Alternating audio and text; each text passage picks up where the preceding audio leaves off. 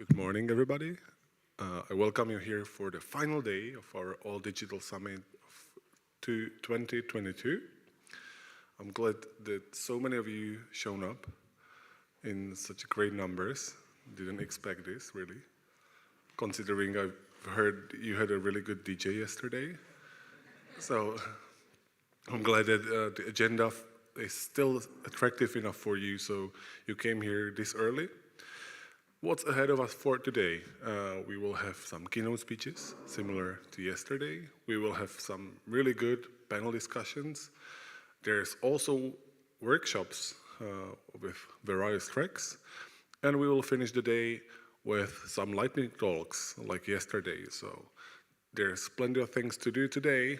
I will try not to hurry, but at the same time, I will keep my time. So I will talk to all of the speakers in advance, make sure that everybody's keeping their time. And without any further ado, I would like to welcome on stage a very precious and very dear guest of ours.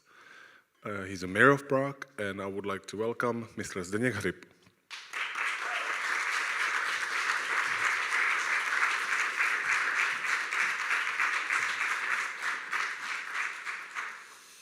Hello. So, I would like to say welcome to Prague for anyone who's not from Prague directly, and specifically if you are abroad, for example. So, my presentation will be about the digital transformation at the local and regional level. That means on the level of the city of Prague, which has got some specifics.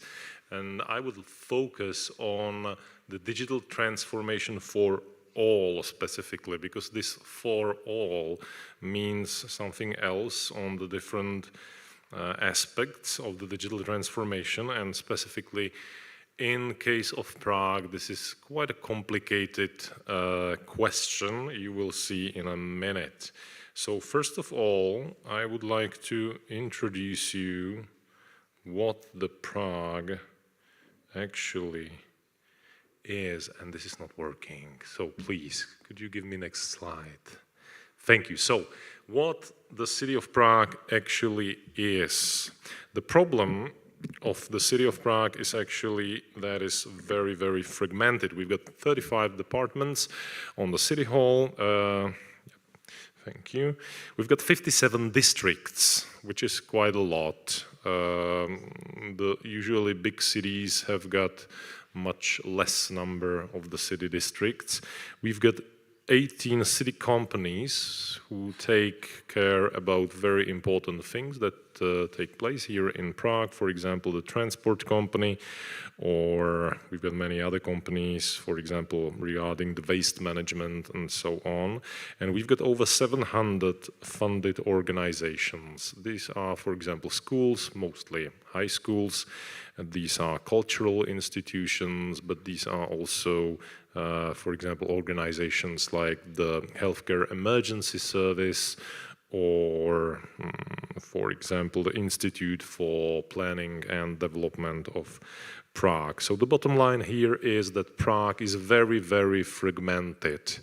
And if you want to do the digital transformation, you have to keep in mind that, and that you are actually trying to integrate the various separated organization, various separate subjects. That means basically that the digital transformation is very expensive. It could be made much more cheaper if we probably wouldn't have 57 districts, but that is certainly impossible, as this is written in the law. And actually it would cause a completely apocalypse if we would try to change that. So this is not going to happen, and we have to live with that also during our digitization process. The second thing is for whom we are actually doing the digitalization, and this is our customers, let's say. First of all, there are individual citizens of Prague Officially, there is 1.3 million people in Prague, but actually there is much more people living in Prague, but they are not registered officially. That is roughly another 300 people. Then we've got, of course, people who arrive here every day from the central Bohemian region. That's the region that is around our city, but they are not formally citizens of Prague, but actually they live here, they work here, they live here during the biggest part of the day. And then they've got, then we have here roughly, let's say, 95,000 of registered refugees from Ukraine, for example. So these are just the individuals. We have to keep in mind, however, that the people could have different roles as they access the digital services of the city.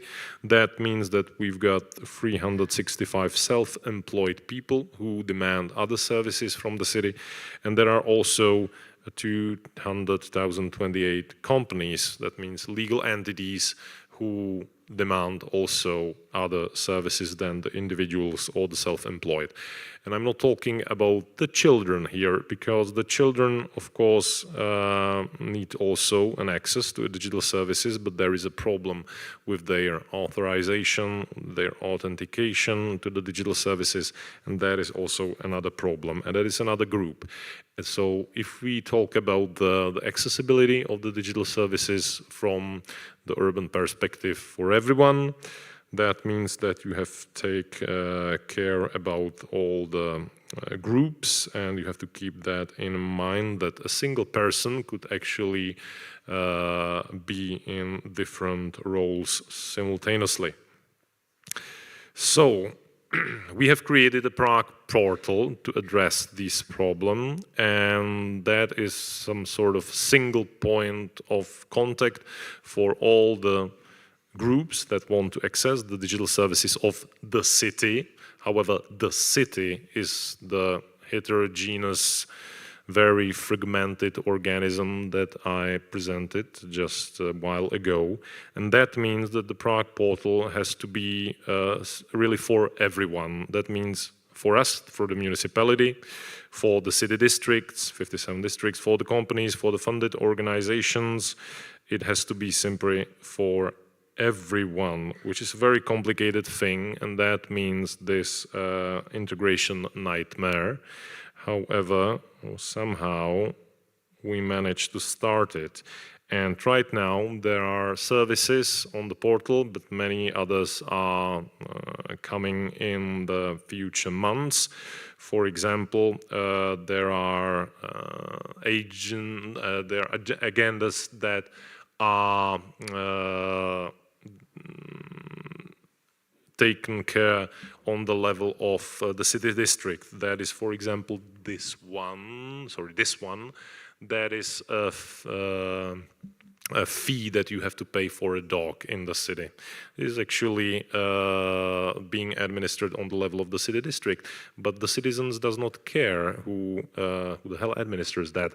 They just simply want to connect to some website and do what they need, and they do not take care about the division of the competencies between the city districts, the city companies, the city-funded organizations, and so on. So we try to somehow shield the people from the administrative complexity of the city and put it on a single website, which is quite complicated because the city district have to connect voluntarily, and sometimes we see they are somewhat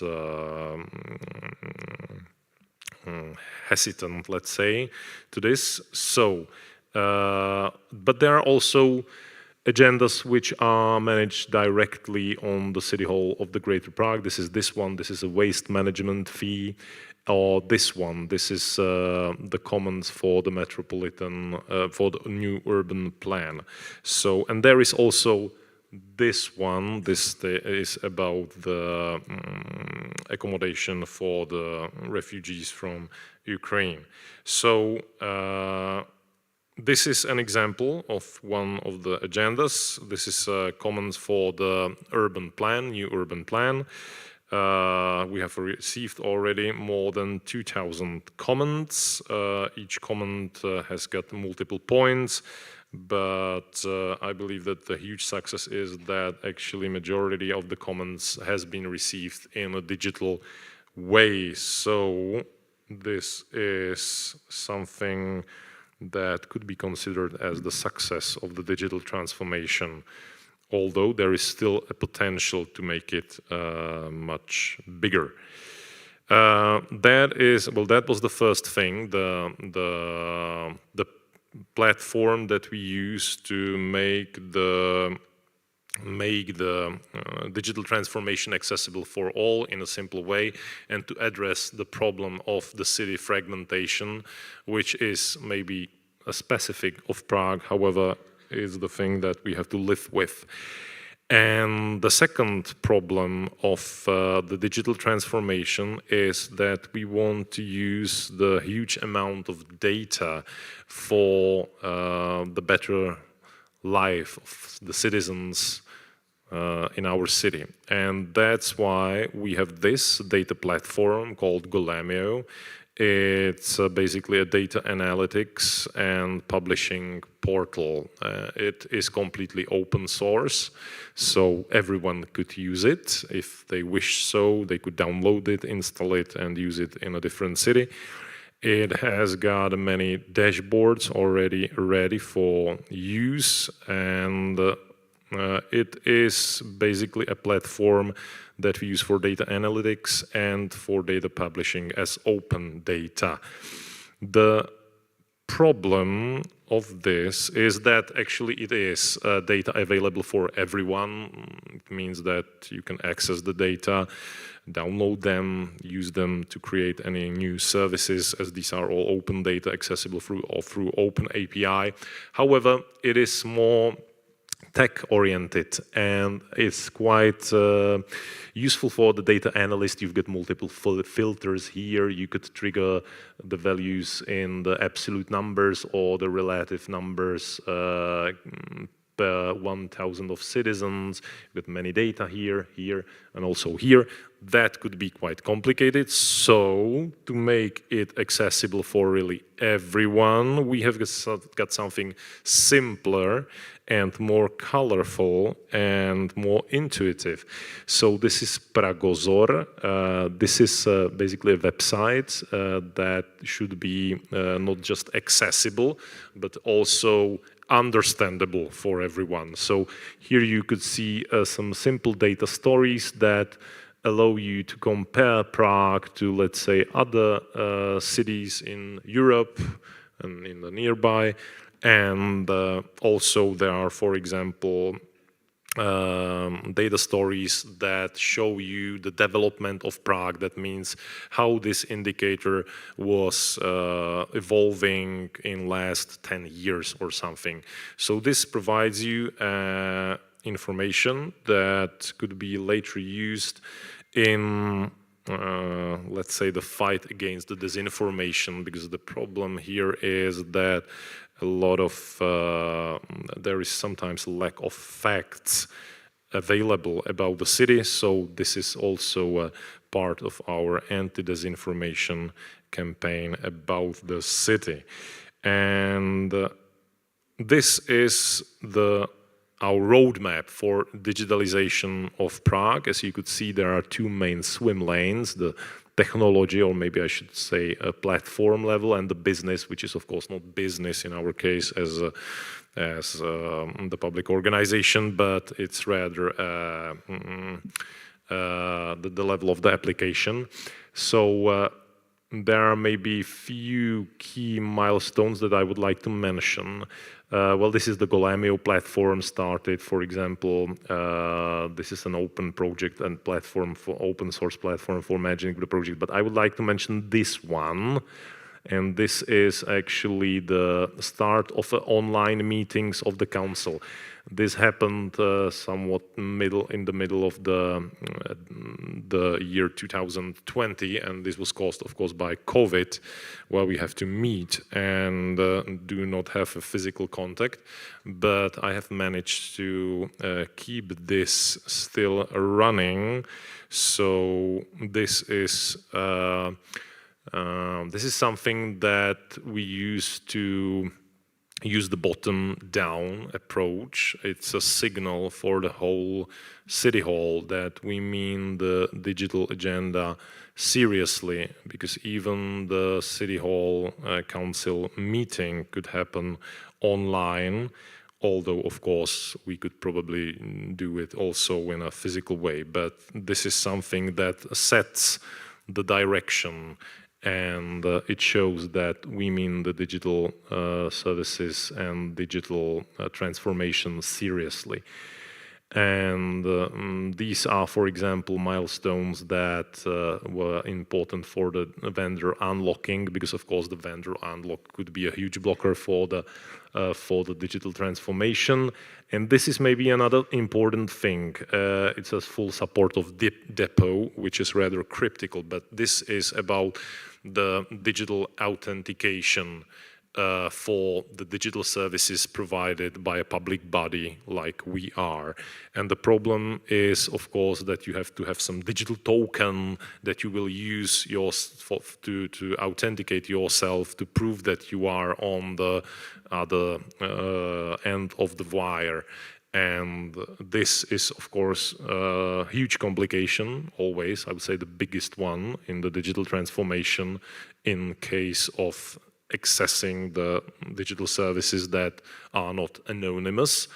And this basically caused the fact that you could use multiple other digital tokens, for example, your e-banking account and so on, to access the digital services of the city. So this actually was a huge milestone that allowed us to distribute the digital services to much broader audience. And I would like to mention also this one. These are self-servicing forms. As I have said, the city is a very fragmented organism, and multiple districts want to use their own way for digitalization. And this is a plan. It's a plan for the year 2022. And it is a plan how to provide them a platform that they could use for creating their own forms, but in an environment that is accessible only by those who are authenticated against the digital services. That means you cannot use just Google Forms or something like that. So this is another and will be another milestone in providing the digitalization for everyone. So I will not enumerate through the whole roadmap, but I believe you have a brief idea what is it about. So, to summarize, the key effects of digital transformation is that we need to address our fragmented environment. I understand that this is a rather specific of Prague, but however, here it is very, very important. And the second thing, we use the citizen-centric approach towards this. So we provide them a single point of contact, and this is where they are able to do everything what they need in their relationship with the city. The second part of our digital transformation focuses on the work with data. So this is rather a data-centric approach. This is about the data platform, about putting all the data from all the fragmented silos together and provide them for public, either in a nice graphic way or as the open data provided for the business, so they could develop a third-party application for that. And there is one more result, that a key benefit of the digital transformation, and that is a better reaction for the crisis. We have certainly undergone two unprecedented crises, that is the COVID pandemic or the war on Ukraine. And again, the digital services have to be accessible for everyone. In the case of COVID, this meant that the digital services of the city have to be provided for all the citizens of the city, although they are not formally considered the citizens because they are from the central Bohemia region or they are formally registered somewhere completely elsewhere, but they are still in the city. You still have to take care about the epidemiology situation also of these groups. So, for example, we had this COVID Prague.eu web where you could look for the nearest sampling point with the open slot for the testing. And this was accessible not just for the citizens of Prague, but also for the citizens in the central Bohemian region. And it was very popular, by the way. And nowadays, during the times of the war on Ukraine, of course, we have to provide the digital services also for the refugees, which means basically that it has to be in multiple languages. This is something what we were not used to do here, as the Czech Republic was considered rather homogeneous in terms of the culture. So this is somewhat a challenge for us again in those hard times. However, the digital transformation for sure allows us for a quicker response and help in the times of crisis. Thank you for your attention.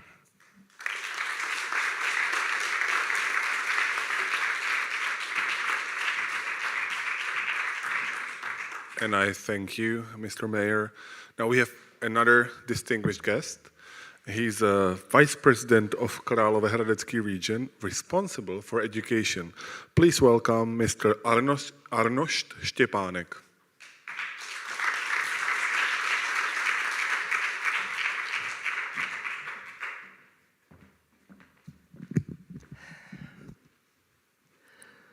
Good morning. How was the party yesterday? As I thought about my today presentation, I checked the list of the speakers and the topics, and I found that there is one point which might be missing. My story behind is that in the year of '98, I was working for Skoda Auto, and my task was to teach the Skoda and the Volkswagen how to sell cars via internet. You might not know that the first car sold via internet was a Skoda and was in Czech Republic. It wasn't hugely published because the Volkswagen spent 20 times more budget on the same project and they completely failed. And today I will bring you, if it will work, and that's it. In '98 or '96, the paradigm of the world has changed because of the internet. Can you imagine that we worked without the internet, in the phone, in the pockets, and we were able to survive for quite a long time. And in this time, I was working on a lot of projects, and I said, yeah, that's good, we make everything digital, and everything goes to the car, and everything goes to the pocket, and we will have everything. But there's the other side of the connected world. And that's what we are seeing now, that the situation might change from day to day. And the world as we knew it has completely different rules. And this is the topic of my today's speech, so think about the other way as well. And I would guide you through the change of the world. So the world was used to be simple, and some tasks are simple. So if you should make a cake, you get a recipe. And that's a simple task. If you can read, if you can use a scale, you can make a cake. 1, 2, 3, 4, 5, 6, 7, and it's done. And if you do it according to the recipe, it's good. Then there is the other one, it's a complicated task, like build a bridge. So for building a bridge, you need a lot of tasks together. So you need engineers to check what's behind, you need to count all the statics and all the materials and everything like that. It's quite a difficult project, but still you can count it up to the end. Up to the last moment you can count that if something with which probability is more than 1/10,000th of the percent, the bridge will stand and will not fall. So it's a complicated task. There is a simple connection between the cause and the effect. But then the complexity comes, that you make something and you don't know what precisely will happen in the end. You just make some action and something somewhere else will happen. But you might not count what that is. And the other one, I hope we will not get to the point, is chaos. So we completely don't know what is it. So it's like to be in the washing machine and to just try to survive. Have you ever heard this word, VUCA? Is there somebody who knew it? Yesterday I checked the artificial intelligence, what is the VUCA in the picture with the keywords. So this is the word we are going to face, I hope no. The VUCA word is abbreviations of volatile, uncertain, complex, and ambiguous. So this is the word our children are going to grow to. So this is the word when all paradigms will not work. But the projects, the plans, you make a perfect plan, like for the automotive. You have a plan that in Ukraine there is a company who sells the cables for all the car productions. Okay, that factory is gone. And they don't have the cables, so they can't produce the cars. We saw it twice. We saw it in the COVID crisis. We see it now in the Ukraine. So, and the point is that we are used to make a perfect charts, perfect plans, perfect timelines. This is the plan from point A to point B, and we are going according to plan. The point is, and this is the point of my speech, that we need to be able to react. So the recipe for the future to survive in the complex or the VUCA world is to have a plan. It's good. But to be able in every moment to change the plan and to switch. And there is a lot of behind the digitalization, and I'm in this topic for more than 25 years. So that's, I had a discussion with the guy in hospitals and cybersecurity. So there is the machine which is used in radiotherapy. And the guys could get the control over the machine which is connected to the internet. And they can change the time this machine produces the radiation for the patient from 3 minutes to 5. But the machine works like normally, so the diode, which indicates that this is producing, is still indicating for 3 minutes. It's quite easy algorithm. But behind that, the machine brings the rises for 5 minutes, which cause the death of the patients. But you can't have control of it. And this task to get into this machine is very simple. This is the point. So the point is, if we put everything to digital and everything connected, which is good, but what if? And this is the point I want to bring today to the table, just to be listened and to be in this audience. So it's very, very fragile, and it will cost us the hell of money to protect all the systems.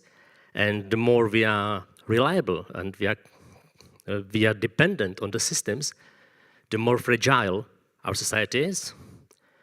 And the point is, for my kids, if I switch off the internet, they can't survive.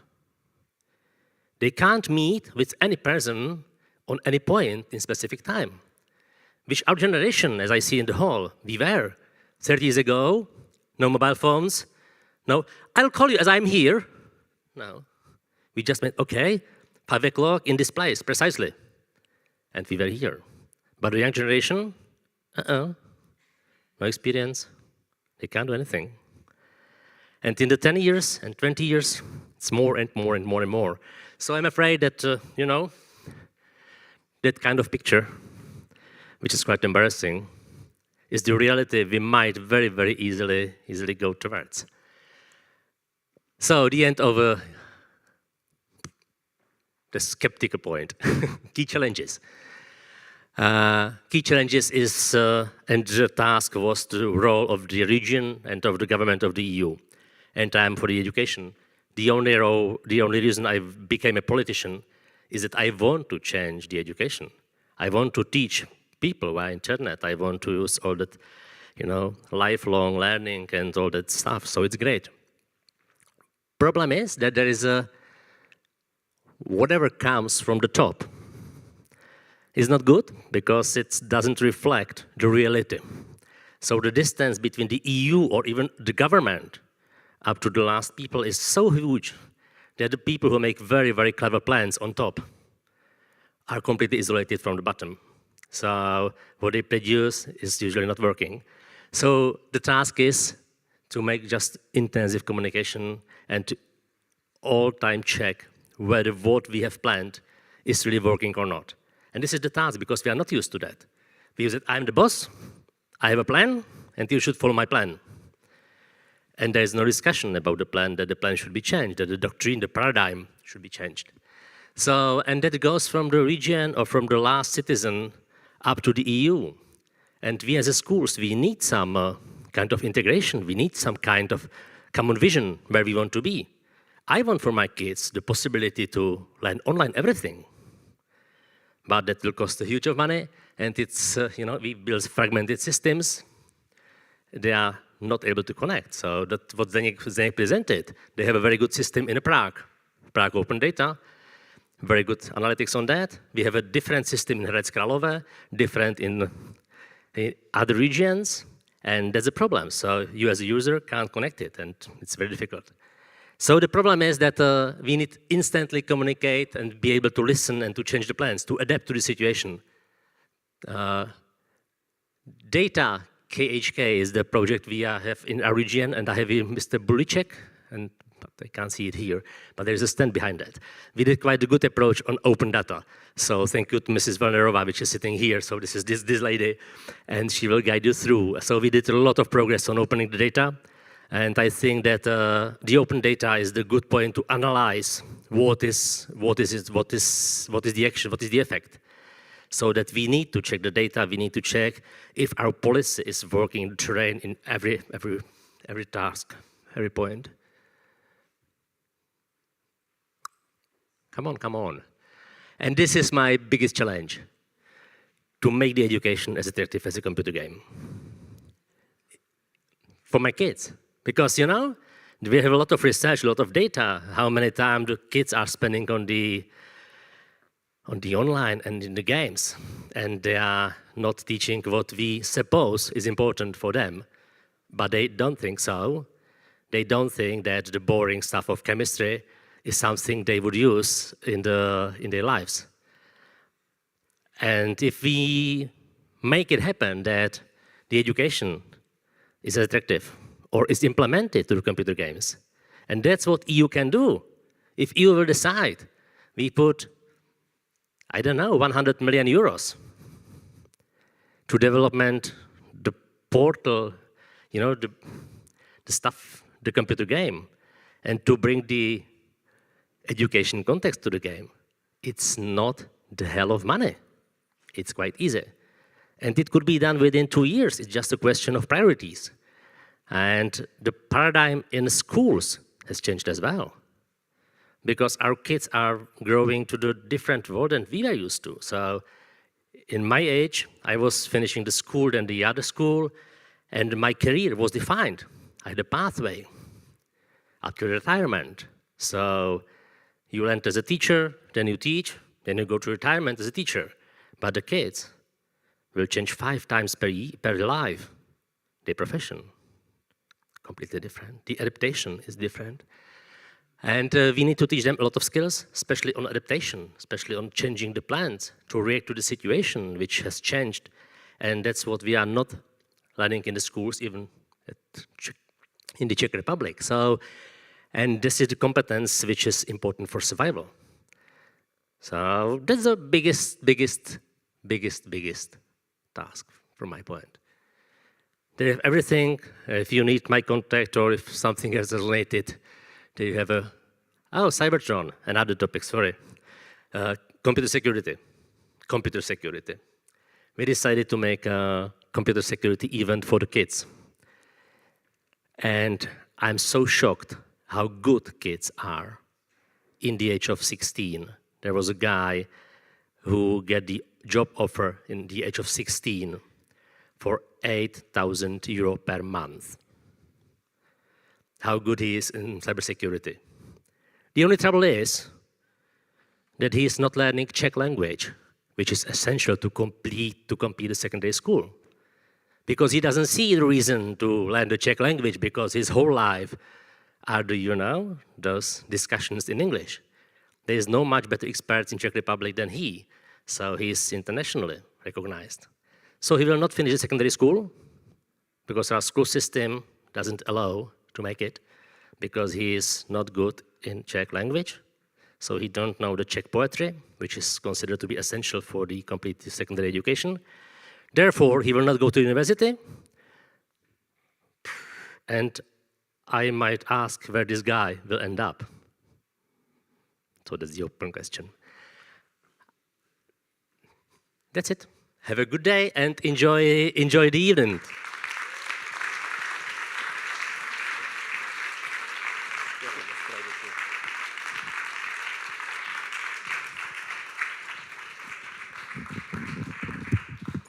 Thank you very much for both talks. This was very insightful, very inspiring. Now let's move on to something else that's also very inspiring, but for that I would need help. So I will invite on stage a colleague of mine, a friend of mine, Mr. Tomáš Lapáček, who's Innovation Manager at Prague Innovation Institute, and he'll be the moderator of the Stakeholder Panel discussion that will start right after he comes on stage.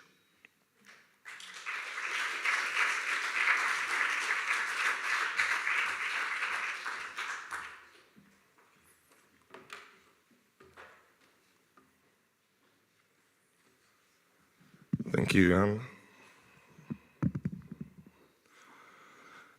Ladies and gentlemen, it's my pleasure to be here with you at the conference on this utterly important topic, and because we will be having quite a unique opportunity to see 7 panelists within the next hour. I will try not to make it long and invite them to the stage. So if I may ask Mr. Pavel Bednařík, representing NIPOS, which is the Association for Film and Audiovisual Education, Mrs. Martina Habova, marketing lead from Česko Digital, Mr. Tamáš Janko, who is the Digital Vocational Education and Training Adult Learning Director from Digital Success, a non-profit organization from Hungary.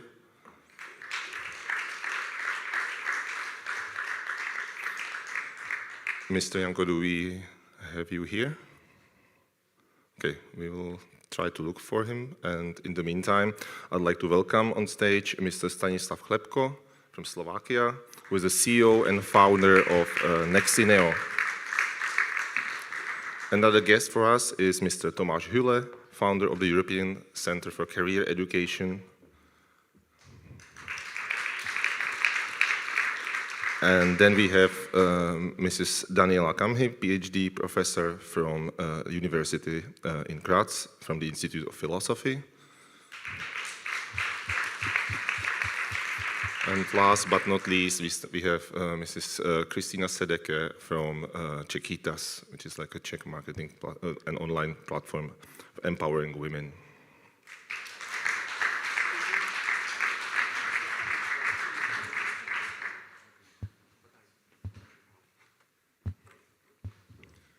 Okay, I just got to know Mrs. Janko will join us online.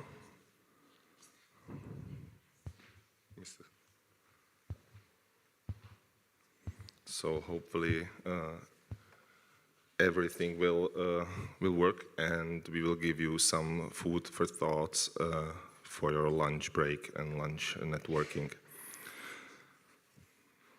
Good. Nice to see you, Mr. Janko. Do you hear us? Yes, absolutely. Unfortunately, we can't hear you, but I hope that because you will I counted that you will be the second speaker, so hopefully in the meantime we will sort this technical problem. Okay. May I do, Thomas, may I correct a little bit?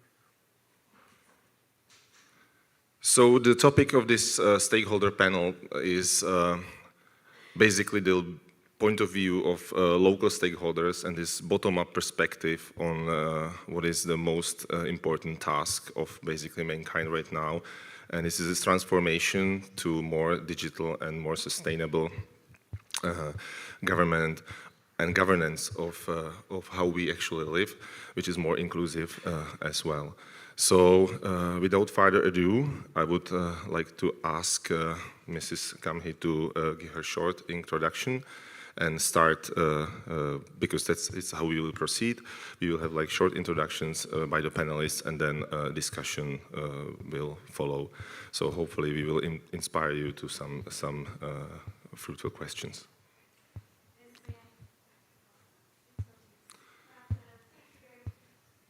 Thank you very much for the invitation. It's just a very it's a great event, and I thank you. It's beautiful, and I hope that we will come together, maybe also in Graz, in Austria, because we will have a big conference in 2024 with 5,000 people in about digitalization. So I want to introduce myself, Daniela Kami. It's not here, but it doesn't matter. Can I have it? It would be very nice. But I want to introduce myself. I'm from University of Graz.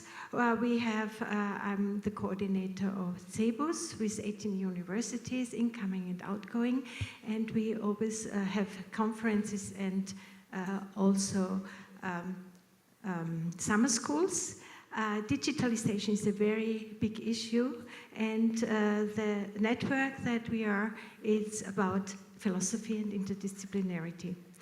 But I'm also the president of an NGO, the Austrian Center of Philosophy with Children, and we are working in different fields.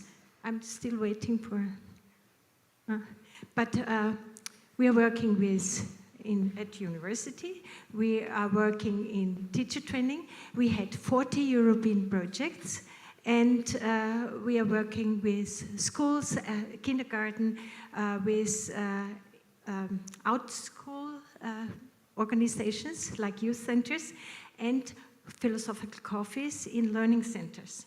So what we try to, I just wait for the, because I had everything that you could see. We have a library, we have a documentary center, and we have a great contact to international organizations. What I wanted to introduce to you is the first European project, Digital Ethics, that we were in, can I have the slides? It would be very nice. I think the slides will be available in a minute. Okay. The organizers are setting it up. Because we developed materials like a digital ethical game, Pass, Play, and Think.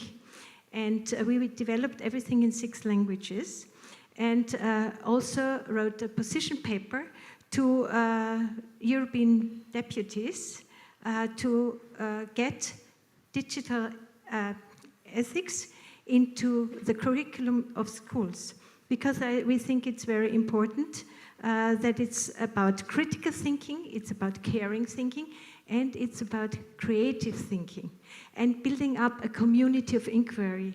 That means that you transform a school class into a community of inquiry, so that you get into dialogue, that you reason, that you look for presuppositions, and that you work on, be very critical about what is going on in the internet. So it's about reality and virtuality. And what is the difference between reality and virtuality, and how are is your identity? Is your identity changing if you're in virtual reality? So these are questions, and we have now here it comes. These are I repeat again, not everything, but I think this next slide, please. So this is digital ethics. It's ethics, care, and education. It's for the professionalization of social work in the formation of ethical competencies in the digital usage behavior. There we have this card game where you get into dialogue with young people. And you can look at our homepage. There is the proposition paper, and there are some guidelines for what you can do against fake news. We have a new project about fake news as well, but can I have the next slide, please? We had another project, You, Media and Me. It's education, home, multilingual, a digital guide for parents in the field of media, education in the form of a web-based application, where young people made some films, videos, to introduce digitalization to adults, to parents. For example, they made films about cybercrime, putting pictures in the internet, and we introduced some information and what you could do, for example, against fake news. So there are 12 films and 12 subjects. One is, I mentioned already, cybercrime, cyber mobbing, and so on. The next, please. We have another project, Reflection, Education for Critical Thinking, Inclusive Society, where we're focused on human rights, globalization, digitalization, migration, climate change. And it's a lot of, there are many modules for many lectures in schools, but you can use it also with social workers or in youth centers. Well, the next one, please. We had another project on peace, philosophical inquiry to advance cosmopolitan engagement. It's a developing of novels and manuals for modules for cosmopolitan engagement, and especially for teachers and social workers. All our projects are well financed by the EU, but also we have a new one with about digital library, and where we worked with young people to widen, to include stories, to include films, to include pictures and articles into books. So books are getting wider, so to include these information from young people through the citizen science method. So we can invite you to the international conference. It's Rationality and Emotions in Uncertain Times, and how do we want to live in the future. And what I want to say, it's very good to include digitalization more and more in schools, but it's very important to include also critical thinking, because this is necessary if you are working with the internet. So it's okay, thank you. Okay.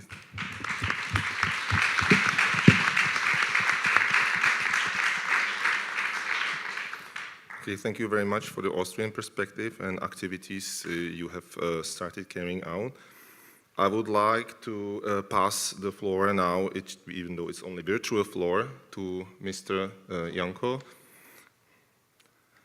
who is joining us online, and hopefully we will not suffer any technical problems.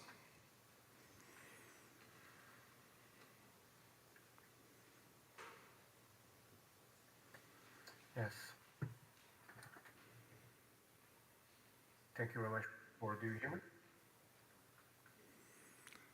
Maybe can we make it a little bit louder for the audience?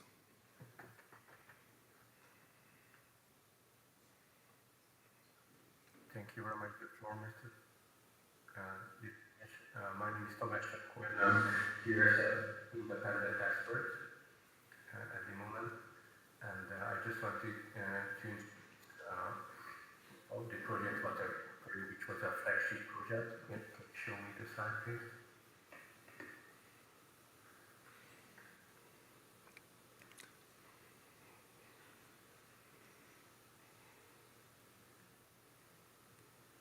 Thank you very much. In Hungary, we have a major flagship project in the past 5-6 years. It was named by Bridge the Digital Gap. And it was about basic digital skills for more than 260,000 people all over in Hungary. And the idea was based on use the COM 2.1 as a digital competence framework. And also there was a style project for vocational education and training teachers on digital skills and digital pedagogy. We used this opportunity for 4,500 web teachers to provide basic digital skills and advanced digital skills in a school environment. And I would share the results that by the last autumn we were able to complete all 260,000 people were actually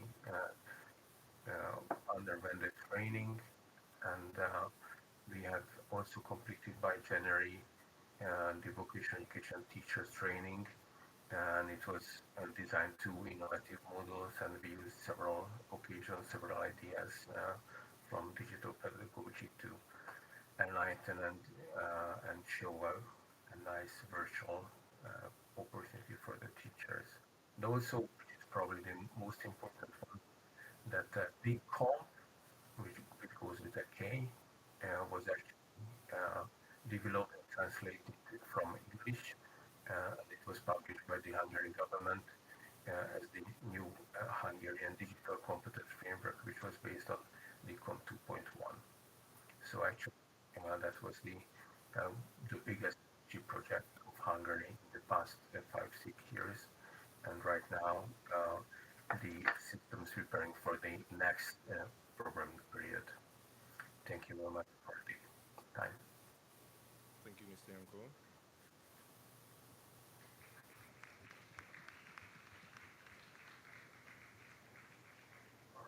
Thank you for the insight in what's being done in Hungary, and I would like now to pass the floor to Mr. Hüle to tell us a bit about their project. Thank you very much.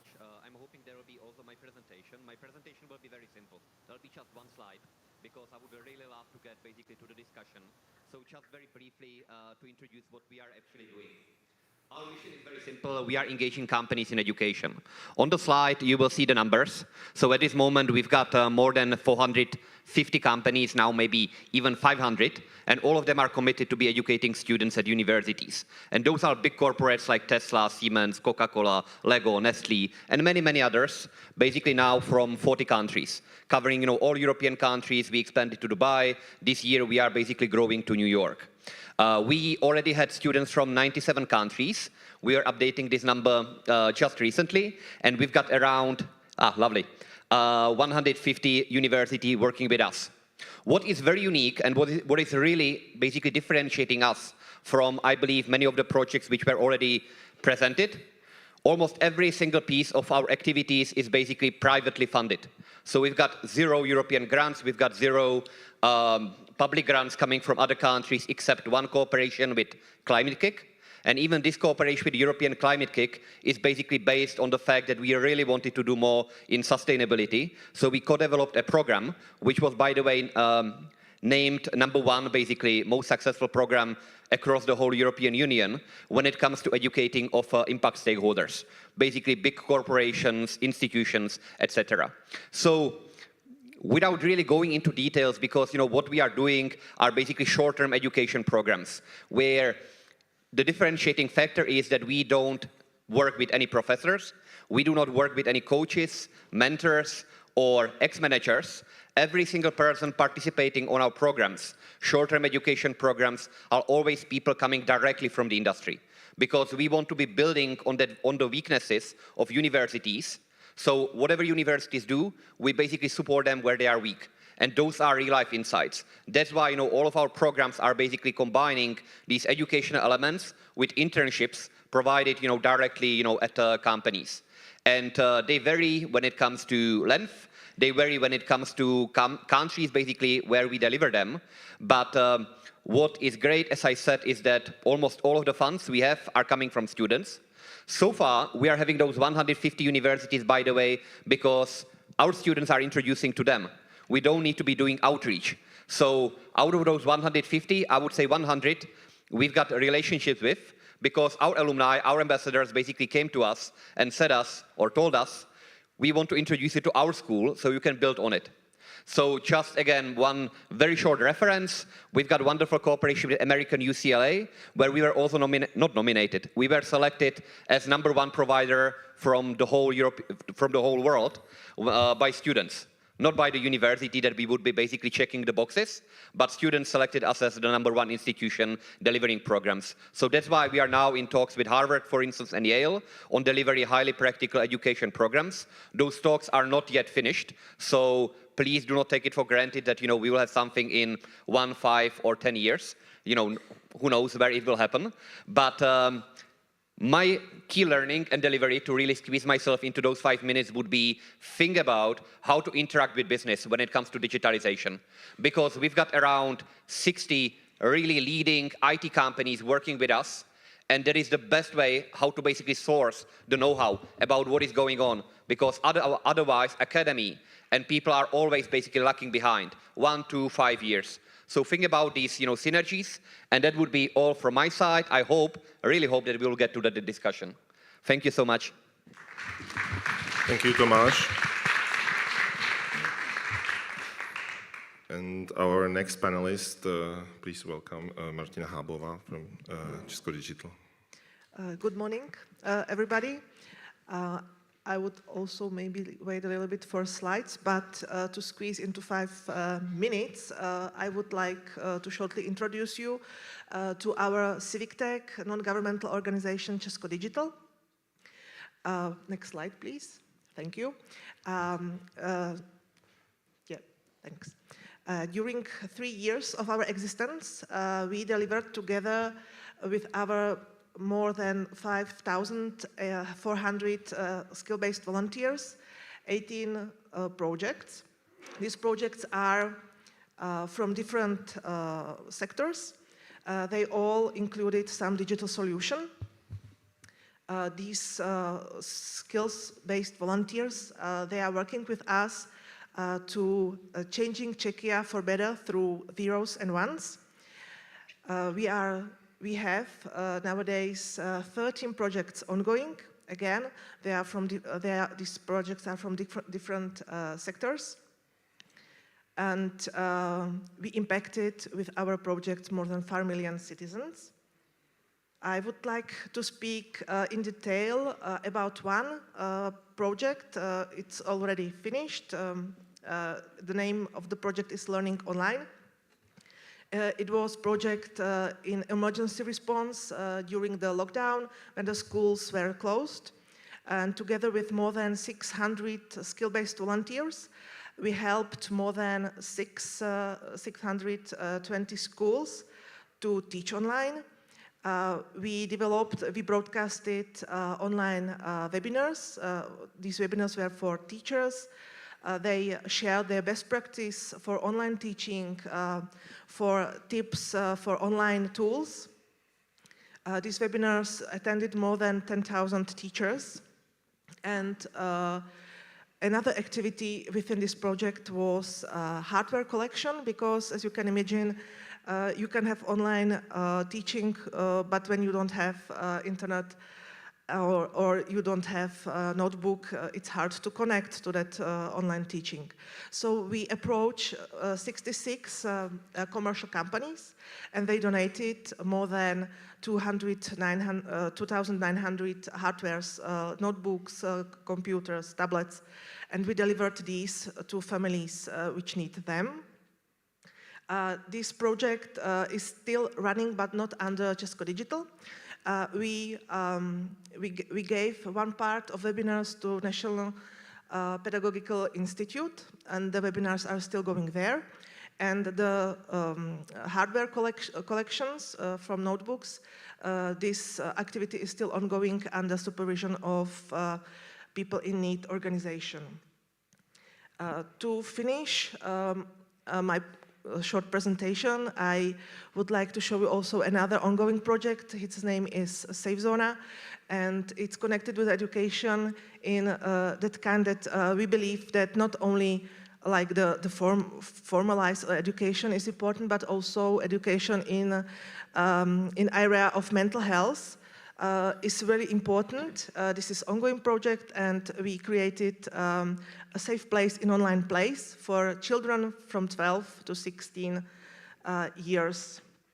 And here are some opportunities for you if you wish to find more about our organization. Thank you. Thank you, Martina. And I would like now to ask Mr. Chlepko to give us his perspective.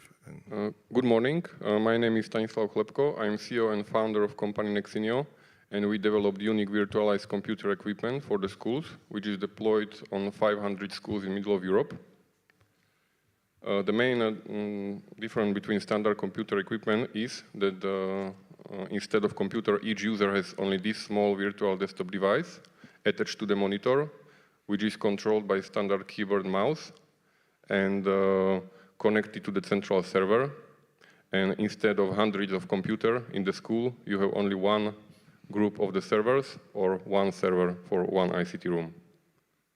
And the student can work on their school task in the classroom, and also through the domain, they can connect and continue in the work from their home. So our ICT rooms look like this. So they are clean, quiet, no computers on the desk.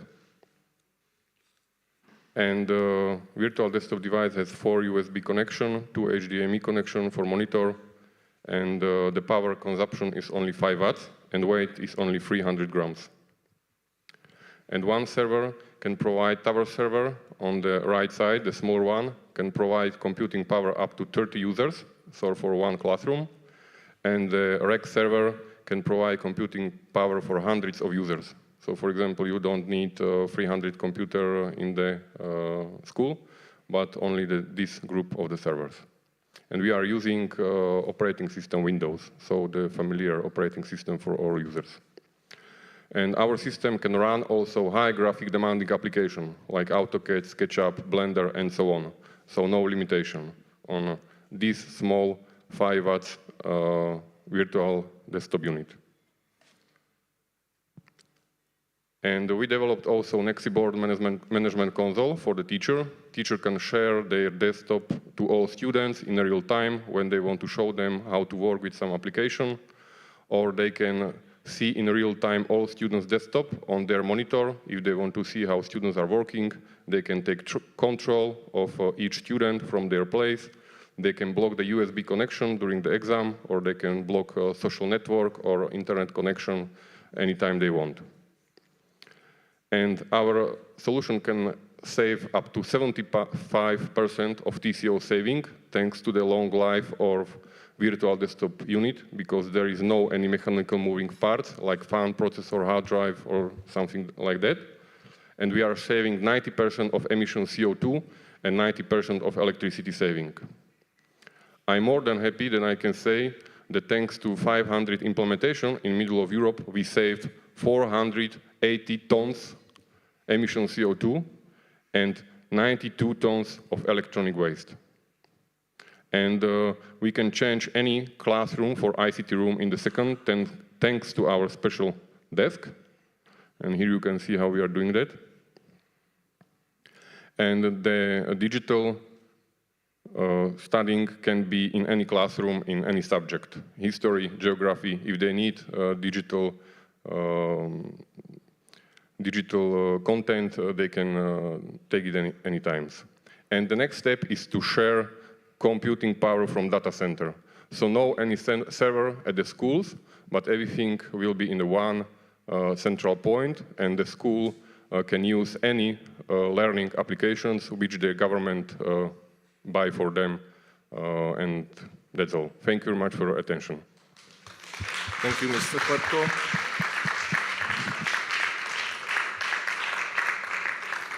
Yeah, thank you for reminding us that any digital transformation is also critically dependent on the hardware and the infrastructure that it runs. Let me now ask Ms.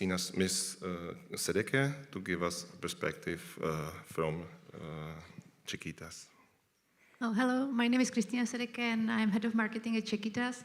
Čekytas is a non-profit organization which exists 8 years at the Czech market. And our main focus is actually reskilling, redirecting women into IT, into ICT to be particular.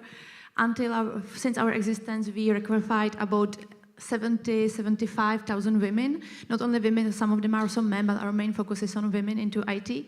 It might seem like we are focusing actually on HR, personalistic, and this kind of topics, but actually our main focus and the reason why we are doing this is actually that we believe that diversification is very crucial for IT, because IT is being created, at least in Czech Republic, by men mostly, which not only that there is lack of actually people on these positions, but also mostly these products are actually developed from men point of perspective, and more than 60% of actually end users of IT solutions are actually women.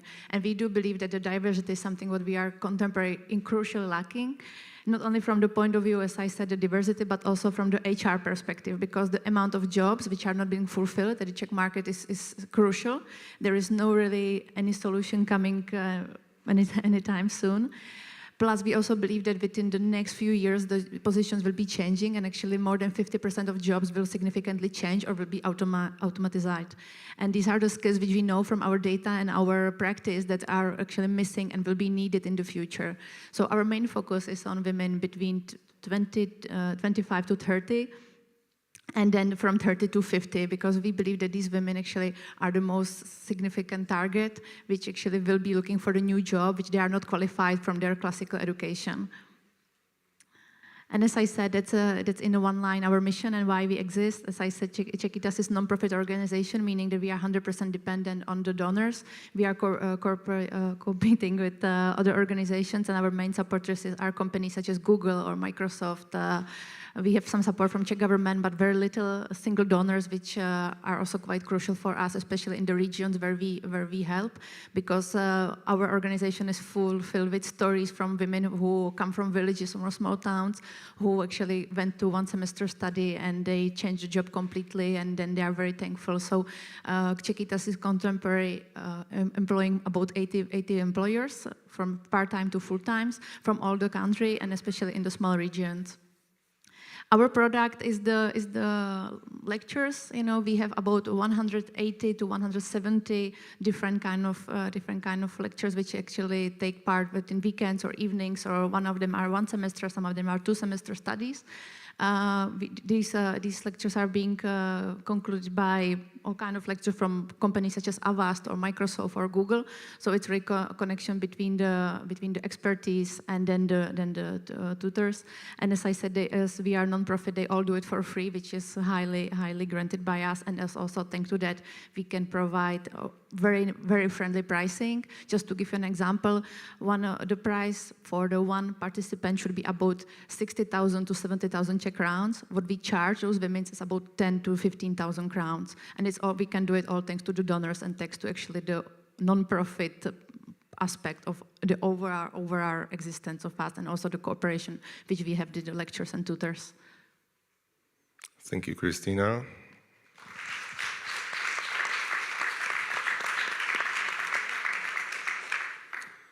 And last but definitely not the least, I would like to ask Mr. Bednařík to tell us a little bit about their project.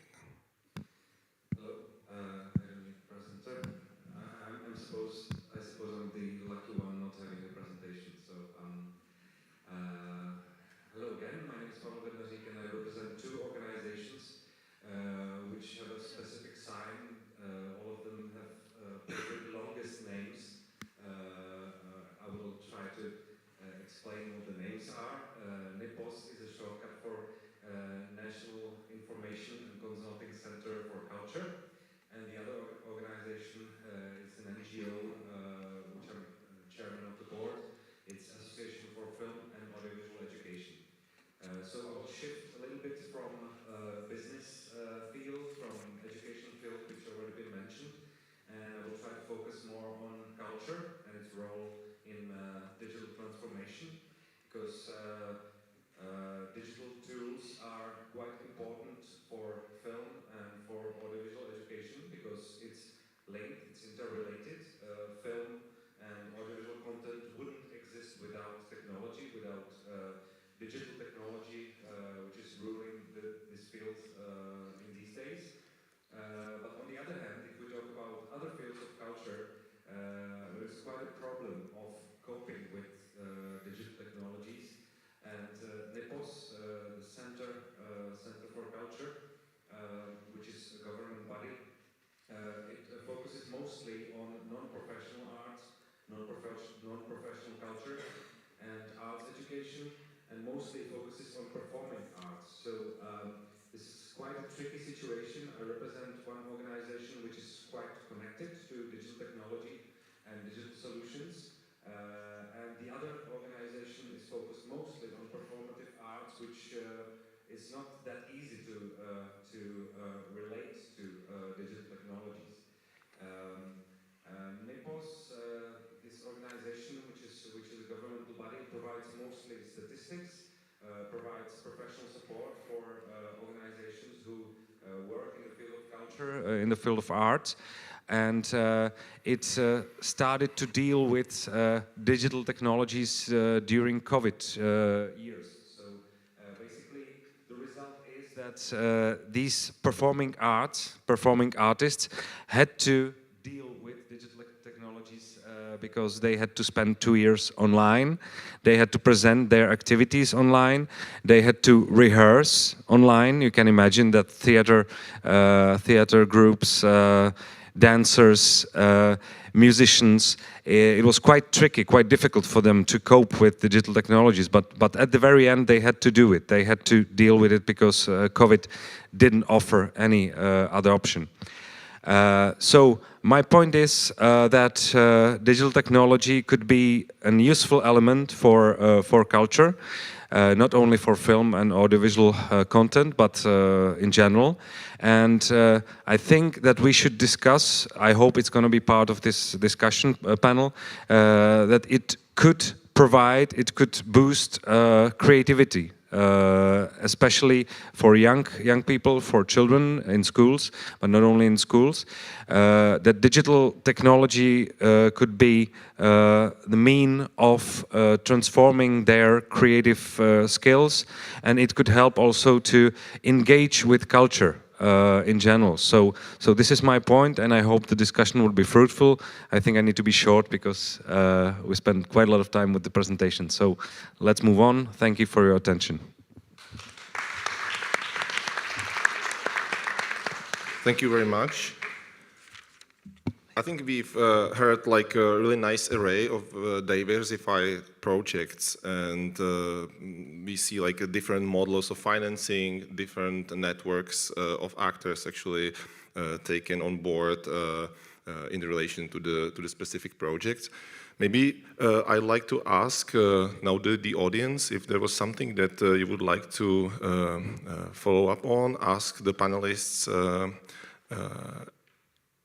and it was something that inspired you, like to hear more about.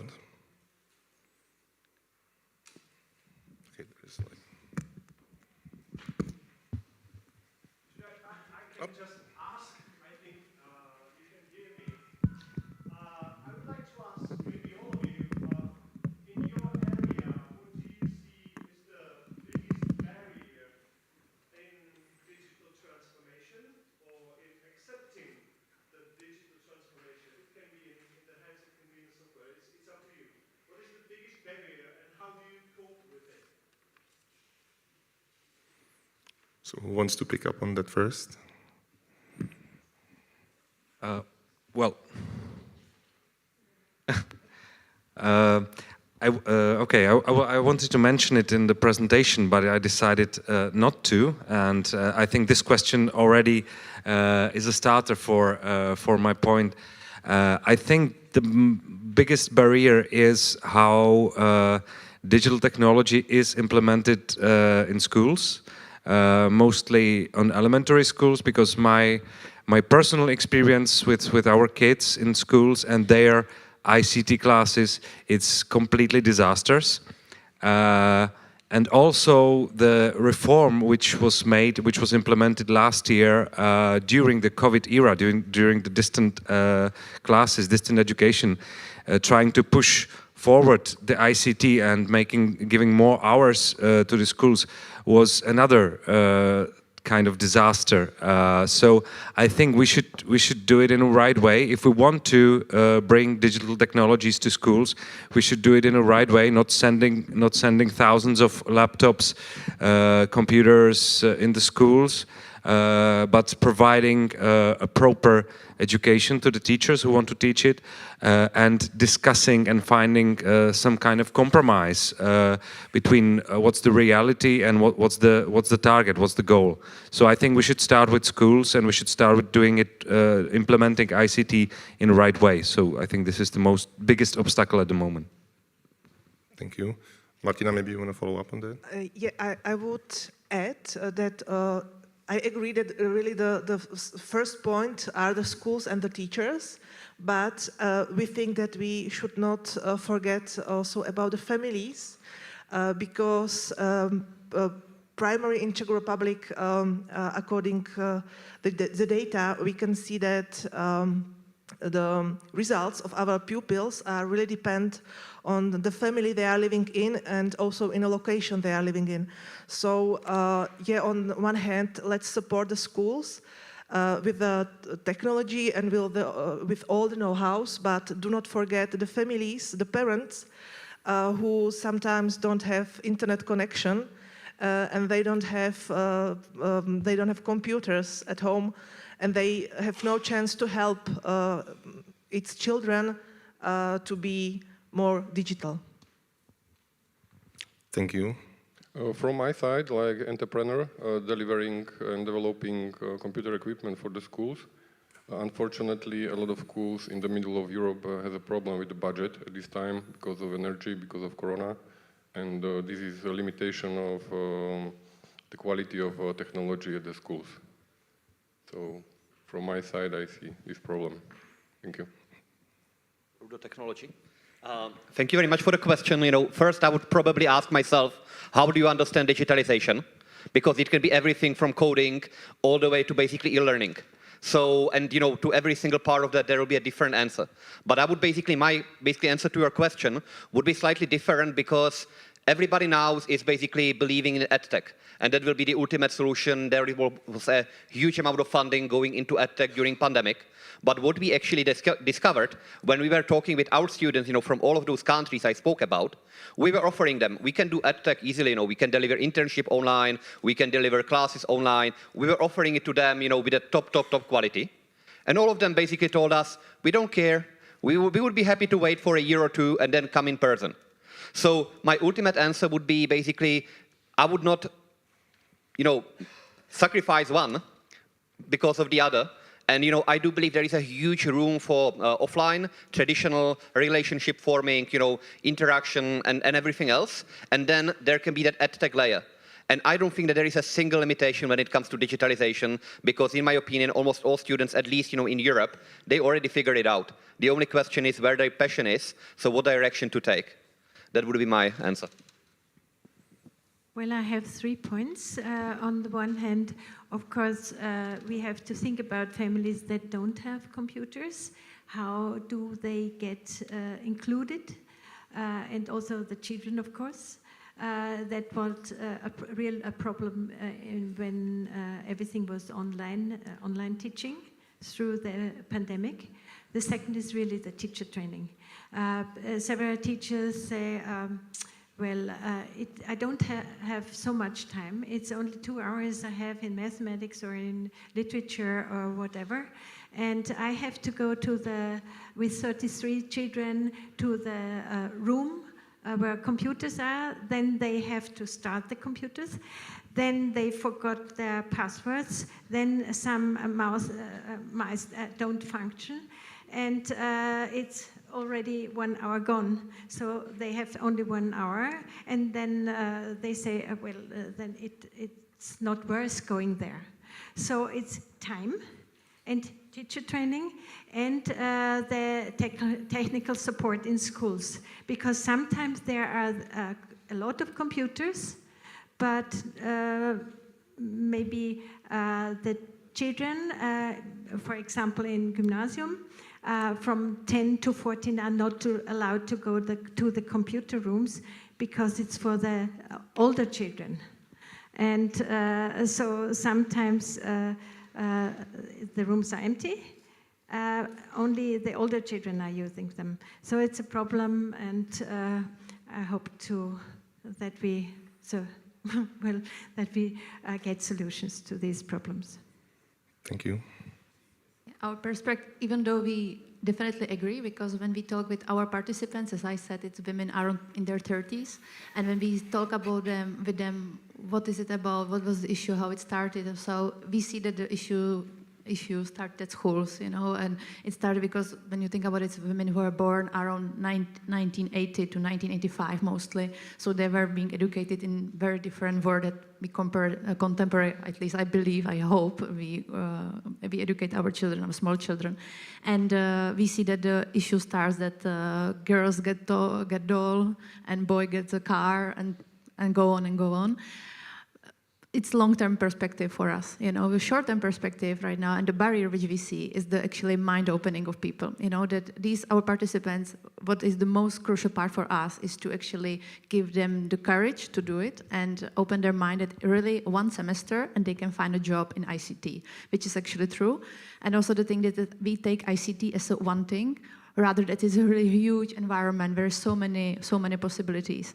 We teach from Excel skills to cybersecurity. Of course, not everything is the same. The entry level is different, but really see that average amount of semester of courses which our participants take is 1 or 2, and about 10% of them find a job in ICT, completely new job. And it's also what we need to be opening is actually minds of people at these companies to believe that it's enough. From starting junior positions, it's really enough. When you have university degree person, within proper, just after, let's say, long life actual education, it's really enough. And it's actually the barrier which we are facing on a daily basis. Okay, thank you very much for your views on that. So, as we understand it, there is no a simple one barrier. It's again like a complex set of problems. But who should facilitate the transformation then? What is the role of public administration, for example? Because obviously, since it's so transformational, we are in contact with the schools, and the management of the schools is usually overwhelmed with a lot of reporting, a lot of burdensome. Let's say student accountancy and etc. So I believe there is necessary to have stronger public administration engagement, and especially everything is in the end about the money. Also budgetary items. How is or is there any country in that actually does it right? Let's say with the leadership of the state doing it right, and that would be my first question. If we have an example to draw from, or what is your actually relations with the public administration, and how responsive it is, and how swift, and what would need to change there? If it's, in your view, if it would be the let's say the side where to turn to. Maybe Christina, we can do it from the other side. Yeah. Sure. It's difficult to answer just in simple way, for us the big example, the good example is Latvia. I'm sure you guys heard about it, their way how they approach e-government and this overall topic. It's very inspirational.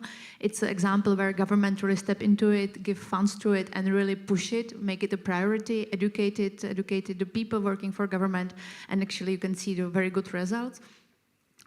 Even though our aim, Czechitas, is about even though we have connected to government tasks, our focus is somewhere else. And when it comes to educational and actually postgraduate education, which is the main focus, we don't have like just one country. You know, we are connected with Global Teacher Prize, which is actually a prize awarding common classic teachers from not private schools, meaning teachers who are facing those issues that I don't have time, I have 30 students in class, I'm underpaid, you know, etc.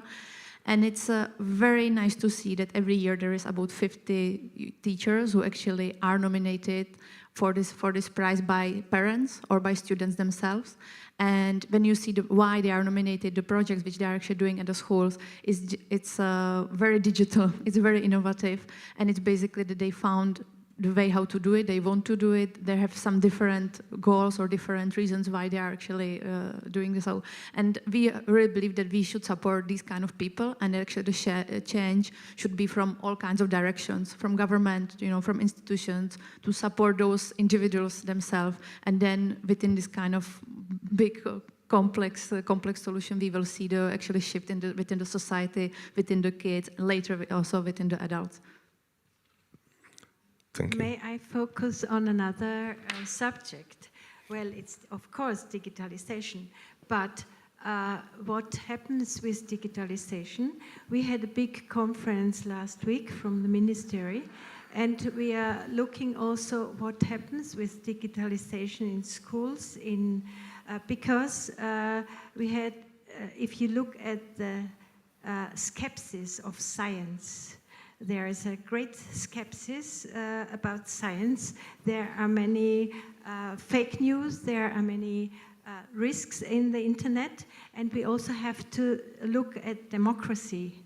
So I want to say that it's great to get to know how to use the computer, but how to act when you're online, it's also a big problem. I think we should not forget about that. How do you act? Because these ethical issues are very important if you think what is going on TikTok or in all the social media, and what happens at the moment at the very universities, companies, with hackers and so on. So we have to be careful. And also it's a kind of information and also enlightenment. I think we should think how we have to handle these problems as well. Okay. All right, so I'll be provocative, if I may, because as I said, we are having a little bit different background than everybody else. My opinion would be basically to make sure at least, because the question was the interaction between basically the education and the public sector. So I would say care about how money are spent, and then get away from basically the whole interaction, because how to put it? What I really dislike, where we are trying not to participate too much, are basically projects which are redeveloping the wheel again and again and again, and there is massive public funding going into basically doing the same thing again and again, and just rediscovering the same facts. So, when it comes to public sector, what I love, for instance, about the current leadership of Prague, I'm not sure for how long, is that they set it as a priority. I'm not sure how much they are spending the money well. That's another question. But what I think they can really learn, at least from the private sector, is to care about KPIs. What is delivered? What is the outcome? How it changed the environment? Basically numbers which were presented, for instance, by Czech Digital and Czechitas. How many people were basically developed? And then what changed it actually made, because it's not about the number, how many people basically went through the course, but how it changed their career path. So once again, going basically all the way back, just please make sure that the money are spent well, and the impact is basically being achieved. And the rest the private sector and students, they will figure it out. I've got no doubts about that. Thank you very much. Thank you.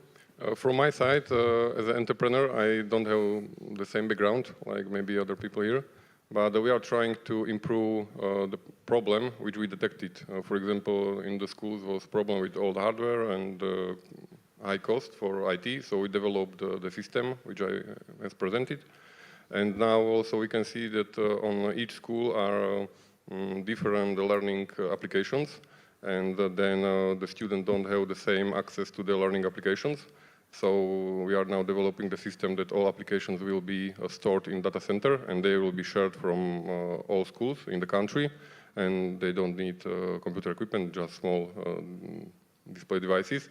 So from our side, we are detecting the problems and trying to improve it, and then we are offering it to the government. So, thank you. Thank you. I would like now to give floor to Mr. Janko, who actually was a bit forgotten there. I'm sorry for that. Thank you very much. Just virtually try to join. For the first comment or question, I just would like to share that we have a very strong notion about what happened during the pandemic. It was actually an emergency distance education. It wasn't digital pedagogy, it was emergency distance education. So we couldn't really find the beauty and the depth of digital pedagogy. And I just would like to join the others who actually named the teacher and the school as the good quality provider for knowledge. And my understanding is that you need to ensure that you need to have a very good teacher in a very good school. And if you have this setting, you will be flexible enough to use digital means, other means, and all the other. And back to the public administration question, public administration has really offered a lot in Hungary during pandemic and so on. So, of course, we need to improve and develop a lot. Thank you very much. Thank you, Mr. Janko. Martina, do you want to follow up on that? Or? Yeah, I would shortly just agree with Mr. Janko that what we experienced was emergency online education. That's absolutely true. We cannot say that it was that pure online teaching as it should be. It was just emergency, just to ensure that the students have the access to education, do not stop that education. And to the second question, maybe I just would add that the inspiration from Latvia is really, it's inspirational, but maybe for the teachers could be too, it from much more distance. So maybe let's look for the inspiration closer. And we had great experience with best practice sharing among teachers themselves during that broadcast webinars. And we saw really great interest from the teacher's side. So maybe we can find that inspiration at early adapters at the school in Czech Republic, which are really great at digitalization. Thank you. So my two answers are, one of them goes to the administration and what's their role. Obviously, it was said that financing and funding of the digital transformation is one of the important roles of administration, the government and local governments also. And also the money has to be spent wisely. This is what's been already said by our colleague. It's not only about spending lots of money, but only about spending them wisely and effectively. But what I would mention is that it's not about the administration, it's not about the employees of the ministries, of the government bodies, it's about the politicians. We've seen the great example of the mayor of Prague, unfortunately finishing mayor of Prague, I'm afraid.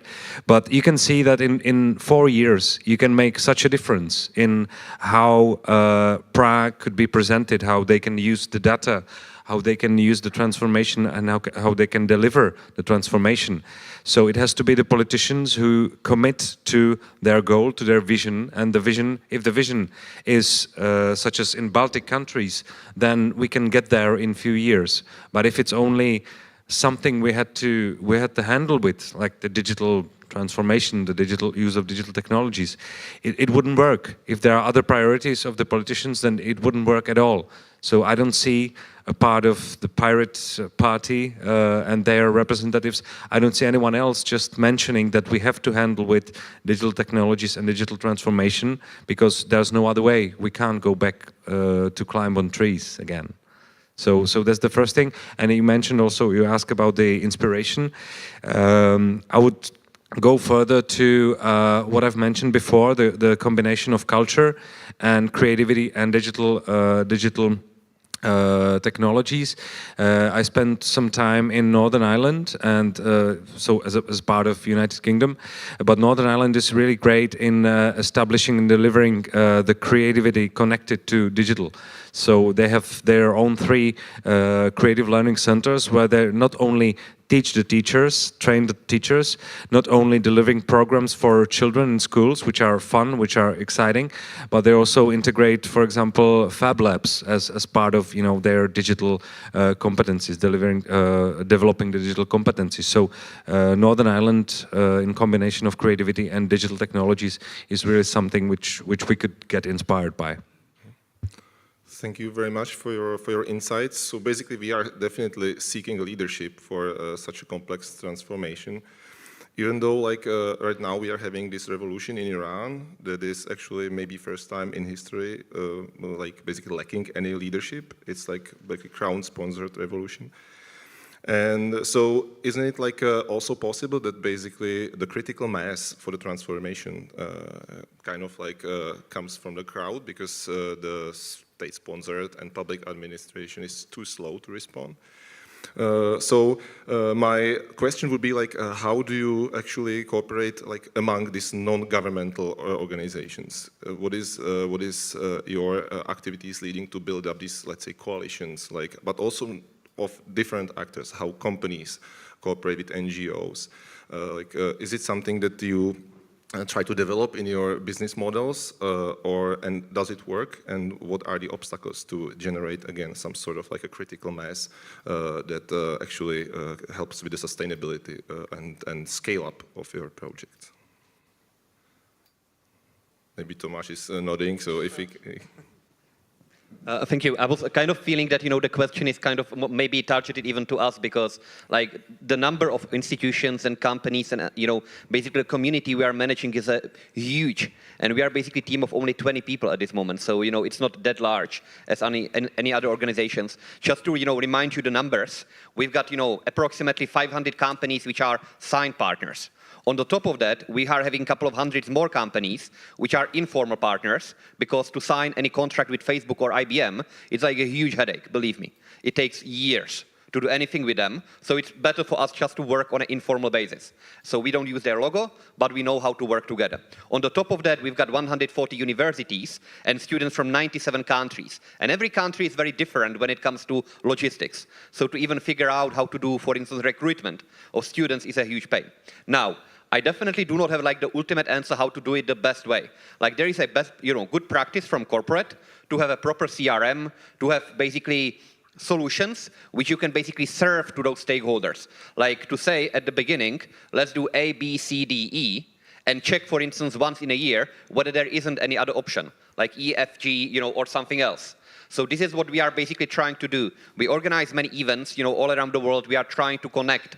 Of course, we've got all of those groups, like WhatsApp group for ambassadors, because WhatsApp is the most efficient tool basically globally, because it's allowed almost everywhere. With Chinese students, it's a little bit specific. So Chinese community, we are running differently. But we are at this moment using so many different digital tools, to run the community smoothly. And we were even thinking about developing our own kind of LinkedIn.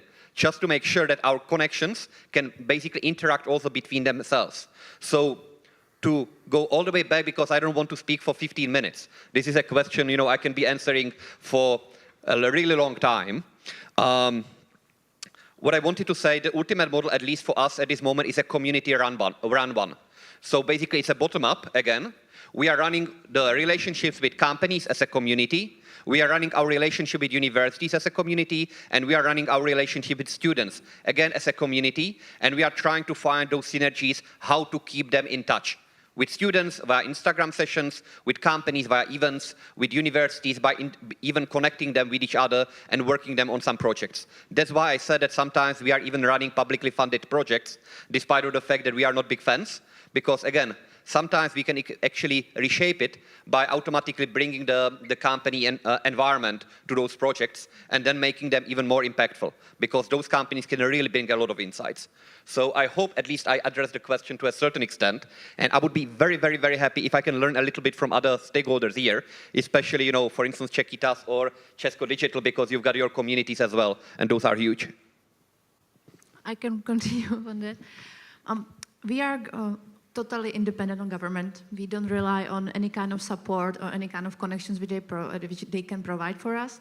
But as I said at the beginning of introduction of Czechitas, we were not founded to requalify women. We were founded because we believed, or our founders believed, that there is lack of diversity, and actually, if there is more diversity in ICT, it will actually develop the entire society. You know, we have this higher mission than just the education.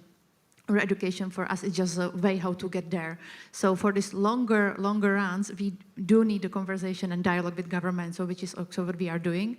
But for our core activities, it's not important at all, actually. If we stop any kind of communication with government, we will just keep going, because our crucial stakeholders and counterparties are companies, as I said, Google, Microsoft, or actually those who provide the crucial financing, but at the same time companies of smaller size in the regions where we actually are taking part as well. And as you mentioned, the communities, Czechitas is actually based on community. It's a very complex term when it comes to us and community, because for us it means the lecturers, the tutors who do it for free in their free time, spare time. For us it means all kinds of volunteers who help us to arrange events. It's about 100 to 150 people among the country. All the people who actually touch our course, any kind of lecture which they participate at, you know, we take it as a community, and we try to work with them. It's one of the things which we struggle, because right now when we should mention the hardware or software, we are actually working on Facebook groups which are organized locally, you know, per regions, because we feel that the proximity is something what people actually, I know, connects, or it's something what is more important than actually the field where they work. You know, the physical proximity is stronger. That's at least our experience. And it's a lot of work. We have a community manager for every single group. We don't think that we do it in the best way we can. And we know it's very important, so it's something what we try to be better on daily, monthly basis. And as I said, we don't have something like Holy Grail, you know, for that.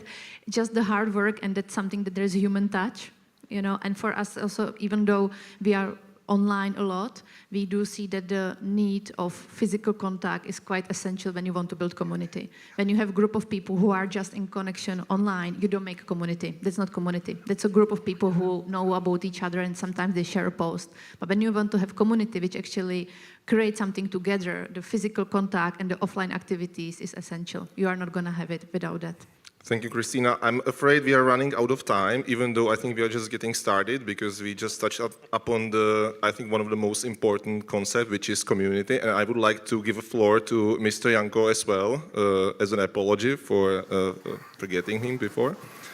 Thank you very much. Yeah, we want to hear your opinion on this. Thank you. I just want to share my idea on cooperation, communication between certain parties. Without definitions, without language, and without value, there will be no cooperation. So I think for a successful community building, a successful cooperation, you need to find all those, and you need to build up trust. And with that trust, there will be no NGOs, no public administration, no cooperation at all. So it's not only WhatsApp, it's not only Facebook, but it is about trust. Thank you very much.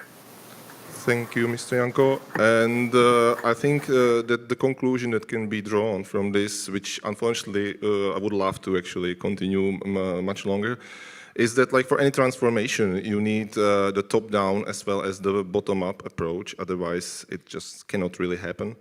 And we've seen like an array of, let's say, bottom-up activities that would definitely use some conditions, both strategic and legislative, and most of all financial, to actually be able to scale up better.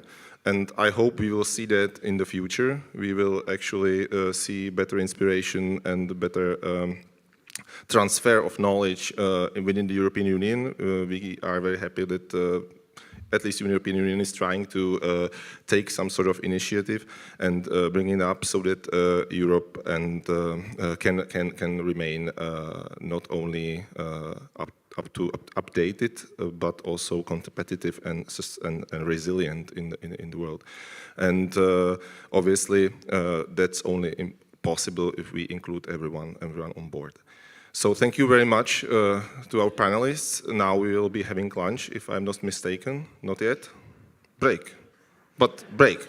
So like you can definitely follow up with some networking, and I'm happy that we could develop the topic and yeah, hopefully got you some fruitful thoughts.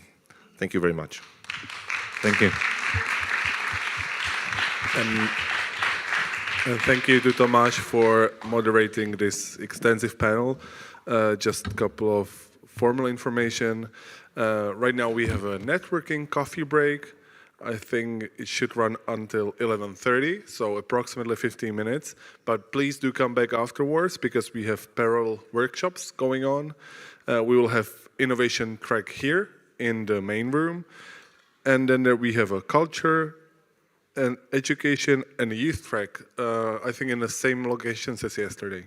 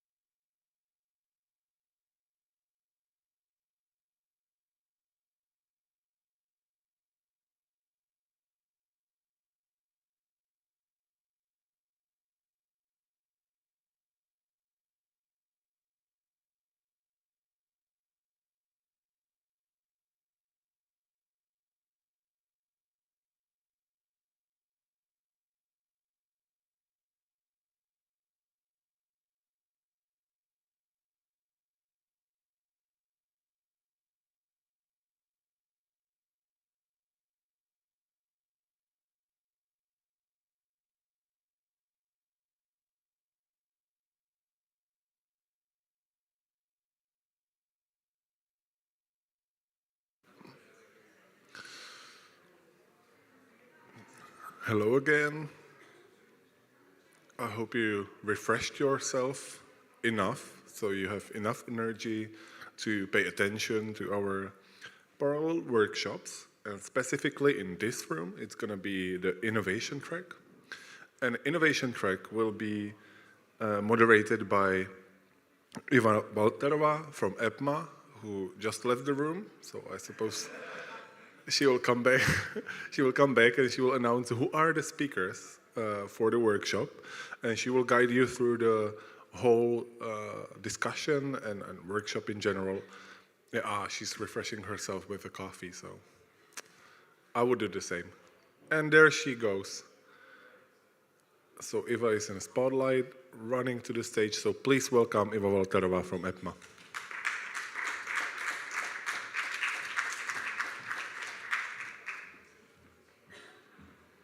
Thank you for the introduction. I have been trying to get people to come in here because it's going to be very interesting. And first of all, can you move closer to us since it's a workshop, please? Come in, come in. And while we do that, I'll introduce our speakers. Some of them I see, some of them I do not see here. So can we have Petr Pavlinec, the head of IT department from Vysočina region? Oh, there, okay.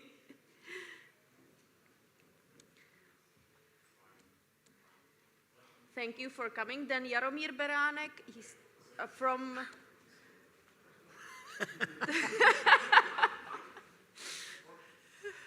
This is a very interactive workshop. Thank you. Then can we have Tomáš Janča from Zlínský region? And can we have Štěpán Vojtík from Královéhradecký region?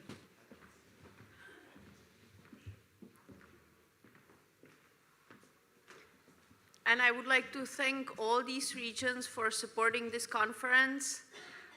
It's been really a great experience working with them. And then we also would like to bring further regions from abroad. And I believe we have the city of Szeged from Hungary online. Yes or no? Nope. Okay. And then there was supposed to be Košice region. No. Czech regions, perfect. So, you prepared presentations. Thank you for that. And we would like to start with Petr Pavlinec from the Vysočina region, please.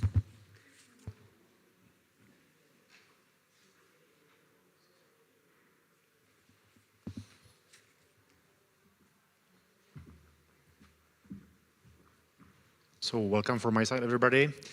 I will wait for the PowerPoint. Yeah, perfect. Thank you very much. So my name is Petr Pavlinec. I am head of the IT department in one of the 14 Czech regions. You will hear about other Czech regions just in brief. So to give you just the basic overview of what we are doing, what the typical Czech region is responsible for. As I told you, we are one of the 14 regions. We are like kind of the agriculture countryside region. We got a huge number of the municipalities, 700 municipalities is a huge number, all of them, they've got independent mayors, and we as a regional authority, we need to deal with all of them. So these are the typical customers of the regional authority and a really big number of those customers.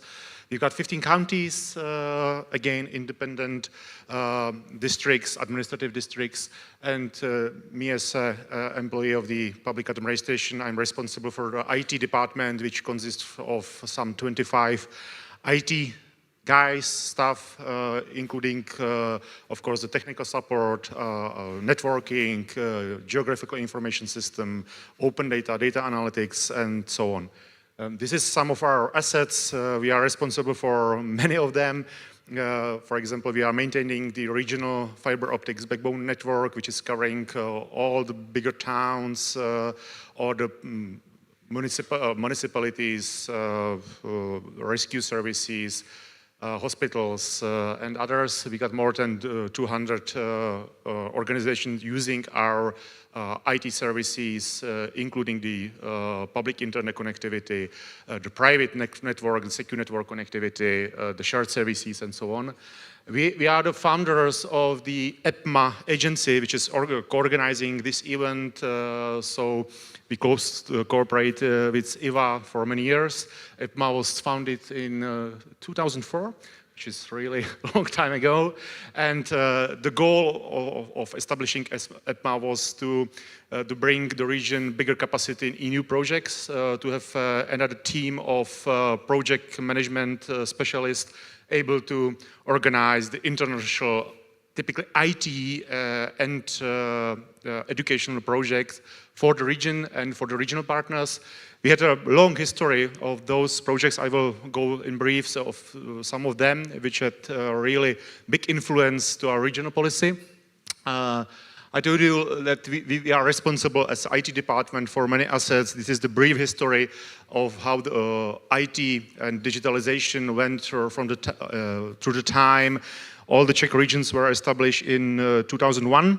And from the time, my team developed really big infrastructure, including, as I told you, the fiber optic networks. We are maintaining more than 7 municipal networks. We are responsible for maintaining huge data store of the geographical data and providing the services of those data, including the data warehouse, publishing the open data.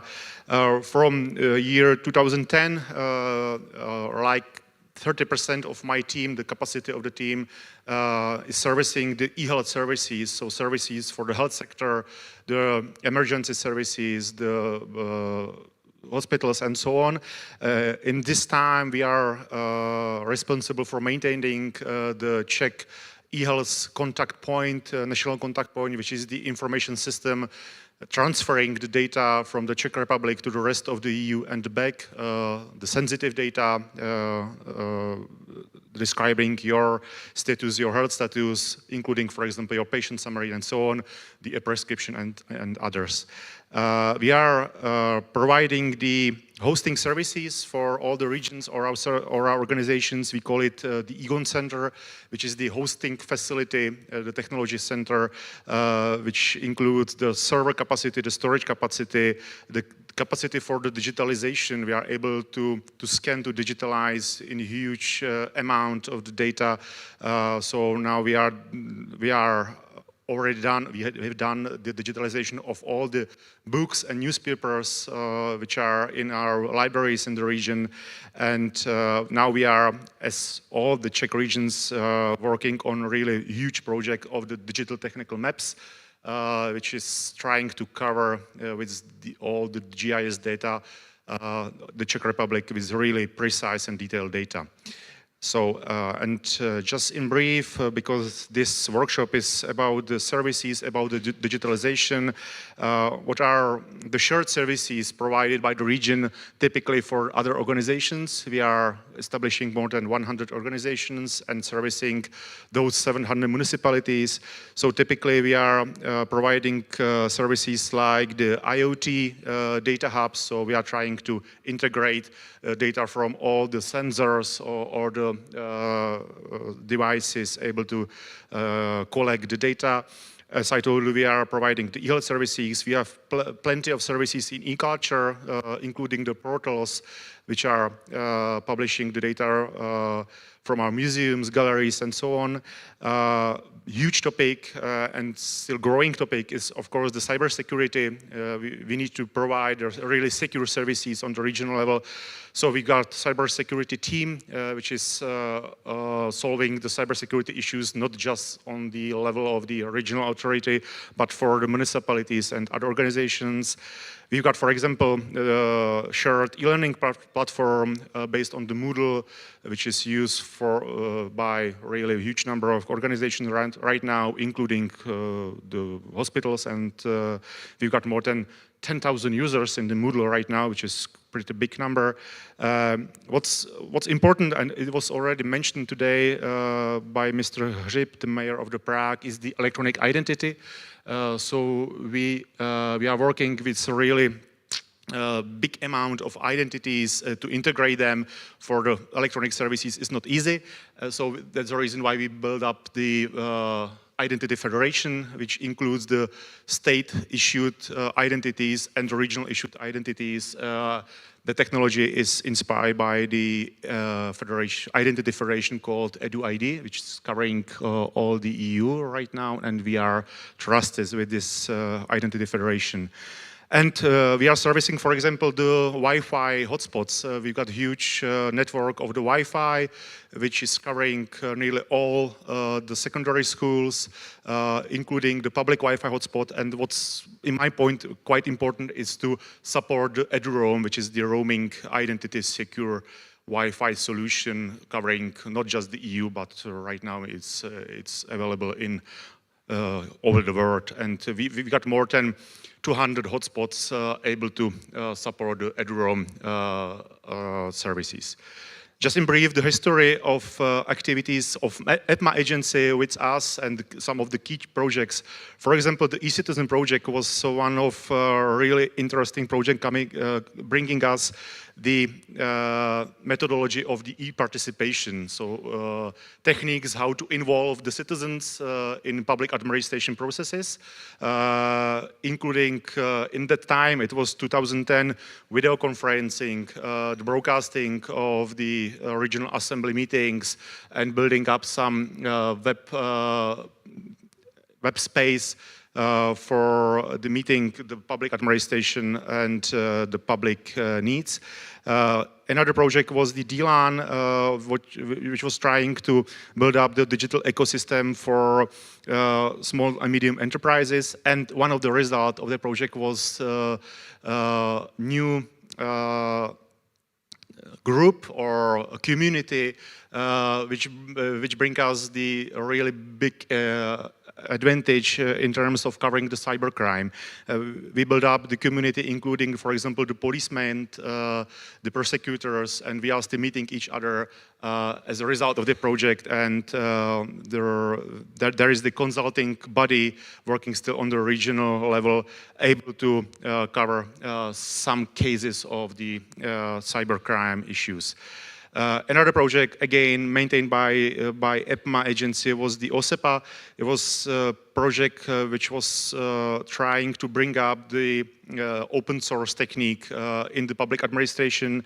And again, we use outcome of that project from 2010 still. And we build up, after that project, the way how to promote open source, how to code the open source software, how to use it in public administration, and for example, how to bring the students to work with us, to program, to code software used in the public administration. So there is the new organization called Spolek Bizon, which is now established by several Czech regions and municipalities, and this organization has already programmed or coded more than 10 projects, open source projects for the public administration in all the Czech Republic. And maybe one last point I want to mention are the hackathons. I don't know if our colleague in the first day in the workshop, Václav Jáchym, already mentioned that, but we are organizing every year 2 or 3 hackathons or co-organizing. We are trying to push typically young people, teams coming from the universities or the secondary schools to work with us to solve the issues interesting for the regional authority, regional administration. We had hackathons for the GIS, we had hackathons for the health sector, for the technical, and it's a really interesting platform how to cooperate with the young people, and we are using their experience, their notions, and their teams to cooperate with us, typically under the umbrella of the Bizon. Some of them, they are already employed, those students in the Bizon as typically coders, programmers working for the regional authority. This is a way how to cooperate with young people. So this is from my point of view from the IT department of Research and Region. Thank you.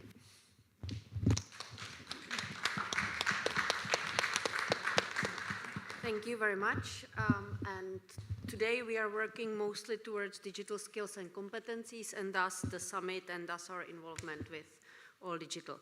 Now I would like to ask Mr. Jaromír Beránek from Prague City Assembly. Okay. And, excuse me, we welcome, we welcome Mr. Sandor Nagy from the city of Szeged.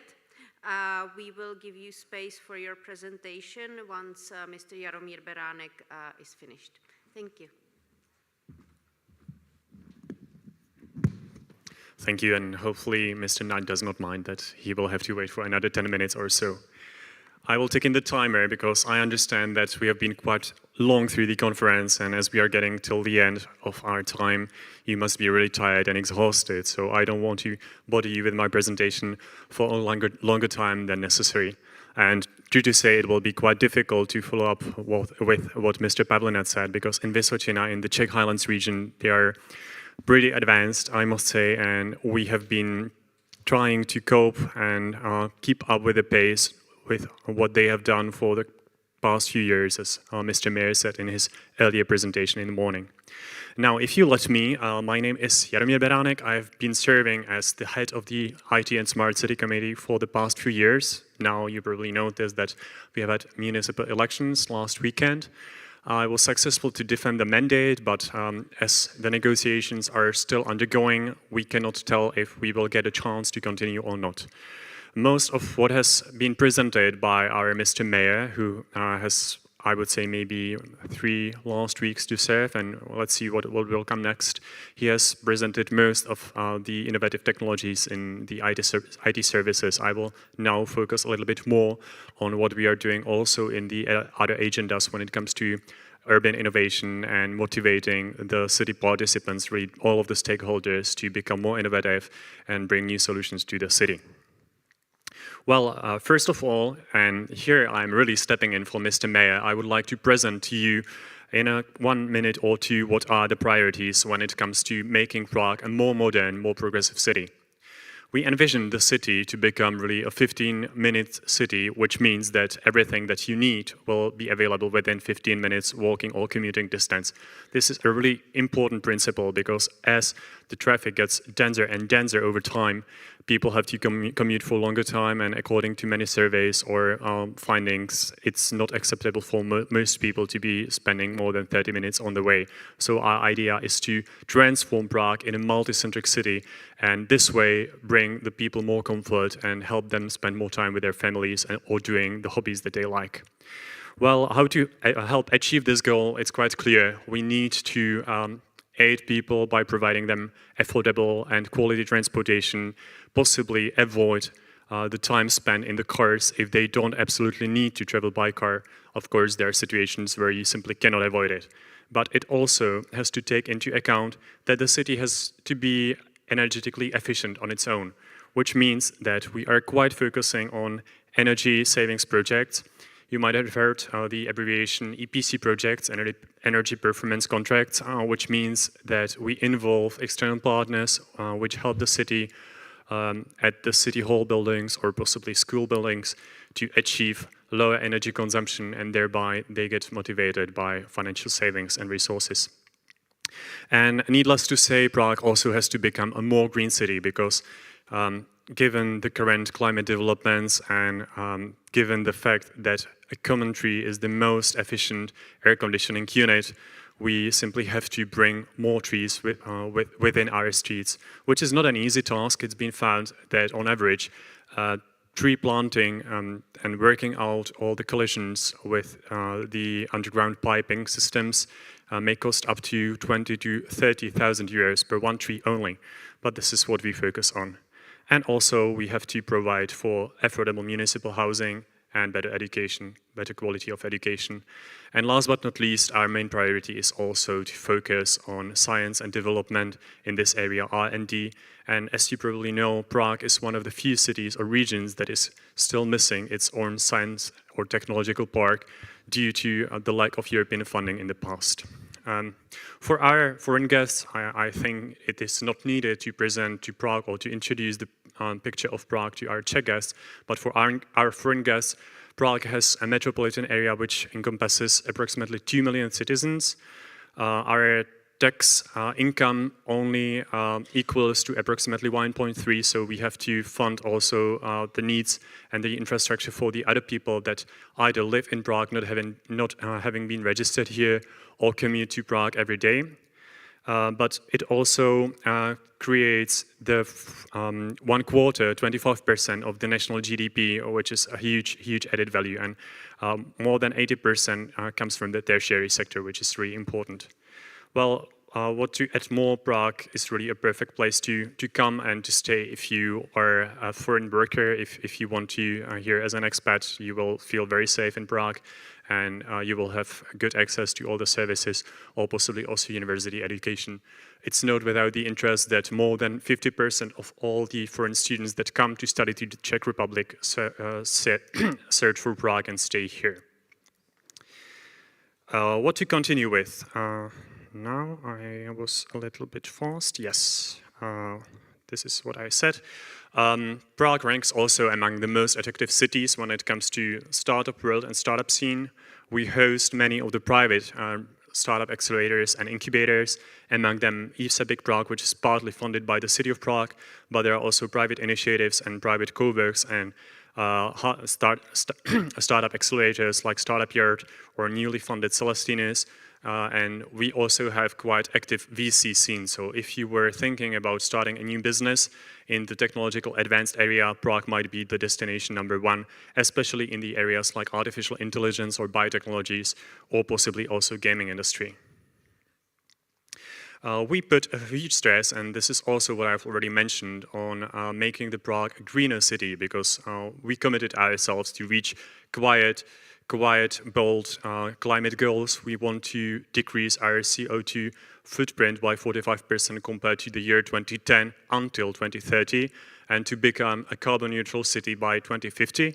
You might say that it might be a little bit too bold at first, but on the other hand, there is no other way than to simply cope with the objectives that the other major European cities had set to themselves, and Prague simply does not want to stay out and be, the black passenger and to abuse the system. What is important about our climate plan, which was approved last year only, it consists of a set of 69 specific measures. Among them, just to give you a taste of it, is the idea that we will generate heating energy from our central water cleaning facility, and we will also focus on automation of the driving system of 2 metro lines. One is currently in the process of creation of building, and the other one will be retrofitted backwards. And what is more, we also focus heavily on the development of the charging infrastructure for electric vehicles, which means both electric cars and plug-in hybrid cars, and that we see as an utmost priority, and it can be also underlined with the recent discussion at the level of the city council, because it aroused really a great attention, and no one really knows what will happen after the election. So hold your fingers crossed for us so that we can continue. Now, how do we envision the digital transformation in the area of smart city, which is my primary focus area? We have 6 priority axes, or if you want, silos. We do not want to consider them as silos anyway, because in the center core of everything stands the data platform and standard data, which also has been stressed by Mr. Mayor in his presentation.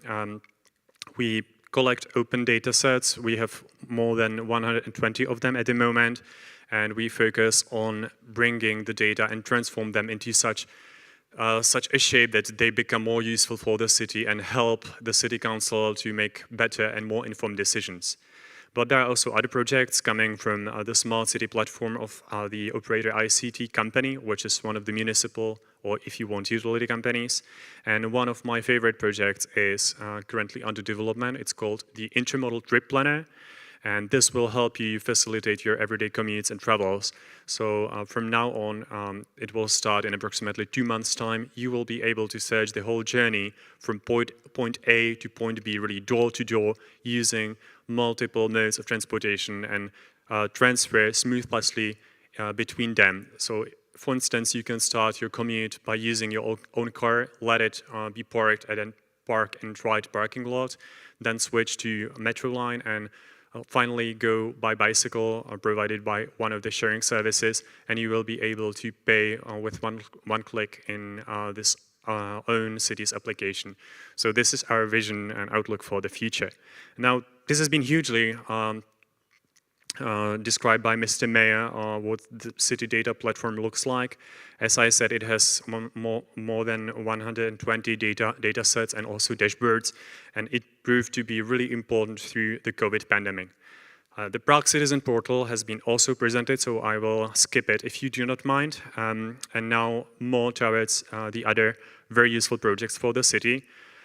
In the heart of the project Smart Prague lies the notion that we want to create new services that help, on the one hand, save the resources and energy to the city, thereby possibly emptying hands to the city officials to be able to work on more important projects, and at the same time to make the quality of life of Prague citizens better and possibly help them get rid of common hustle and bustle and advise them in the best ways possible.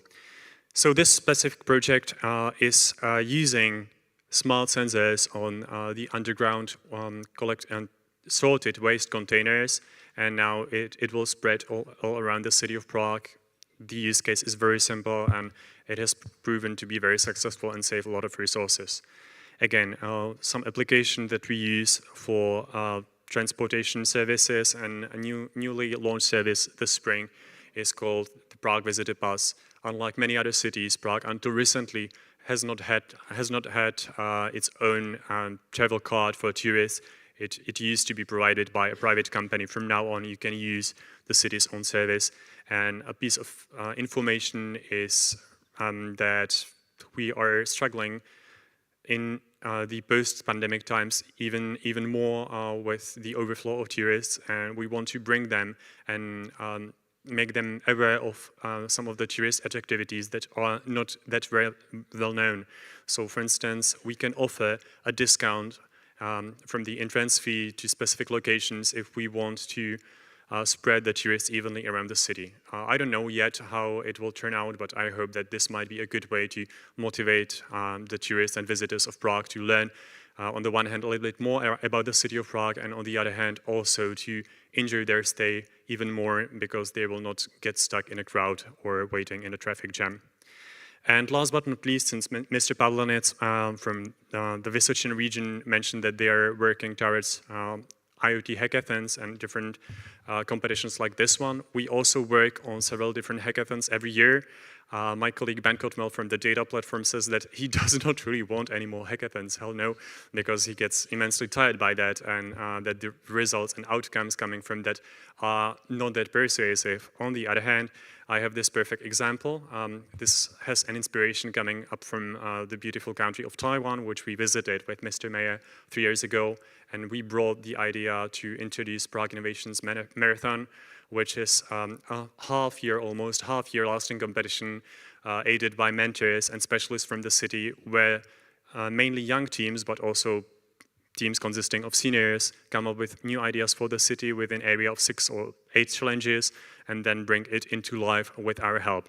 And I would specifically refer to one of the projects mentioned, Rekava, which ranked number 2 this year, and they introduced a service where they collect the used coffee, really the used coffee beans, the trash, by cargo bicycles, collect them and bring them to a depot where they grow some mushrooms on them, and also make some, as I heard, biscuits. It sounds really interesting to me, but they bake biscuits using this used coffee and save a lot of resources. So I like projects like this one, and needless to say, this competition has been even more successful over the past years.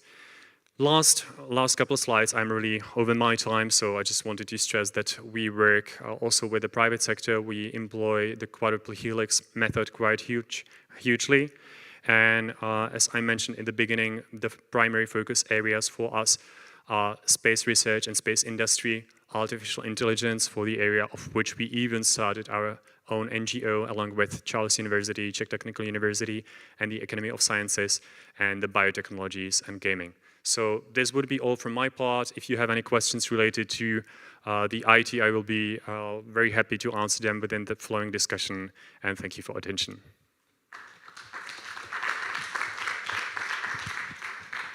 Thank you. Thank you for touching upon the digital skills development in Prague. It really completes the picture very nicely after Mr. Mayor.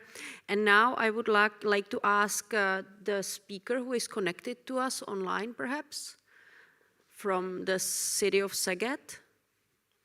Hello, thank you. Can you hear me? Yes, we can hear you. Thank you for connecting to us. And we would like to hear a little bit about what you're experiencing in terms of digital transformation around digital skills and digital competencies development in your city and overall about your city. Thank you. Thank you very much. And first of all, I wanted to start with the sentence that I am really sorry that I cannot be in Prague, but a few minutes ago I saw myself on a huge projection, and it was like I was my big brother, and somebody should take over for me because it really was a kind of an experience. But a few words about how we work with smart city projects or digitalization. First of all, I think that I can say things like the presenters before me. We obviously work on green city issues like reducing the amount of CO2 emissions in the city. We had projects in the area of electrification of public transportation. We work very hard on sustainable transport in general. We have the high share of cycling in the city, for example, in Hungary, among the bigger cities. And we also have the biggest geothermal district heating project here in Hungary, and probably one of the biggest in Europe as well. About half of the district heating will be provided by geothermal sustainable heating systems. We also have projects that work together with local university researchers or local companies, and I think I would suggest a practical approach that we follow in project development. We usually have two kinds of projects. It's a very simple distinction. We have research projects that are not necessarily financially feasible. We usually try to bring in research money for that purpose. And we have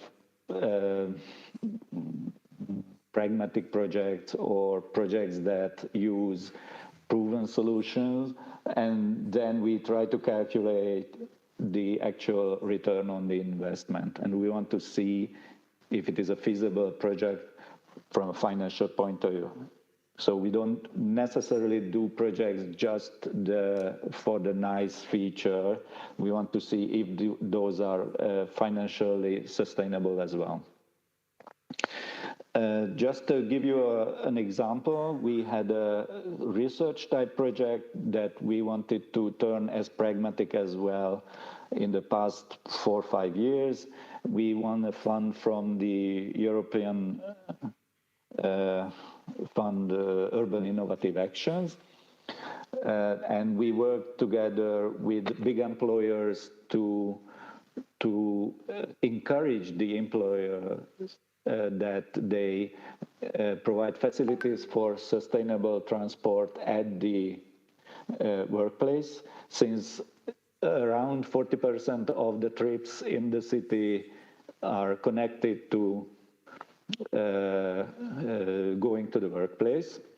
So therefore, if the employer involved in the process and they look at it as an HR service for their own employees, then we can change the behavior of the employees. We also had awareness raising campaigns in this project. And we also had the research arm of the project. We worked together with researchers at the university to make GDPR compliant sensors to track the users of public transportation. I mean, to track the number of the users, since this is GDPR. So we have a number of sensors at the vehicles, at the public transportation vehicles, and we also have road watching, street watching sensors to see how many cars, how many cyclists, e-scooter use or pedestrians cross one of the bottlenecks in the city, the downtown bridge. So this was more like a research arm in the project. And we also had a educational part, since we worked together with one of the faculties of the universities, and they developed a course for students about sustainable mobility. So future managers who are now economists, students of economists at the University of Szeged, they will study about sustainable mobility development, mobility management. So the first aim that we work together with employers will be supported by people in a few years who learned about it at the university. If we talk about digital capabilities, we also have an extensive network of senior clubs, and it means that around 10,000 people in Szeged has some kind of a common connection to one senior club. It may mean one meeting a year, or may mean excursions, going to other Hungarian cities, or some other activity. They have regular meetings to talk about issues, or just to be together once a week. So anyway, in these senior clubs, we regularly have computer literacy educations, or we have somebody there who can help the senior citizens to learn about it.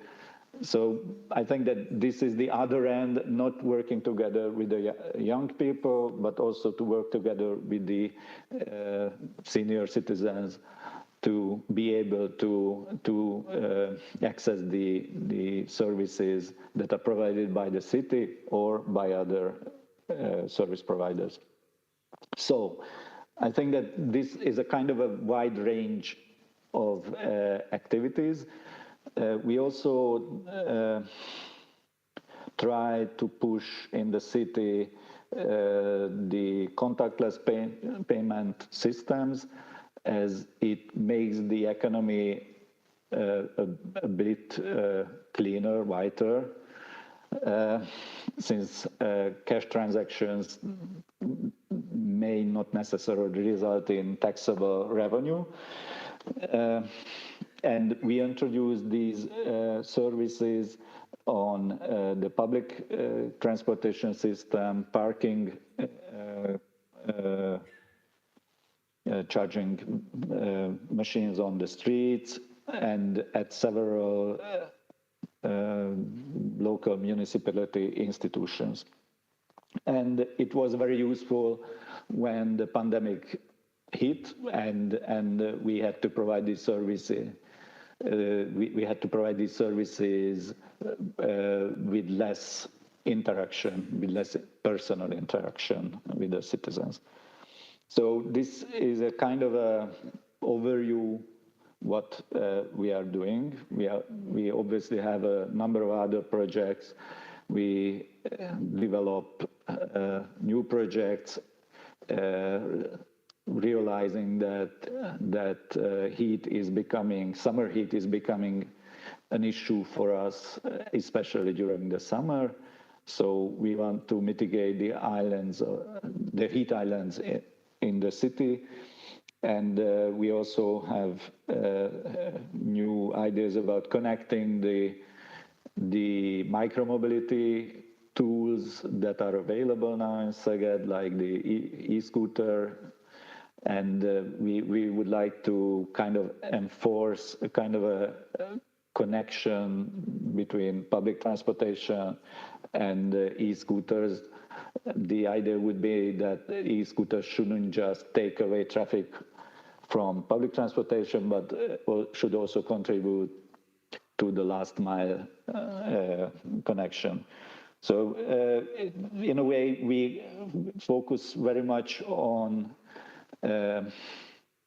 clean air, mobility, greening of the city, and digital services for the citizens and digital capabilities of the citizens to be improved.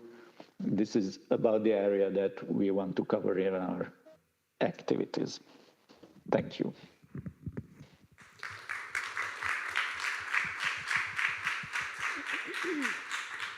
Thank you very much, Mr. Vice Mayor.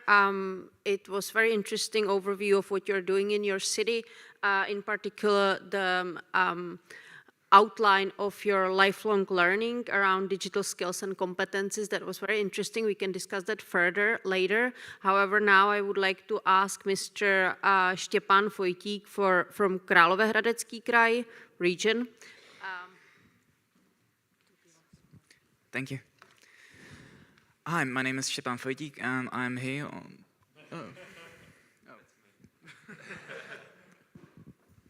So that's me, Thomas Janča. Can I? Of course, please. I was not aware that I can't make. We just want to wake you up, so we just make this. So my name is Thomas. I'm representative of Zlín region. My field is business development and digitalization. And today I will be talking a little bit about past of our region. I will be also talking about where we are right now and where we want to be and how we want to make it. So just really fast, where we were 120 years ago, Baťa company was founded in our region, in Zlín region, and for who don't know the Baťa shoemaker company, they are selling 5 million pairs of shoes worldwide annually. Nowadays, they have more than 35,000 employees all around the world, and they are in more than 70 countries. And from my point of view, the family Baťa, they built the whole region to make it more prosper. And also, for example, in 1938, they built Baťa skyscraper. In 1938, it was the second tallest building in Europe, in whole Europe, in Zlín. Where we are right now, also in the past, we had thrice average wage in comparison with other areas around the Zlín and Zlín region. And where we are right now, we have the second lowest wage, average wage. We have the second lowest average wage in comparison with other regions. Young clever people are going from our region to different regions, to Ostrava, Brno, Prague, abroad, to foreign countries, because there is better wage, and also there is better opportunities for our young clever people. And I really like this picture. You definitely remember computers like this in the 90s, internet, when it makes really bad voice, like beep, beep, beep. You definitely remember that. And just realize where we are right now and where we want to be and where we will be in next 20 years. And venture capital, Andreas Horowitz, the biggest venture capital, are comparing Web3 and blockchain technology nowadays to internet in 1995. And that's the reason why we believe in this technology, Web3, and why we want to buy a ticket to this train which can economically strengthen our region in the future. So really fast, what is Web3? What's the difference between Web2, Web3 and Web1? I think few of you definitely know. Web1 is more like information on internet, just blocks. Web2 is where we are right now.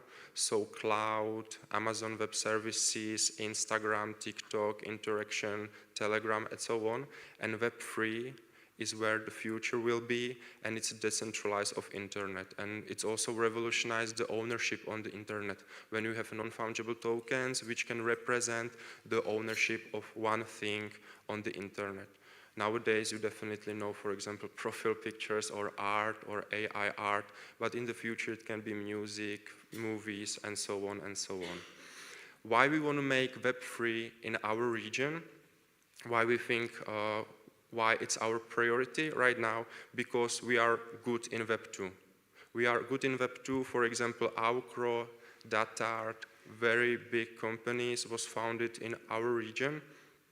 Also, we have deeply rooted culture of cross-sector innovations, sales, marketing, technology, chemistry, and so on. And we have creativity cluster with European magnificency. So, also, the unique position, we are in the heart of Europe, we are near Bratislava, Vienna, Krakow. We know that in decentralized world of Web3, the position is not really important, but still we see this as a huge potential. Also, we have what it's called triple helix, where there is a cooperation between our Zlín region, city of Zlín, also private partners. We are cooperating with venture capitals from all around the world, with Rockaway Blockchain Fund from Czech Republic, Token Ventures from Czech Republic, and so on. And we also have the cooperation with our university, Tomáš Baťa University. Really fast about what we are doing on our university. From my point of view, it's about bringing the know-how and attracting the talent from around the countries to our region, to our university.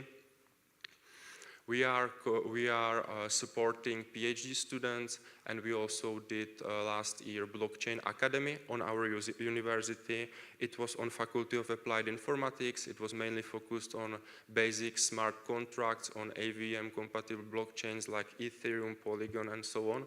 I don't want to go deeper. I can after the presentation, definitely. We are also starting Blockchain Academy on Faculty of Economy and Management. We are preparing courses and workshops on Faculty of Multimedia Communication, where we want to show our students how they can monetize their art easily on a global market and create new revenue streams for them. We also have a first blockchain conference in Zlín this year. It was for 350 blockchain enthusiasts. It was in cooperation with Ondřej Kovařík from European Parliament, and next year we want to make definitely bigger. So I told you where we are right now, what we are doing, what we did, what was our past, and where we want to be in next 10 years, what we want to make. One of project we are preparing right now is new city quarter Březnická in Zlín. It's in cooperation with city Zlín, and we want to put there European Web3 Hub. European Web3 Hub, and the main idea of this is supporting both ideas, attract world-class talents, provide access to smart money, and build new European unicorn in the future. It will be established by our Zlín region and funded by region and European Union, we hope. What's next? Yeah, sorry. Another nice picture, which I really like lighthouse. In the next slide, I will show you our lighthouse projects. And from my point of view, as a representative of Zlín region, I see it like you are in a storm on a sea because we are not economically strong right now. And you see the lighthouse. And when you will be following the lighthouse, you can make it. And when you know, it will be harder. So few of these projects we are already building. Few of these projects we are just talking about. And few of these projects we already did. As you can see, European Web3 Center, local cryptocurrency on university in connection with decentralized applications. We are also talking about Zlín seed fund, NFT symposium, and so on. Yes, oh, sorry. And where we want to be in next 10 years, where we are right now, 2023, launch of a European Web3 hub. In the next few years, we want to have 50 Web3 companies clearly focused on Web3. And in next 10 years from now, we want to have Web3 unicorn.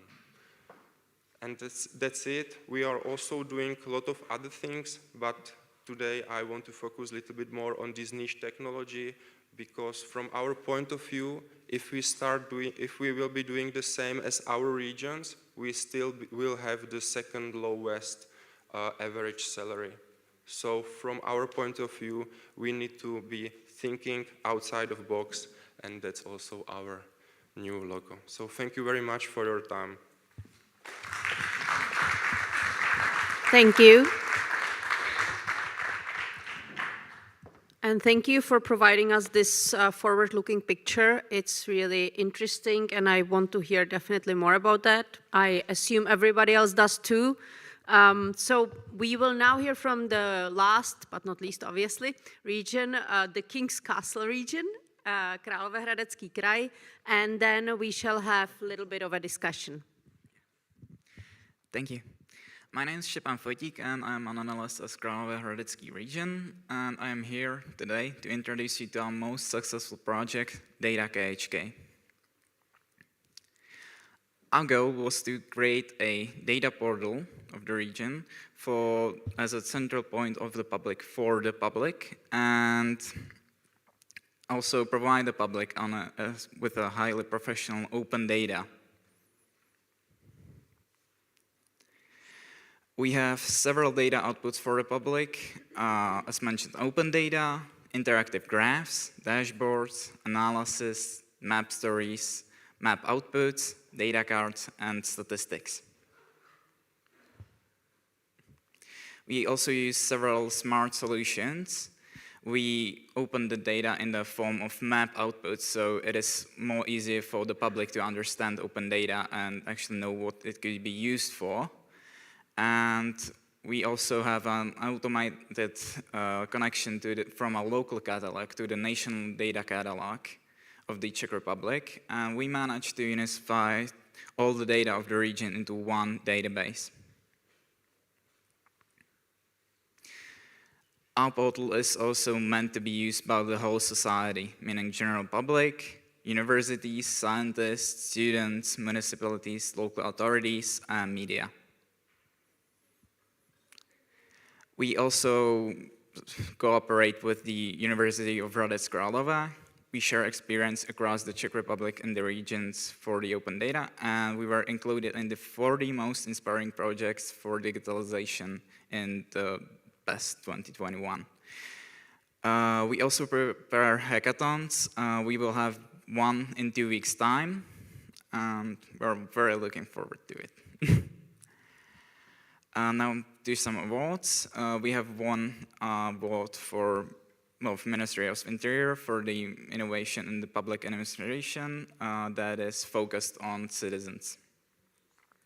We have also won first place in the Golden Crest Awards in 2022, and we have also been nominated and won the e-Government the Best 2021.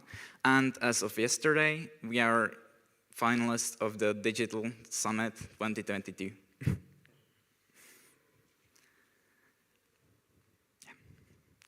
And now we will have a look at our portal. So as you can see, the portal is divided into 12 sections: European Union, municipalities, environment, and several others.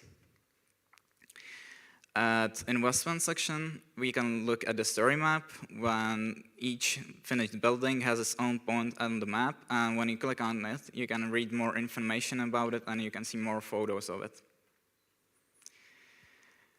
In the economic sections, you can see the incomes and expenses of our region and, for example, comparisons of tax income of other regions as well. At the subsidies section, we have a dashboard that is divided by municipalities with extended jurisdiction, and when you click on them, you can see the difference between them and the total volume of subsidies. In the roads and public transportation, you can see how many electric chargers there are for cars in which jurisdiction, and also you can see the total volume of repaired roads in the last 10 years. We also have data cards that can be used for the publications of the Královéhradecký region and to provide more basic information to the public. We also have dashboards. This is the most current one. It is unemployment and it is automatic. And you can see that, well, we are getting into a stage where it's not going to be fine. We also have analysis and publications as a strategic map of the region or infographics and analysts. Our portal is also a gateway to other portals of the region, such as Plus Innovation, Grant Portal, or Employment Region. And now we will have the look at the most, at our data catalog. This is how it looks. You can filter it by category, if you want to look at culture and tourism, or perhaps region and its subsidies. And this is how the data set actually looks. There's a lot of points. Each individual point you can click on, and you will see further information about it. You can also filter by each individual column at the data set. And here we can see more information about it. You can see the license, which is open source, and you can see also attributes and what the data is type of. Here we can see it, it's almost all text. We also have several options you can choose from to download, depending on how you want to use the data. We have also map outputs such as GeoJSON or GeoServices. Our local data catalog automatically sends its data to the national data catalog of the Czech Republic. It is due to an application that is free to use on GitHub for other regions, so that is also open source.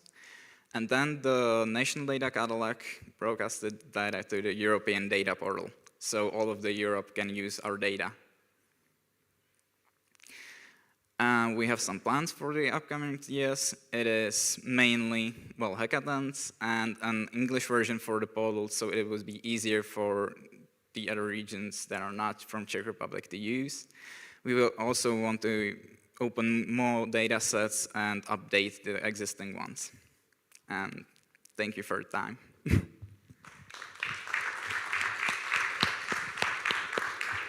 Wonderful, thank you so much. And it was really interesting to hear about all the priorities that you have in your cities and your regions and how you are developing in terms of ICT. But in order for that to really work and develop, you clearly, what one needs is a digitally empowered society with the skills that are needed for that development. So I was wondering, thank you. What are the main priorities of the digitalization plans and strategies in your territory around specifically digital skills and digital competences? Please.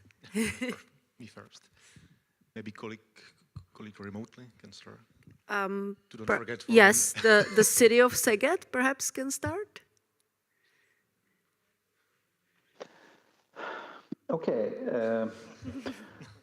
The municipality now doesn't run the schools in Hungary. So in a way, we are relaxed of the duty to take care about the digital competencies of the kids that are raised in the city. However, we still have an institution that provides afternoon education, afternoon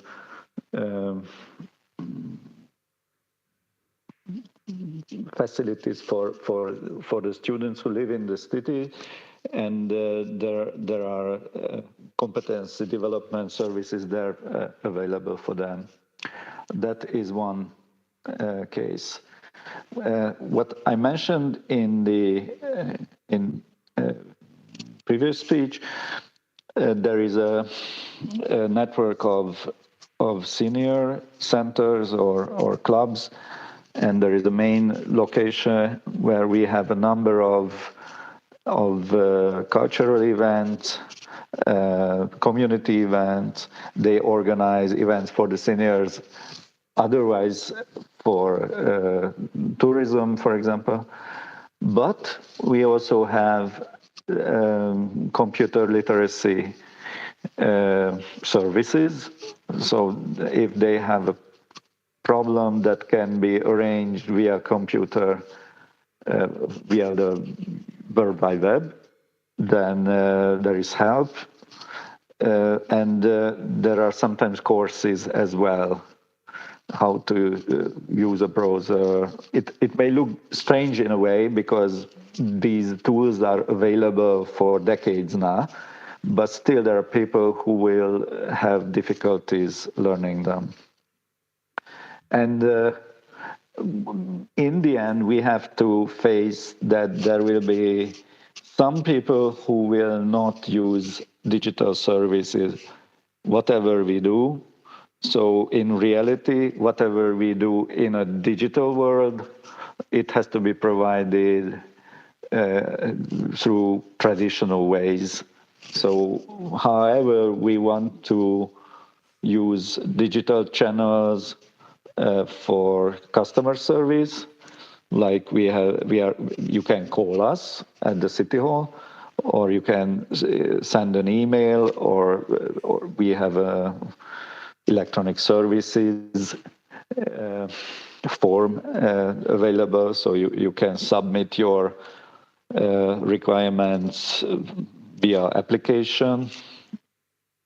So whatever we do in this world, in this digital world, there are going to be some people who has to be helped and who has to be treated a traditional way. So there is a limit to what we expect from people in this sense. For example, we have an online payment system for school meals, and there is no way that the percentage of online payments will go over 90%.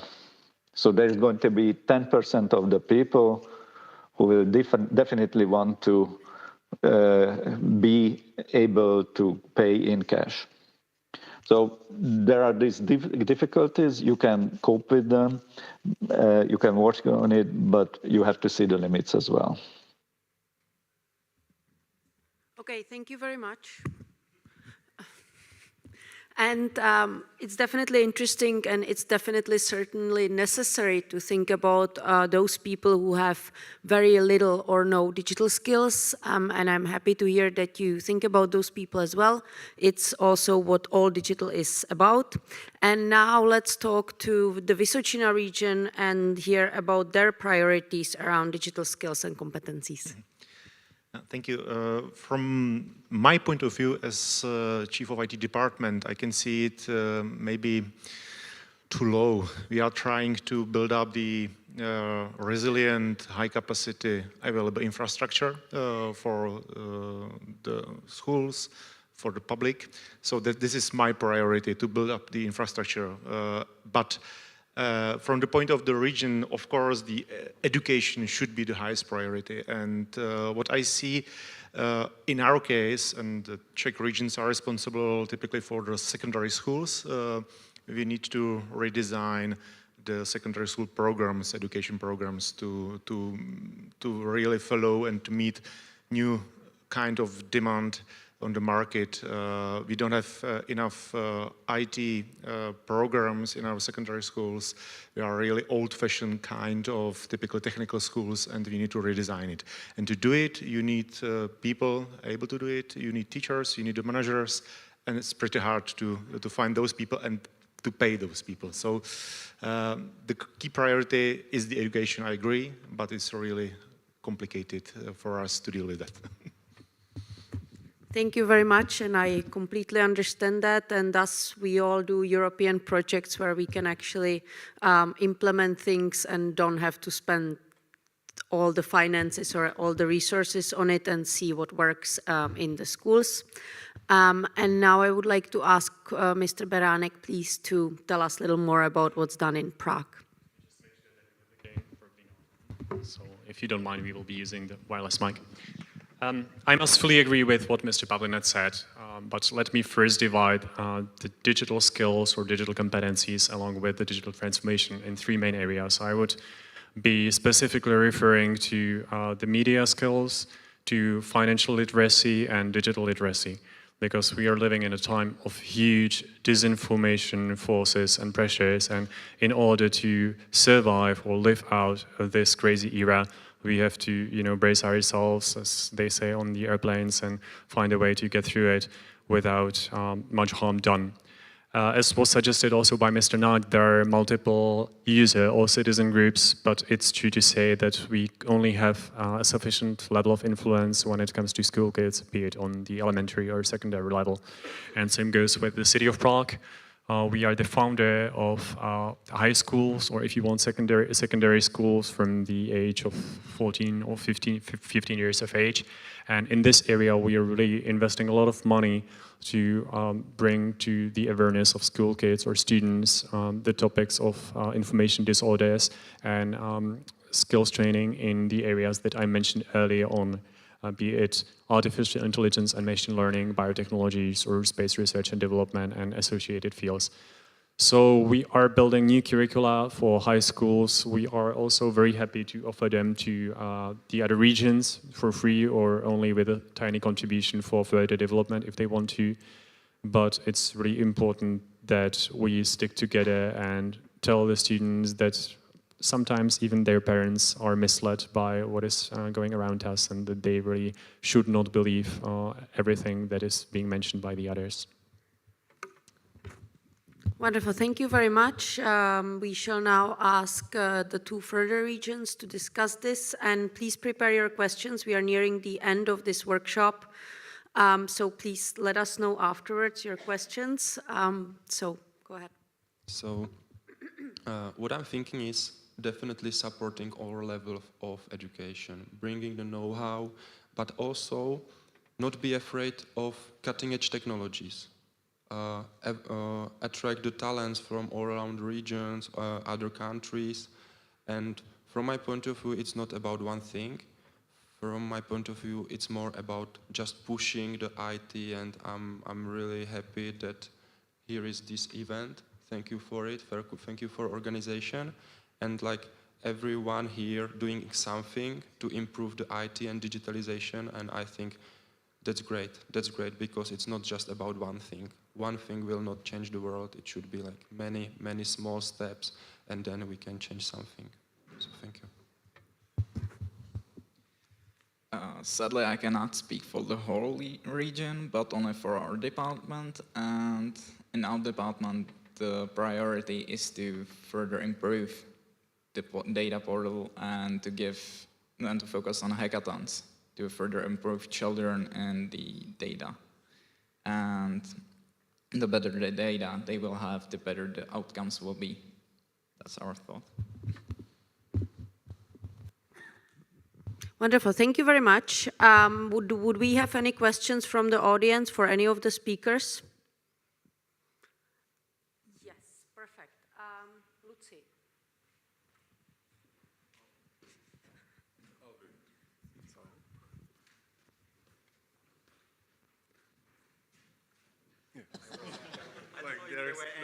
There's a bright light. I was wondering, do you have any views on how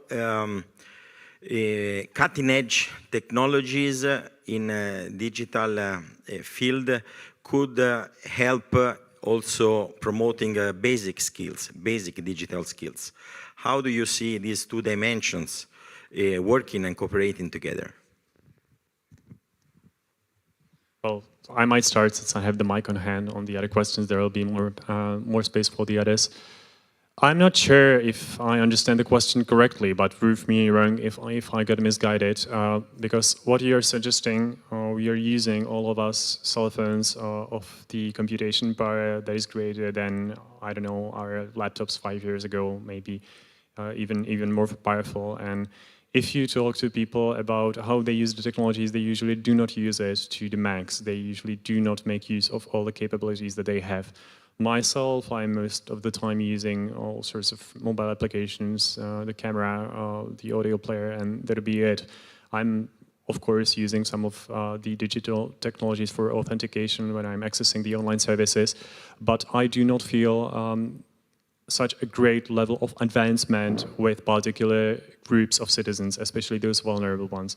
True to say, I'm teaching my almost 70-year-old mom how to use the mobile phone to make her life easier, but I'm not sure if this is what you were suggesting. I think that as the technologies are spreading, people get more forced to use them, but we may argue if this is the right way, and as Mr. Knight suggested earlier on, if we should not always keep the back door open for those who simply do not want to hop on board, and in order not to leave them out.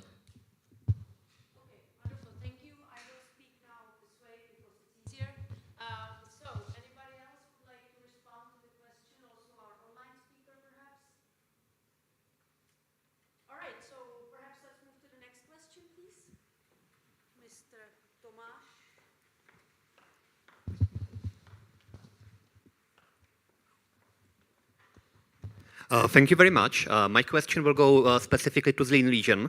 What I appreciated when it comes to presentations were both of those visions, of Prague and Zlín in particular. But what I was wondering about is you highlighted the Web3 basically vision of your region. And what I'm wondering about is you were highlighting basically people coming from all around the world, attracting top talents and everything else. Working with universities from all around the world, I can hardly imagine this to be happening basically offline. So I'm wondering, whether you are somehow considering outside of the box kind of, idea of running it in a decentralized way, but you've got some kind of a time plan, concrete steps, how you basically want to achieve your vision. Because what you described, that's like, those are very nice buzzwords, but I'm thinking about an implementation plan, and why I'm asking specifically you is that for Prague City, I can imagine the implementation rather easily, because Prague is a well-known city, globally, you can attract the talent. For Zlín, I can imagine a lot of obstacles on the way. So how would you address that? Thank you. Thank you very much for this question. Is it what you said right now? From our point of view, thinking outside of box means that you are sitting in a Zlín region and you are working for companies abroad. So online definitely play a big role in this. We also already using the online on our blockchain academy. So like 70% of all the lessons are online because there are talents from our country, from Prague, but also from abroad. So online will definitely play a major role, and in a Web3 space where are already DAOs, like decentralized autonomous organizations, where the projects are already working and have more than 1 billion valuation, and co-founders even don't see each other offline, I think it's possible. So yeah, online definitely is the way how we want to make it.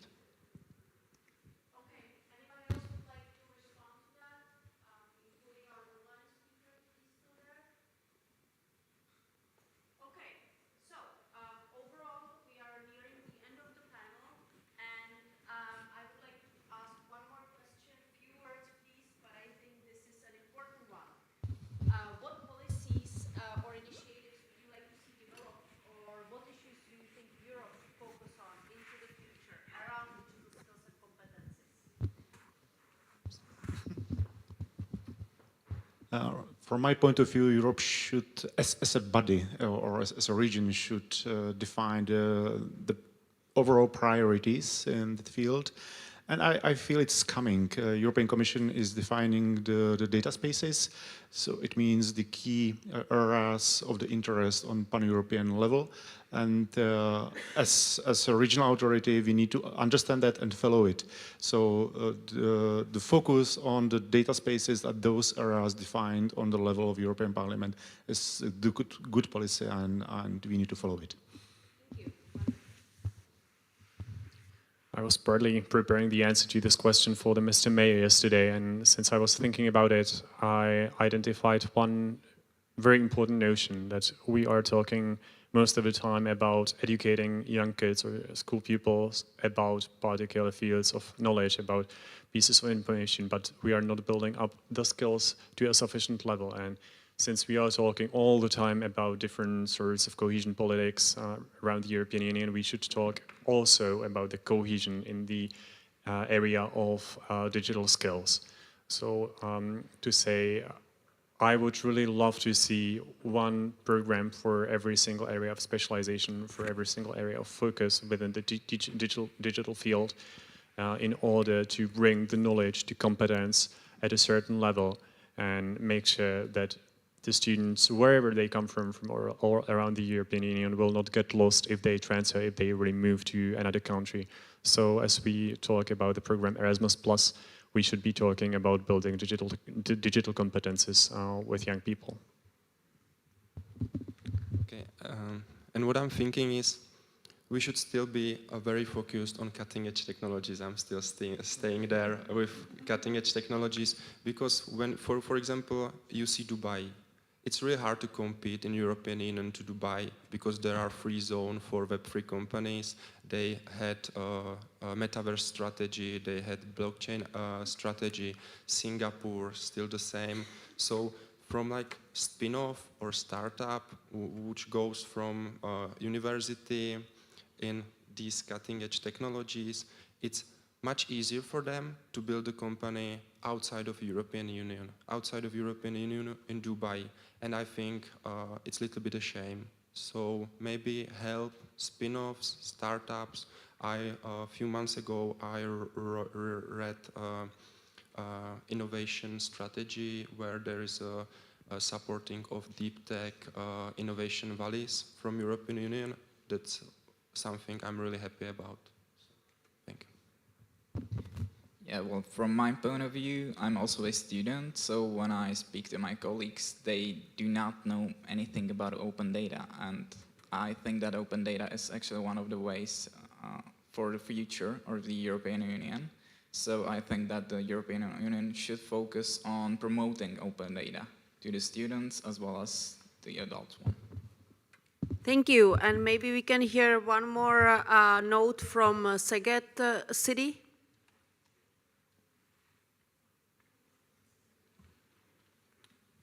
Wonderful.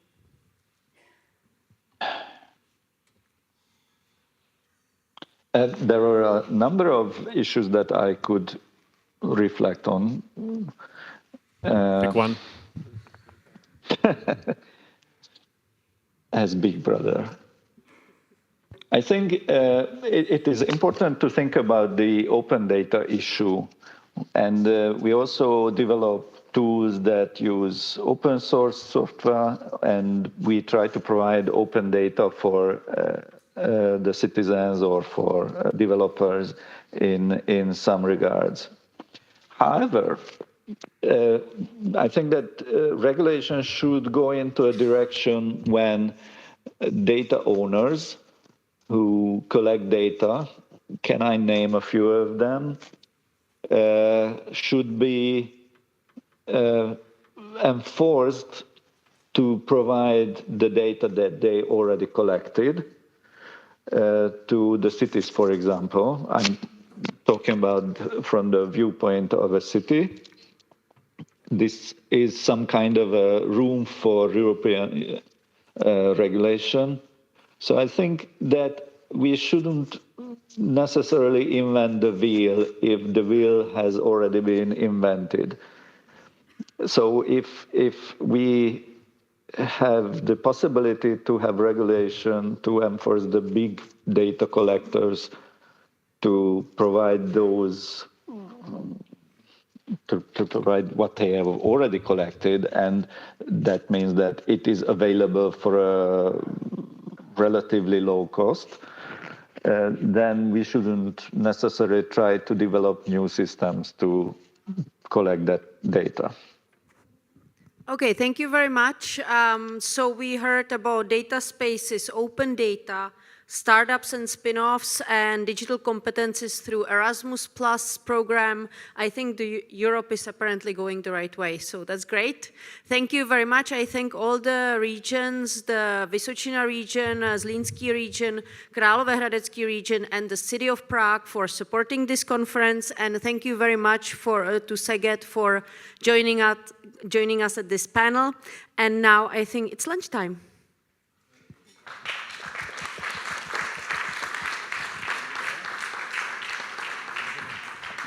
And a big thank you to Eva for moderating the panel. As she mentioned, it's a lunch break now. We're coming back at 2:15, so you have approximately 1 hour, 10 minutes to eat, refresh yourself, talk, and right after that, we have a long series of lightning talks. So whoever is presenting, please come back to me and we'll discuss the timing because it's very tight on schedule.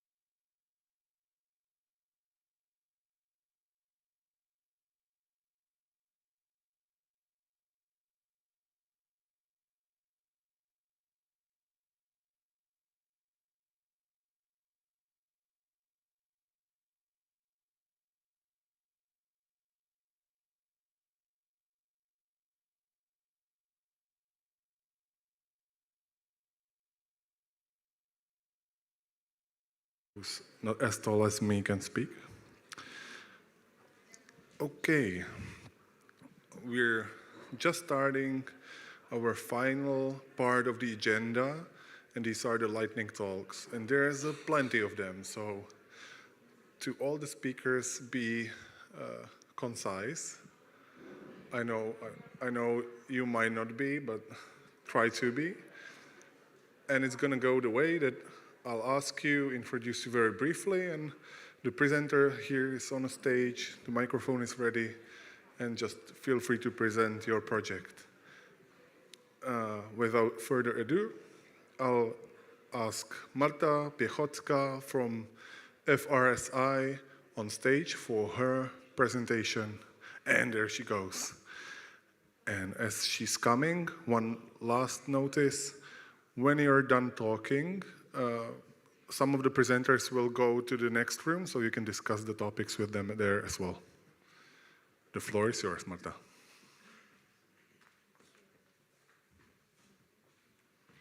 Hello, everyone. Thank you for the opportunity. I will not talk about one project. I will present our foundation, Information Society Development Foundation, Polish foundation. So we support communities and organizations in using new technologies because we believe that proper use of technology facilitates dialogue, increase accessibility, and actually it helps to build civil society. We are all digital member.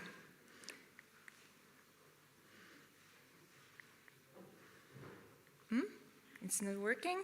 Okay. So far we have partnered with that many organizations. And I have picked 3 projects I would like to tell you about.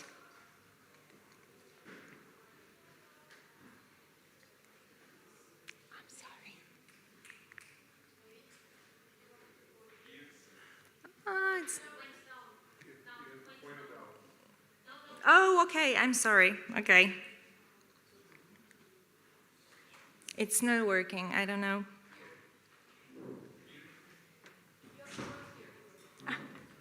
Where should I point it? This.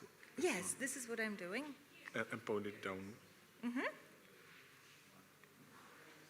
Well, okay, let's restart it first. Okay.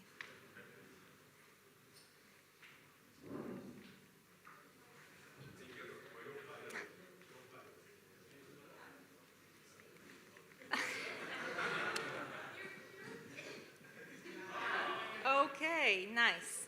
Yes. Okay, I hope it works when I do it. Okay, so this is one of our projects we're working right now on. It's a project in cooperation with British Good Things Foundation. It's in Polish is Kompetencje 3.0, means skills 3.0, and we support digital inclusion. We want to support organizations that want to work with digitally excluded communities and train them with very basic digital skills. So for organizations, we have this self-diagnosis tool where they can check on what level of digital transformation they are and if they're ready to teach others. We have a resource base with educational materials that they can use. We offer them trainings and grants. They love grants because this is money and they can organize workshops for their communities, and it really works. For communities, for digitally excluded people, we have Learn My Way platform. It's a really cool e-learning on basic digital skills. It's a tool designed by Good Things Foundation, and we test it right now with communities. We also work on this network of organizations, partnerships for digital inclusion activities. So this is one of our trainings we organized for the organizations that received grants. Another project I would like to present to you is Sector 3.0. It's a project dedicated to nonprofit organizations. We support nonprofit organizations with knowledge. We help them to transform, and we show them how to use technology in socially useful activities. The program consists of a fund that incubates innovative NGOs. We have a blog where we share knowledge on technology. We also have an e-learning platform for organizations and annual festival. And last but not least, Biblioteka dla Wszystkich. It's a library for everyone project, and the project supports refugees from Ukraine. It's a project aimed at supporting children and youth that came to Poland because of the war. We organize many activities in libraries, courses where they can build relations with another children from Poland, where they can learn how to speak Polish. We train them, we train also teachers, we train animators and librarians. This is a new project for us, and we have already had 4,000 participants. And future directions, we want to focus on building resilient organizations and local communities, and this is how we want to do it, through digital transformation projects, projects focused on action for climate and environment, and migration. If you have any questions, please feel free to contact me. And here is my email address, and you can also contact me through LinkedIn. Thank you.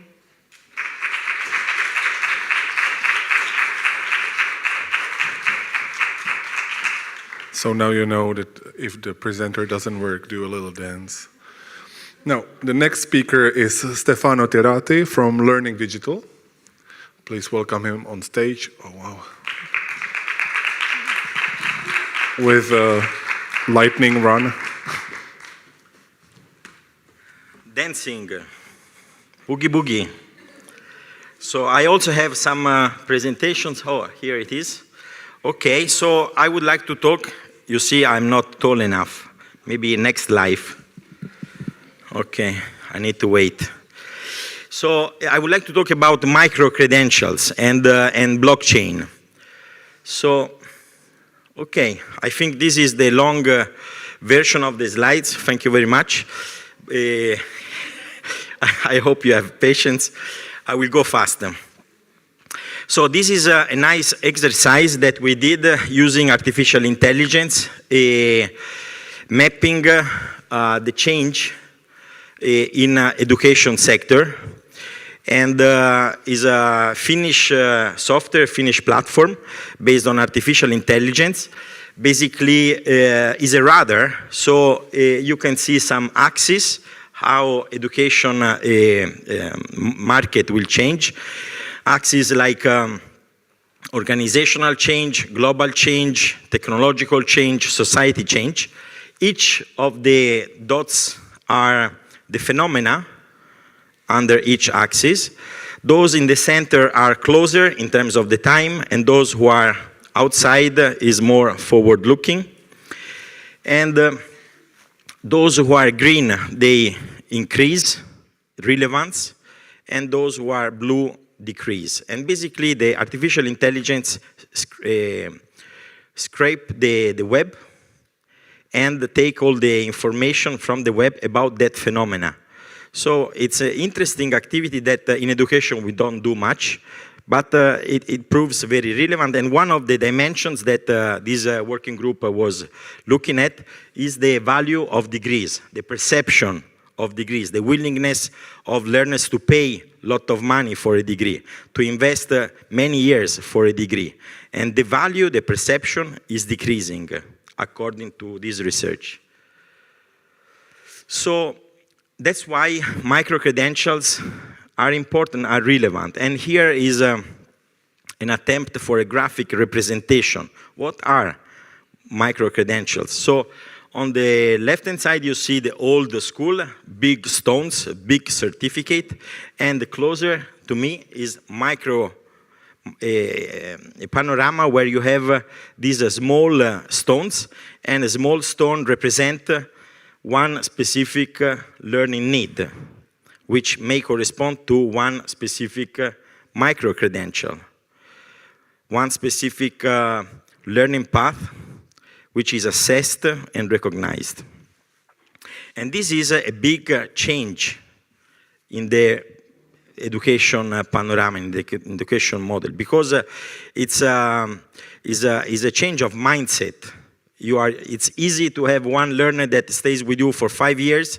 It's much more complicated to have someone that stays 1 month or 2 months, and to be able to offer something which is really relevant in this moment is requested by companies. So it entails a number of changes, of organizational changes, mindset, and I believe that this is where the education market is going. I skip the background policy, just to say here that here you see a number of policies at European level going in the direction and supporting the introduction of micro-credentials. Last year, October 2021, was launched the European Digital Credentials, which is very much interconnected with micro-credentials. So already 1 year ago, and so we are monitoring the progress on this. This is, let's say, a first definition of micro-credential. So, as I said, some specific learning outcomes which are assessed in a transparent way and can be recognized. I go fast. Here you see, finally, a full list of quality criteria in order to define a common standard for micro-credentials. So, indeed, the first one, all are important, but among them, maybe quality is good to be the first one. And quality, of course, recognition of quality can be done in many ways. Can be done at the industry level, the industry player that validate the relevance of the micro-credentials and the certificate. It can be done at process level. For instance, in the vet sector, you have EquaVet that monitors all the different activities to ensure quality. And then, of course, can be done at institutional, systemic level, like regional or national frameworks for accreditation of training providers, for instance. But of course, all of them, and behind each, it's finished the time? Yes? Halfway. Okay, good.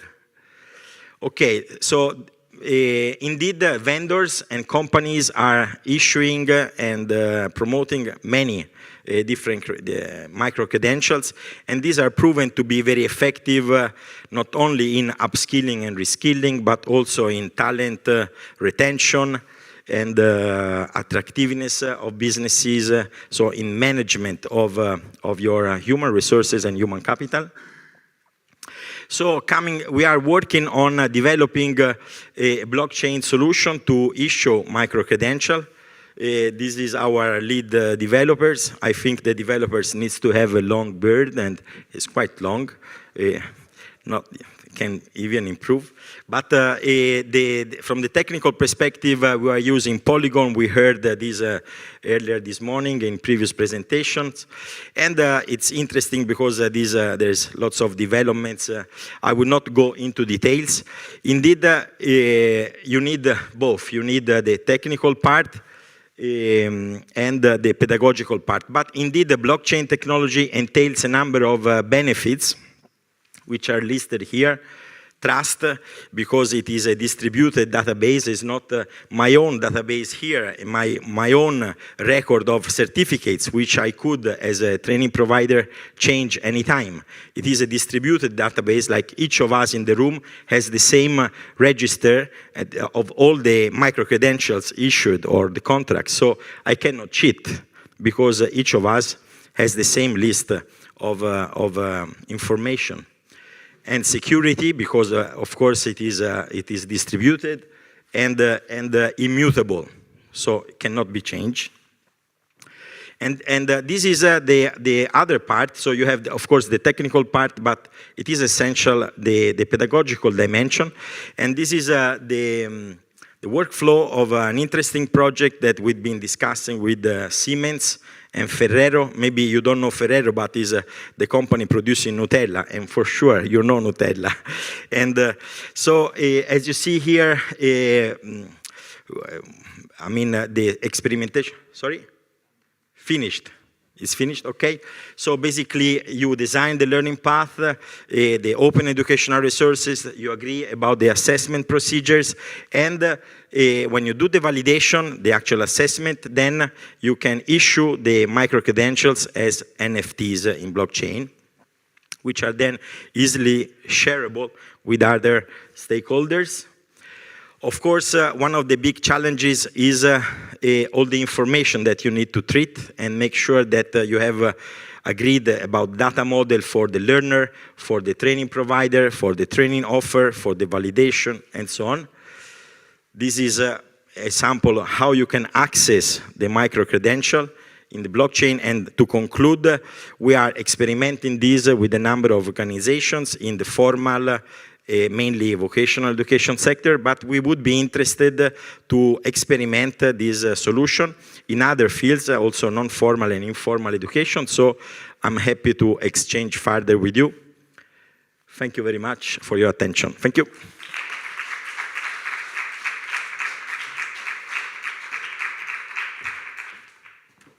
Thank you, Stefano. So let's make an agreement. I'm keeping the time. And I actually prepared like these beautiful 1 minute and 2 minute signs. So if you want to know if you're short on time, just look down there when you're presenting, and I'll be very precise. You don't have to call all the others if you are still good on time. But we have a lot more speakers to speak, and the next one is Daphne Skara from ALDA. So Daphne, please come on stage.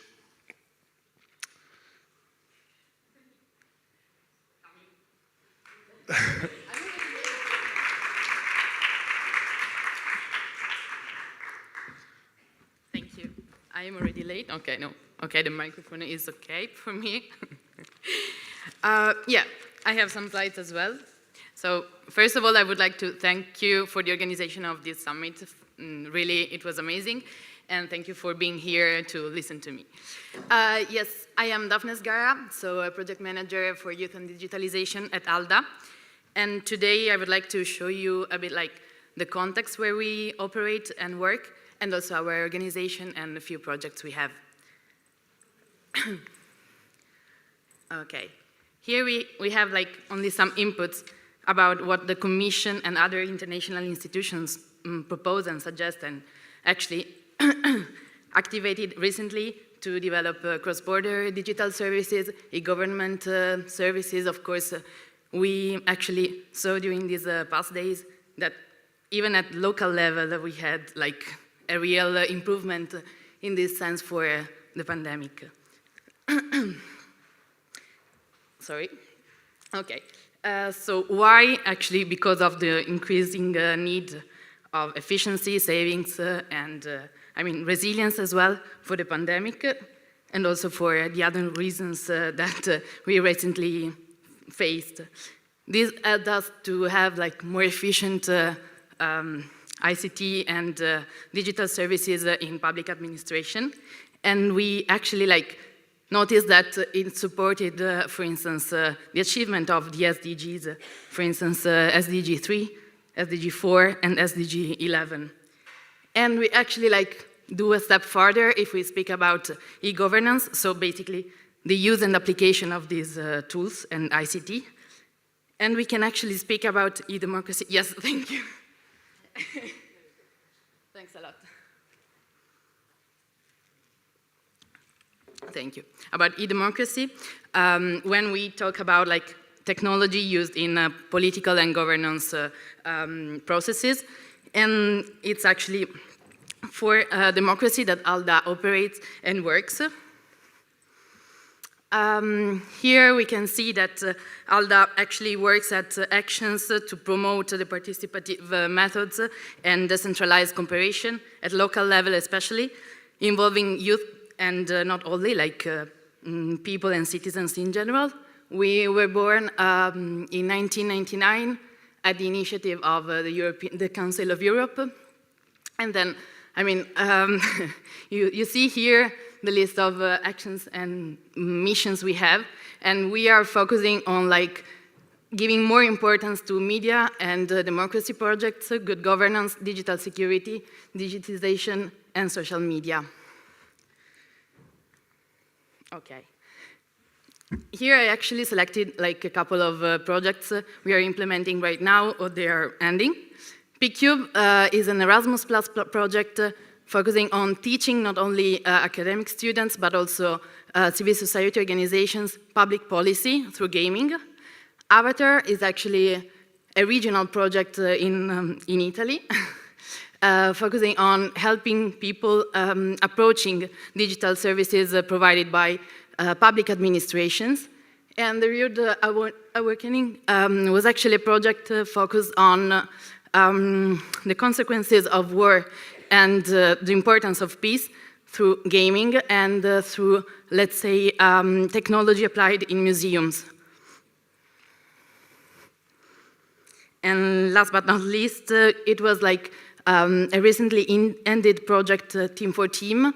And I chose it because it shows how ALDA goes beyond Europe, actually. And it demonstrated the partnership between Turkey and Europe to basically promote digital literacy and yeah, enhance partnerships in this sense. Oh, okay. I just wanted to show you the last, okay, this is the last slide, because there was my contact, but I don't know if it's possible. Okay, here we are. Thank you very much.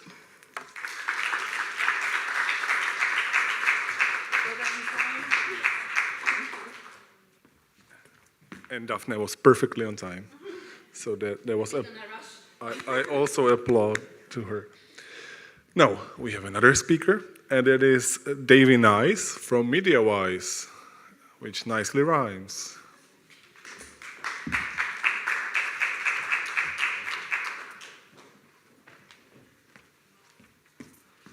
Good afternoon, everybody. Also, thank you for the nice introduction. Where are my slides? They're not.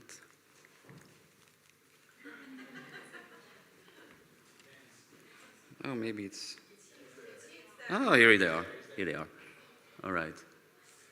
So I skip this one. We prepared this presentation a few weeks ago, and yesterday evening, my two colleagues who are sitting over there, they gave me a challenge, and I have to use 5 words that are unconventional to use in a presentation. So I will sum them up. They asked me to use the word gardening, the word cultural program, the word beer, the word vulnerable, and the word all digital. I don't know why. Here you can see what MediaWise is doing. Going more in depth, maybe you can show the next one. If you click. Someone. Okay, here you can see what MediaWise is doing.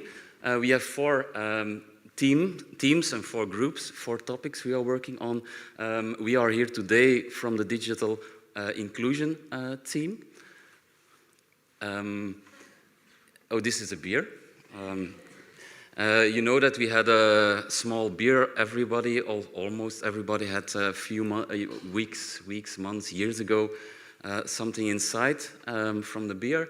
And it was important for, of course, digital inclusion. As always in MediaWise, some topic goes up, some topic goes down, and at the moment digital inclusion is very hot. So in Flanders there is the program Iedereen Digitaal.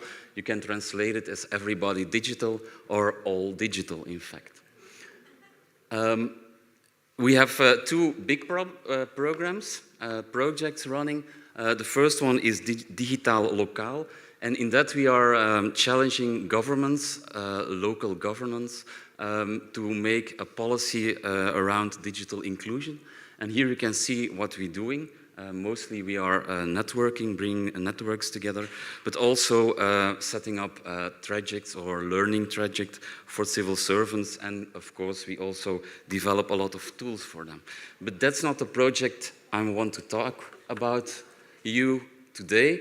The other project, Iedereen Digitaal boven lokaal, that's the topic I want to discuss today. And as you can see, this is a project where we mostly do the same thing. We want to help organizations to develop a policy on digital inclusion and media literacy. But for this project, we specifically choose 3 target groups. And the 3 groups, what they have in common is that they are living together. It means we are working with elderly people living together in a residency for elderly people. We are working with organizations where vulnerable youths are staying, and we are working with organizations where people with a disability are staying. And as I said, we want to guide those organizations to make a policy on digital inclusion. And as you can see, the same topics or the same actions like the first project I told you about are also in this project. Yeah, I thought, but 5 minutes is not enough to explain the structure or the governance structure in Flanders, in Belgium, but I do my best. Just to say, as you can see, we have 3 regions, the Flemish region, the Walloon region, and Brussels Capital City region. They all have their own government. So that's, we have 3 governments all the time. These are 2 ministries from the Flemish government who are related to the topic I'm telling you about at the moment. At the right, it's the Ministry of Media. And at the left, it's the Ministry of Welfare. And what is the problem, in fact, is that, as you can see, sometimes they talk to each other, but sometimes they don't. And what we see in digital inclusion, in the digital inclusion field, and maybe it's almost the same thing in your country, is that digital inclusion should be in every policy domain, but it isn't at the moment. So that's why we are doing always a big plea to get someone responsible in the government who is responsible for digital inclusion. Something I forgot to tell you about is this, that that minister already disappeared, and at the moment we have another minister, and as you can see, they talk to each other a lot about gardening, but not about digital inclusion. So what we did, we made a toolbox, and I have the English translation with it, Getting Started with Digital Inclusion. And we made a toolbox for those organizations to prepare themselves to get digital inclusion or to get all the persons they are working with digital included. The toolbox contains of 37 building blocks. And as you can see, we divided them in 6 categories. I will not explain all the categories, but for example, finger on the pulse. We didn't know that it was an English expression because we call it in Vlaanderen vinger aan de pols, but suddenly it should be, or it is an English expression. That means that you go to look under that category. There are building blocks where you look at your organization and see how the situation at this moment is. What are the needs of your clients, etc. For example. To get started, we select one e-inclusion or digital inclusion ambassador in organization or in the organization, and he has a 5-phased approach that he has to go through. But he's not doing it alone because digital inclusion is something you cannot do alone. So that's why you can read peer involvement, and he has to find his allies in the organization from 4 levels. we want to make policy on 4 levels, not only on the management level, but also on the client level, also on the staff level, and also on the professionals who are working daily with clients. So on the 4 levels, we want to make some changes. And this is the way that they have to do it, or that he can do it, to get it done. Yeah. I forgot, I think vulnerable, all digital I used, vulnerable I forgot, but it's because a lot of the persons who are living inside those organizations, of course, are very vulnerable. At the moment we are preparing, and that's my last call, we are preparing to get some funding, because we think this is firstly for Belgium or Flanders, we can transport it to other organizations, other sectors also. But I think, because a few years ago we did some projects with, for example, Digitale Chancen, and we noticed that policy in those organizations is very needed. So maybe it's a good idea to come together, to work together, and maybe to get this toolbox lifted on a European level and get it implemented in all other European countries. The last word I had to say was cultural program. That means that at the moment I wish you a very good flight or travel home again. And for me, or in a few minutes, the cultural program in Prague can start. Thank you.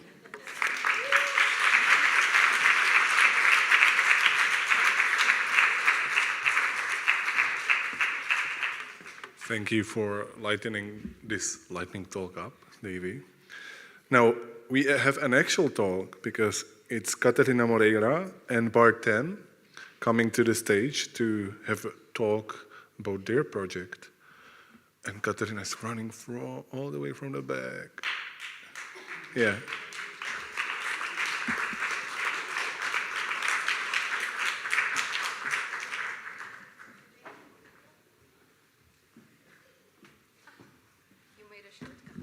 Yeah, we're going to share this, or? No, I take this one, and you take the other one, and I will actually probably leave it here. Works. Yeah. This works. Okay, thank you, Jan. Thank you, everybody. I am Katarina. I am a project manager in EPMA, and this is Bart, CEO of Street Art Cities, and we are going to talk about street art and digitalization. So, Bart, what is Street Art Cities? That's a very good question.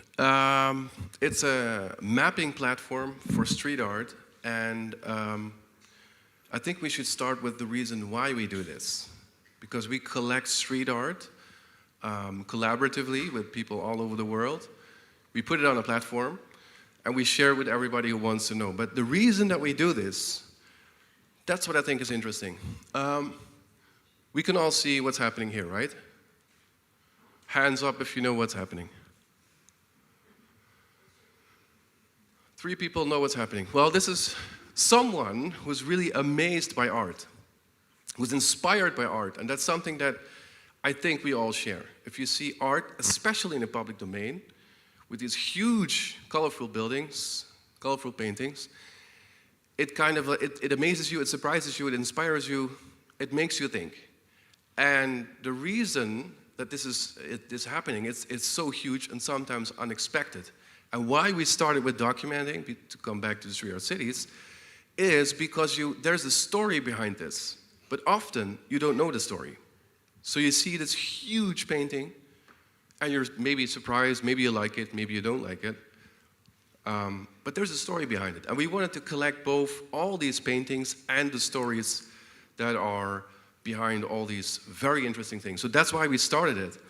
The second thing, yeah, because, you know, when you have a website that collects all these pictures, that's pretty cool, but I've never seen someone, you know, walking around in a city with a laptop and a computer on his back, like, oh yeah, I gotta find the next really cool thing.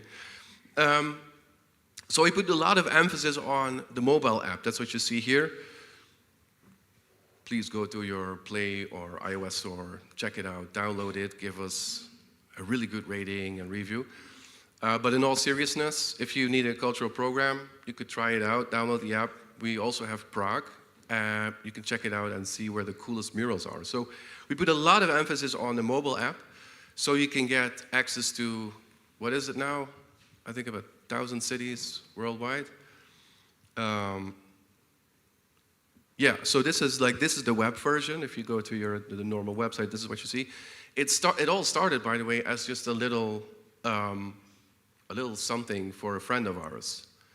It was one map in our city. That person was doing a really good job of making pictures of the cool spots in the city. But then accidentally we got this question from Antwerp. Someone said, yeah, I would love to have something for my city as well. And we made some improvements on the system. Thank you, Thomas. See you.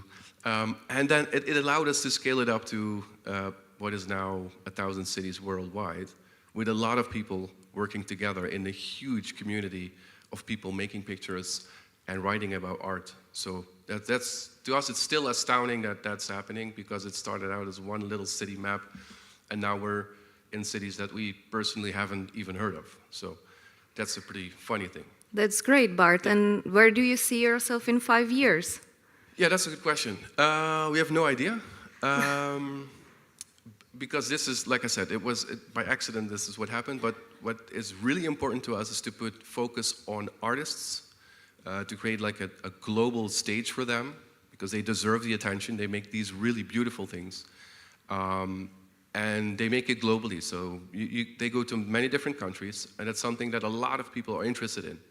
So we love to tell the stories about the artist and everything and every interesting project that they do. So that's what we love to do. If we're, I don't know if we're at exactly the same point in 5 years, maybe we've grown a little bit, that's quite possible. And maybe another thing that we're looking at is also, we've heard it before, the NFT stuff. That's really interesting for these type of artists, because they work in public space, and you could make a really cool connection with partially owning a piece of that artwork, maybe.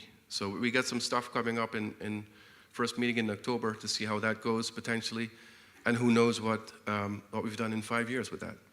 Okay, great. And I have a practical question, because actually EPMA did a project about street art and social inclusion in the city of Jihlava, which is in the region of Vysočina. This is the result of the project. It's a beautiful mural made by street artist Chemis. I don't know if somebody knows him here. Who has seen it? Yeah, now I can see it. Yeah, okay. Okay, and so my question is, if we want to get involved in street art cities with this mural, what are we supposed to do? Good question. I would just send Thomas an email and say, hey Thomas, we made something really cool. Can it be accepted in the website? Or on a serious note, if you love to collect pictures like this or do projects like this, we always accept new photographers, we call them hunters, that shoot these pictures. They can send them in, or they can make their own city map. So if you're from, I don't know, Düsseldorf, for example, just to name a random German city, and you also want to do the documentation, then you can start that city by yourself. And the other way around is we work a lot with municipalities that want to promote their cities on our app and with our audience. So they can also call us, and we can set up a municipality account so they can promote everything they got in the city, and we can bring it to a really cool worldwide audience. That's very cool. This project was actually made by 14 different countries with 14 different municipalities. It was a European project. And it got a prize, I heard, right? It was... Yeah, we were fourth in the month of November. Fourth best in the world. In the world, yes. Yeah, that's impressive. It's impressive. Time. How's the time? 1 minute or 2 minutes. Oh, we're finished. Okay, but maybe if you have some questions, somebody has some questions just to finish.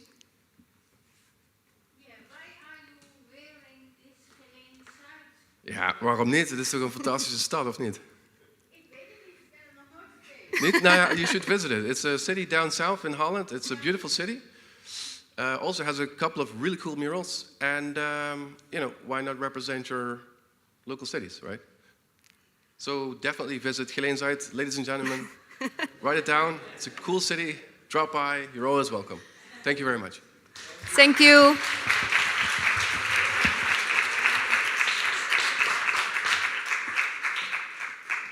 Thank you for such a creative way of presenting the talk. Thank you for that. And we have another speaker, and that's Zagorka Prčeveseli from Centar Technické kultury Rijeka. Now, all of a sudden, my Croatian heritage comes into play. So, welcome Zagorka on stage. Hello. It's nice to see so many of you still here with us. I'm Zagorka, I'm a project manager of Center of Technical Culture Rijeka, and I'm going to present a bit, let's say, the new methodology we developed in Mind Over Matter project. The methodology itself is aimed at making STEM popular among young people, aged 13 to 18, and we are oriented only to those who are not at the point of education oriented towards STEM anyhow. So we wanted to reach kids who think that STEM is too hard for them to follow the STEM career or STEM education. And we find this very important because they are going to work with STEM people at some point, and they need to understand each other to give better solution to the problems we are facing every day. But what we didn't want to do is to give them a recipe book so they can build a windmill, let's say, and learn about clean wind energy. We wanted them to decide they are going to develop a new form of clean energy, and we wanted them to decide on how they are going to do it. So we chose a bit unstructured educational methodology that results in many different products or ideas driven by the interest of young people. So in order to start, we had to came up with something that gives us these unstructured tasks, and we came up with the cards. As you can see them, we have 4 piles, sorry. The first one is art. Here are concepts like sculpture, picture, radio podcast, or I don't know, some digital art or comic book or anything. And then there are like 20 different art concepts. Then we have STEM and STEAM careers, 20 of them out of 200 that we discovered. SDGs, all 17 of them, and then there are the 4th pile that should complicate a bit, I think, and these are active verbs that should lead young people to some direction. The methodology itself can be played in 4 different ways, and the duration is different. The shortest duration is 1 hour, and it lets you to discover STEM and SDGs with the young people.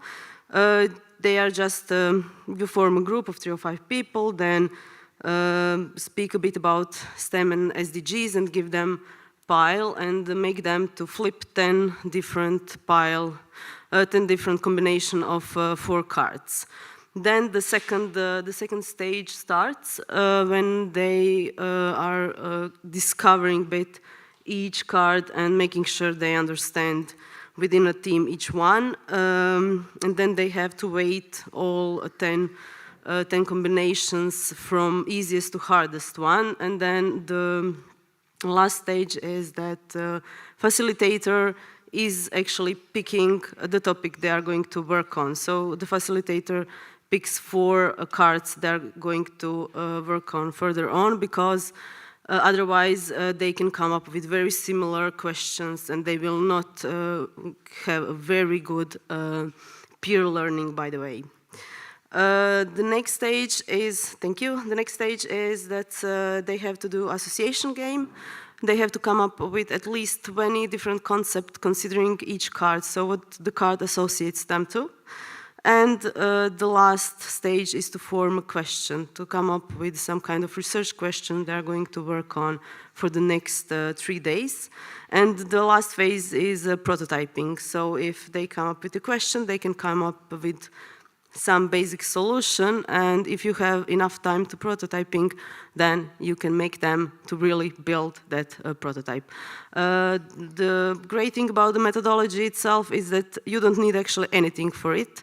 If you have some IT equipment, you can use it, but the waste is actually something that is used most in all of our products, and also bricks. If you have any type of bricks or some microbits or embots, it doesn't matter actually. You can work with nothing and everything. And here are some examples, just to see how the process went. We had one team that had cards produce, skill, industrial engineer, and affordable clean energy. And they came up with a solution on how in the building, how can we use wastewater to produce electrical energy for lighting. So they had to discover how big building has to be in order to produce enough for, let's say, hallways, for some joint premises within the buildings. Or we had a new form of walls that use all barn wood plus plastics, and they don't lose a lot of energy. There are 72 different solutions developed through the project on our website, and you can check them just to inspire yourself on how you can use this methodology. It actually proved to have a very big impact on increase of interest in STEM among young people who are not interested in STEM at the beginning, but there is a slight mistake because some of them didn't know actually what the STEM is. So the results are big higher than they should be. And this is the last point. All the materials are on the website. We have a beautiful teacher's guide with 3 pages, so you don't have to read 50 pages in order to implement the methodology. Also, cards are available online. You can shuffle them on our webpage and play with the kids in NGOs and schools. We tested in both environments, and it works perfectly well. Also, not for STEM only, but also for teaching about SDGs and teaching, coming up with the business ideas for 13 to 18 years old. That's all, thank you.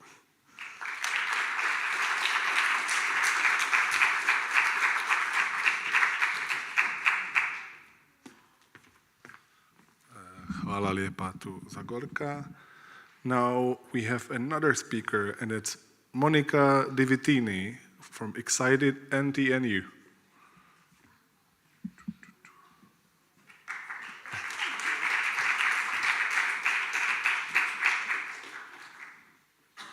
So I'm presenting, hi everybody, I'm presenting a project, an Erasmus Plus project that we are currently working with, and it's on helping teachers to develop their digital skill. The project is coordinated by the Technical University of Graz, and I'm coming from the Norwegian University of Science and Technology in Norway. So the main goal of the project is support teachers in schools and universities to develop digital skills to improve their use of technology and digital media in education. And I guess I don't need to motivate and explain to this audience why this is important. And we try to achieve this goal through 3 main activities. We are developing a curriculum. We are developing a tool for accessing this curriculum, and then we are testing different ways of integrating this curriculum into this tool into learning activities. So when it comes to the digital curriculum, we have started with existing framework, and we have identified different topics. Mainly, we have currently 3 topics. One is focusing on basic literacy, basic skills. One is focusing on helping the teacher to understand digital words, and both for their teaching but also for the students, so which is the digital world student live in. We have an additional modules that look at the production of digital media. In addition, there are two specific themes, one that is focusing on inclusion and another that is focusing on copyright, privacy issue, and so on. So what we have identified this topic, and we have identified some sub-themes and learning objectives that, learning goals that help us to organize the content. The content so is organized through these learning goals, but is divided in small units so that we use what you could refer as a micro-learning approach. The idea is that teachers, we all know, are struggling with time, so we are trying to find ways to make this content accessible in an easy and quick way so that they can find their own path into this content. So this is achieved through the DigiWidget, that is a lightweight tool that presented the learning content in small units so that the teacher can navigate using the learning goals, can navigate this content in the way that they prefer and at their own pace. We also support the tracking of learning progress, so what the teacher perceives as their progress, and we try to promote reflection with reflection question that act as prompt throughout the curriculum. And this is intended both to help a teacher to think about their learning process, but also think about how what they are learning can be applied in practice. So here there is one missing. So the system can be used either individually by the teacher that can go through the content at their own pace and focusing on what is interesting for them, maybe what are the knowledge gap that they have, or it can be used in the context of more structured activities. We have a 5 weeks course that is starting in Germany and Austria next week. Or we have some intermediate solution that we are trying out, like a workshop plus self-study, lecture, and so on. So check out the website. The content is not fully available, but it will be in the next week probably. I can show it if you have time at the marketplace. You can have a look, or you are welcome to contact us. And I was perfectly in time, I think.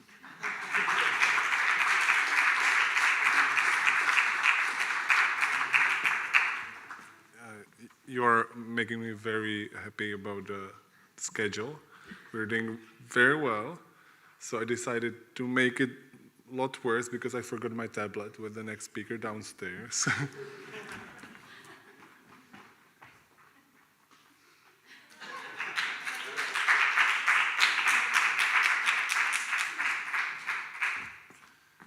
You know, everybody makes mistakes.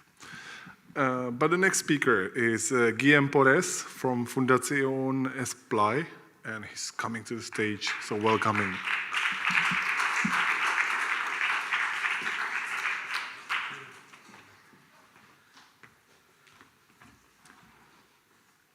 Hi everybody. I want to say something. Last but not least, it was at the beginning of this conference. So last people that are presenting projects, but I think that could be interesting for all of you. Okay, my name is Guillem Porres. I come from Fundación Esplai. We are an organization based in Spain that we are providing, empowering citizens to make more useful and creative and safety uses of technology in order to empower them. And we do it through technology, but as a tool, not as a goal, final goal. So today I'm here to present you one of our last projects that we are making by the support of Microsoft. It's called Conecta IA.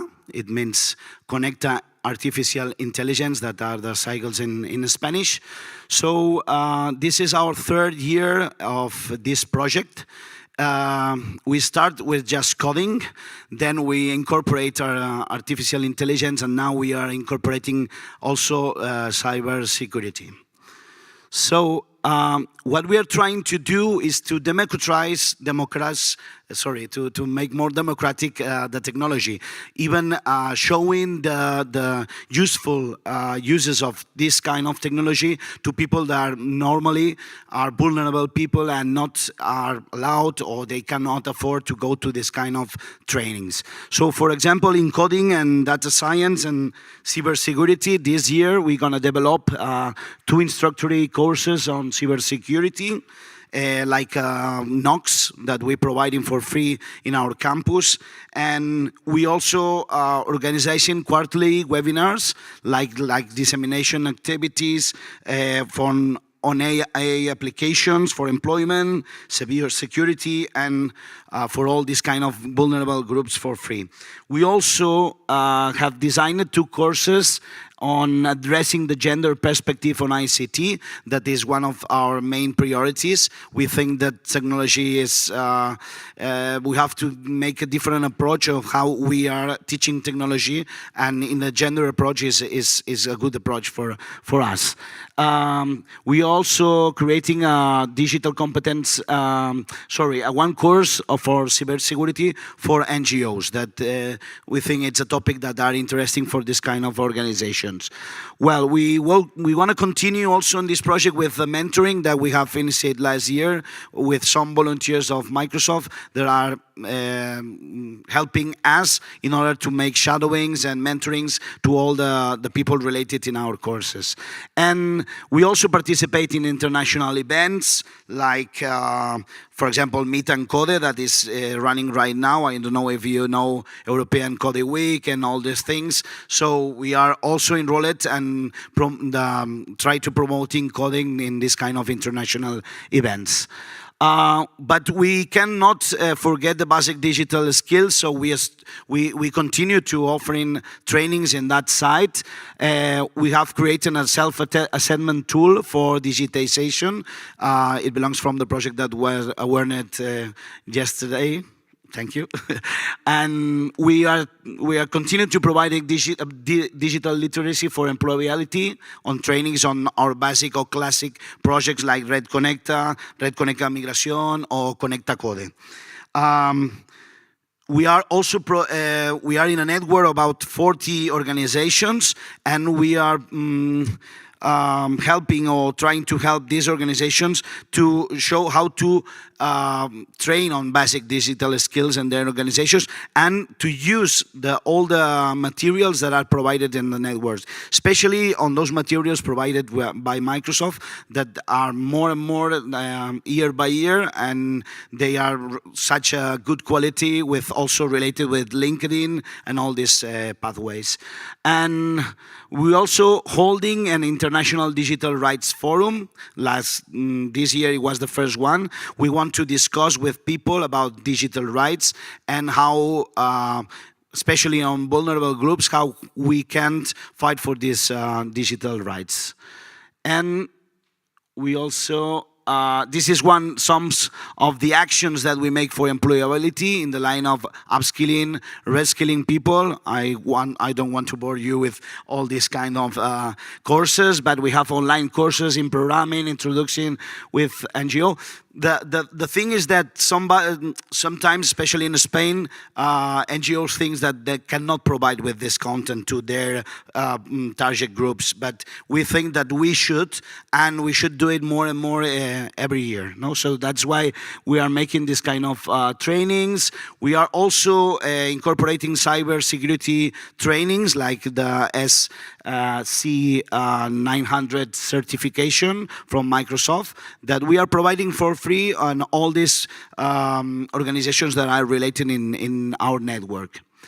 Well, some of the innovative aspects that we provide in this Connect IA project is, for example, that sometimes when we are providing contents from other people, like Microsoft, for example, we cannot track the useful of this content, no, because they are in another platforms. Okay, we have developed it's like a kind of API that you can make it in the Moodle, and the LT API, it allows you to control what people are doing in the content of others. So at this point, Microsoft have their numbers. Okay, people go into that content, but you also in your LMS, you can control what is doing and not doing people and tracking. Okay, so this is one of the innovative things that we incorporate in Connect IA.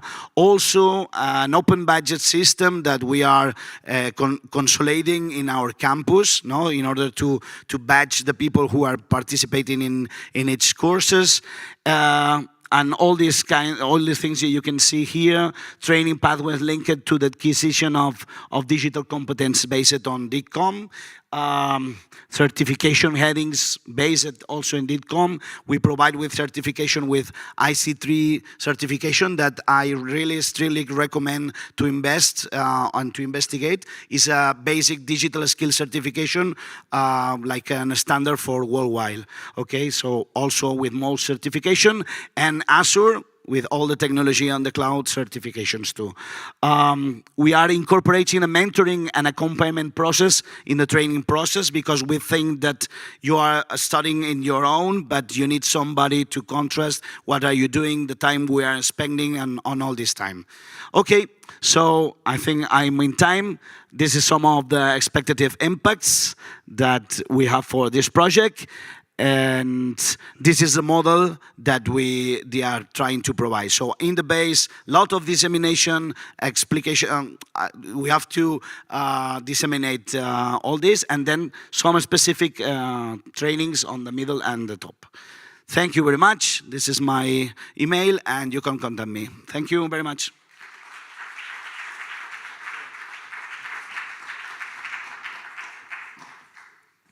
We're getting closer to the end, so I will invite on stage Héctor Martínez from Fundación Bofill to present his project, and there he goes. Oh, there he comes, actually.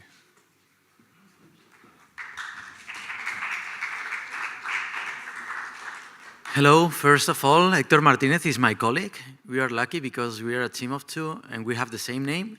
So he was just next to me, but he's flying right now to Barcelona. I'm Héctor Gardó from Fundación Bofill, and thanks All Digital for sharing this opportunity to present our organization and our project.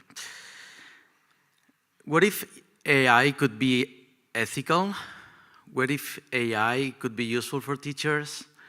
And what if AI could be designed with the communities and not just for the communities? These are just trigger questions that were in our heads when we were designing this project. But first, I want to speak a little bit about our organization. Fundación Bofill is a think and do tank. We promote research and programs in order to transform education and to fight inequalities in the whole society. We are a team of a little bit more of 60 people. We serve more than 37,000 children and teenagers. We work with 7,000 teachers, and we have a network of more than 200 municipalities, especially in the region of Catalonia. And that's our point right now. We are really interested in developing for the next years the digital equity strategy, understanding it that like the intersection between education, social justice, and ethics, let's say, and also digital opportunities and technologies and digitalization. To make that possible, we are building a living lab. We are listing different challenges, always in beta, because every year is changing. So it's like our beta list of challenges. And through these challenges, what we are doing is involving different kinds of professionals, like teachers, researchers, policymakers, even students, to develop these challenges. And what means that? We understand that each of these challenges that we already know are in the first years, the first steps. But so we don't feel like really comfortable in an approach like deploying training right now. We are still like in an approach of a curious child that is still learning. So we are developing groups, like working groups, events, workshops, both online but also offline in our headquarters, in order to be open to the new opportunities of each of these challenges, but also to be really skeptical and to apply the critical thinking in each of them, and to be really aware of the risk in terms of education. But let's talk about AI. This is, as you see, something is happening in Barcelona with AI, because Fundación Esplai is also in AI, we are neighbors. So if you want to work in AI, you can come to Barcelona. A lot of stuff is happening there. And this is our first project, it's a pilot of AI. We are developing an algorithm together with centers of research and also schools and also startups. An AI that promises us to reduce the workload of teachers in the task of evaluation to an 80%.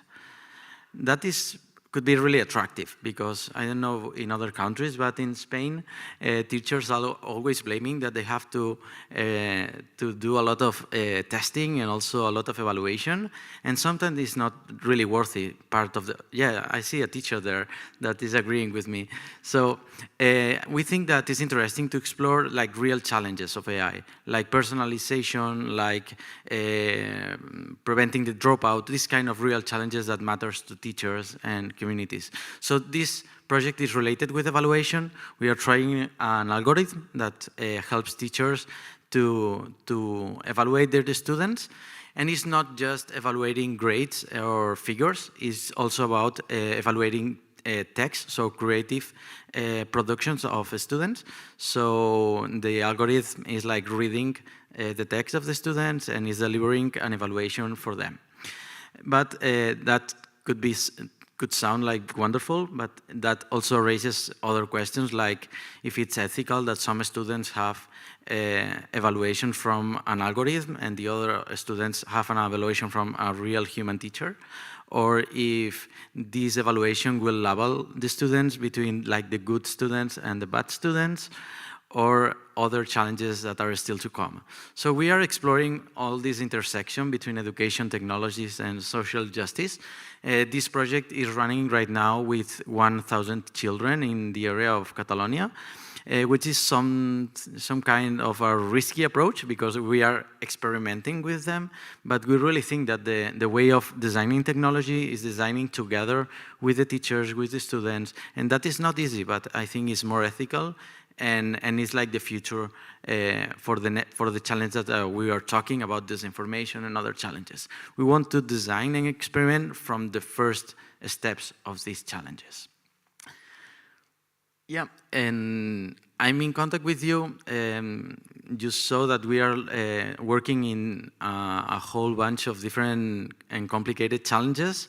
We are excited to be here and to connect with all of you. You have here the website of my foundation and also my email. If you we can contact right now, but for sure we will be in contact for the next year.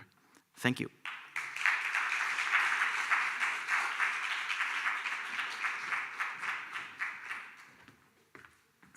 And now there's time for the very last final lightning talk by Veronique Delena from Max.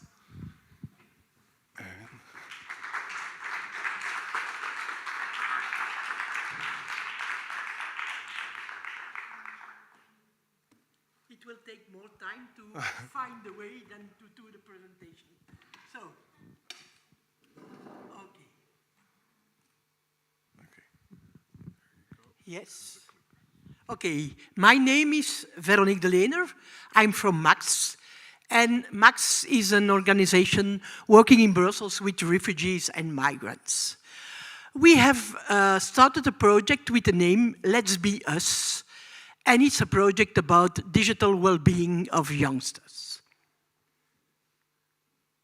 So, do you know that 20% of the youngsters in USA interrupt sex when they have a signal of their mobile phones. They didn't do the investigation in Belgium or in Europe, but I suppose it could be the same. So for me, as a person who lived without internet, it's shocking. So when we talk about digital health, there is a lot of medical investigation about this. And first of the thing is, if you want to archive your thoughts, you need rest. And a lot of youngsters, I think 21% says that they don't have the rest, they have stress with the mobile devices. Another thing is that to be in good health, you need sleep. And 39 of the youngsters said that they don't have enough sleep because of the mobile devices. And then the last one, 23% of the Belgian youngsters said that they feel uncomfortable with the smartphone. And at the same time, 1/5 of them asked the schools to tell them not to use the smartphone during schools. So what do we do about all this? First of all, we are convinced that it's not okay to tell the youngsters, put it away, your smartphone, because this will not do anything.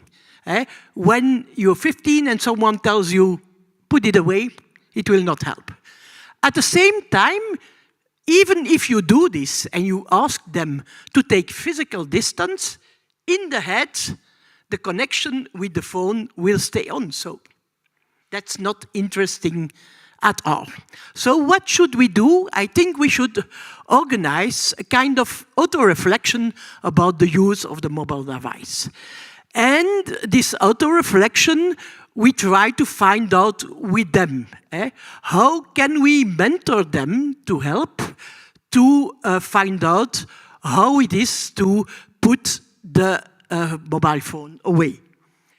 There is also a discussion about difference because active and passive use of the internet, it's sure that the active making things is more interesting than be passive. So what do we do? Yeah, you see it. It's not what they do with the screens, but what they don't do anymore with the screens. So what we do with them, we organize workshops and a kind of auto-reflection, making a digital story about their relationship with the smartphones.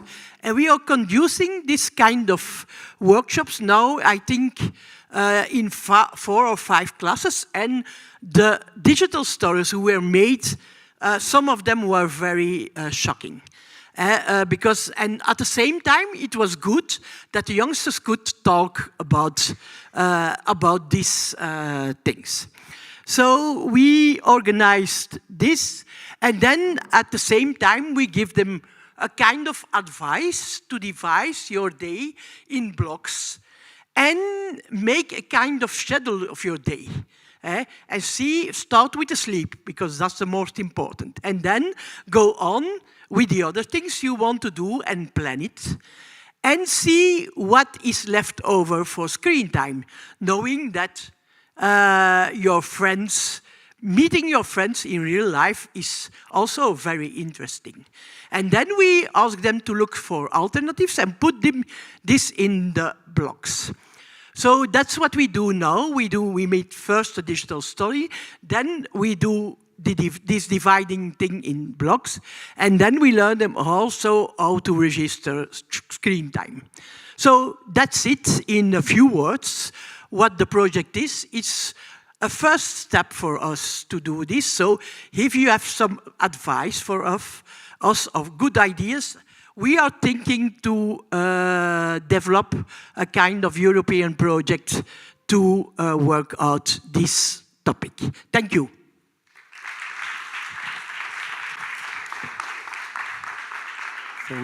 Thank you, Veronique. Now,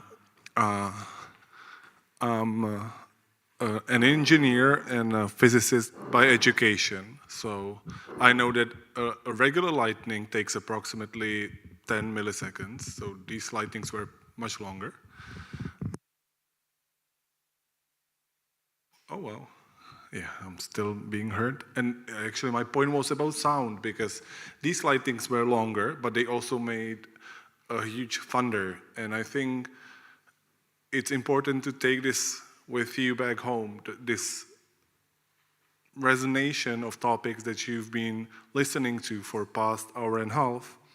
I really hope that this conversation with people throughout the event was useful for you, hearing about all these events that are taking place all across Europe were insightful and useful, because we're basically done with the agenda. Right now we have just the closing remarks on schedule, and for them, they are better speakers than myself. So I would like to invite on stage Iva Walterová, Nenia Wolbers, and Petr Palvoldi to tell us a bit just for the end.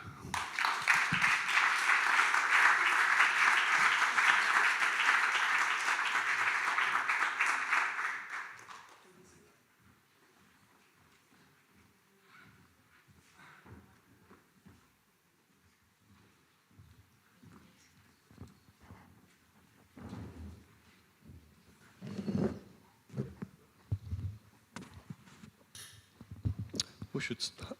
Well, yeah, it works. Well, let's wrap up a little bit. Yes. That has been 3 long days. We started on Wednesday with some workshops. Nenia, you were there. Yeah. What do you remember? Is it working? Thank you. Okay, yes. It's amazing how fast the time flies always at the summit. So let me take you back to Wednesday, actually. We started with a workshop day, and there were actually a lot of different parallel workshops. We heard a lot about different topics. For example, hate speech, agile methods for teachers, high-level skills for women, gamification and financial literacy, just to name a few. And it's always amazing for me, like how many different projects we have in the all digital community to really facilitate digital literacy, but also topics like gender equality. And my first workshop on Wednesday was the presentation of the Women for IT. And I mean, this is really a success project, so please check it out. Over 700 women were enrolled in this course and took the course. And in the panel discussion, we again learned that there are so many different kind of trainings on different kind of levels in the countries. They all have different needs, and our community really meets this. And of course, also, finally, Mara Jakobsone in the workshop was called or appointed the supreme leader as the former chair of the board, long-term chair of the board and founding member. We realized in this workshop she's the supreme leader. So please, next time you see her, you know. Then my second workshop this day was Agile to Learn. Was this workshop, and it was facilitated by my German colleagues from Hollywood. And this was great because we used, or we as the participants had to use agile methods to create a concept for a picture that actually represents the All Digital Summit. And which is, of course, when you hear about it, firstly, a little bit difficult. But then what was interesting was that we were 4 groups, and in all the groups in this concept was like words were used like community, diversity, coming together and connecting people. So I think we all have kind of a similar idea what this summit means for us. And we produced concepts that included some clips, some videos, quite good concepts. So if you need in the future concepts to represent the All Digital Summit, please contact us. Yeah, this was my Wednesday, actually. I hope you enjoyed it as much as I did. I think really wonderful content. Yeah. So how about yesterday, Peter? Where should I start? How we finished yesterday or how we started? How we started, let's say. Well, it was a very nice opening session. I really enjoyed. As you remember, Alteo Valentini, our president, opened the summit and explained how important place it is to learn about new technologies, the skills, also understand European policies, and the work non-formal training providers do. But most importantly, it's an opportunity for all of us to meet and exchange. And then we had the opportunity to welcome the Deputy Prime Minister for Digitization and the Minister of Regional Development from Czech Republic, Ivan Bartoš. We are very pleased that he was with us.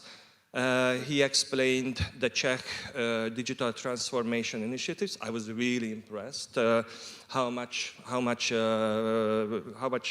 results or you have here, and he also emphasized the importance of young people. He said that young people must be prepared for digital transformation, and the future is really depending on tech-savvy society and prepared young people to make a better future. I was also pleased to welcome representatives of the European Commission. Having Georgi Dimitrov from DG Act was really important, as he explained the twin transition, the digital and green twin transition, and he was referring to the implementation of European policies, and he also announced that next year is going to be the European Year of Skills, and the digital skills will be an essential part of it, so I think we all can build upon this.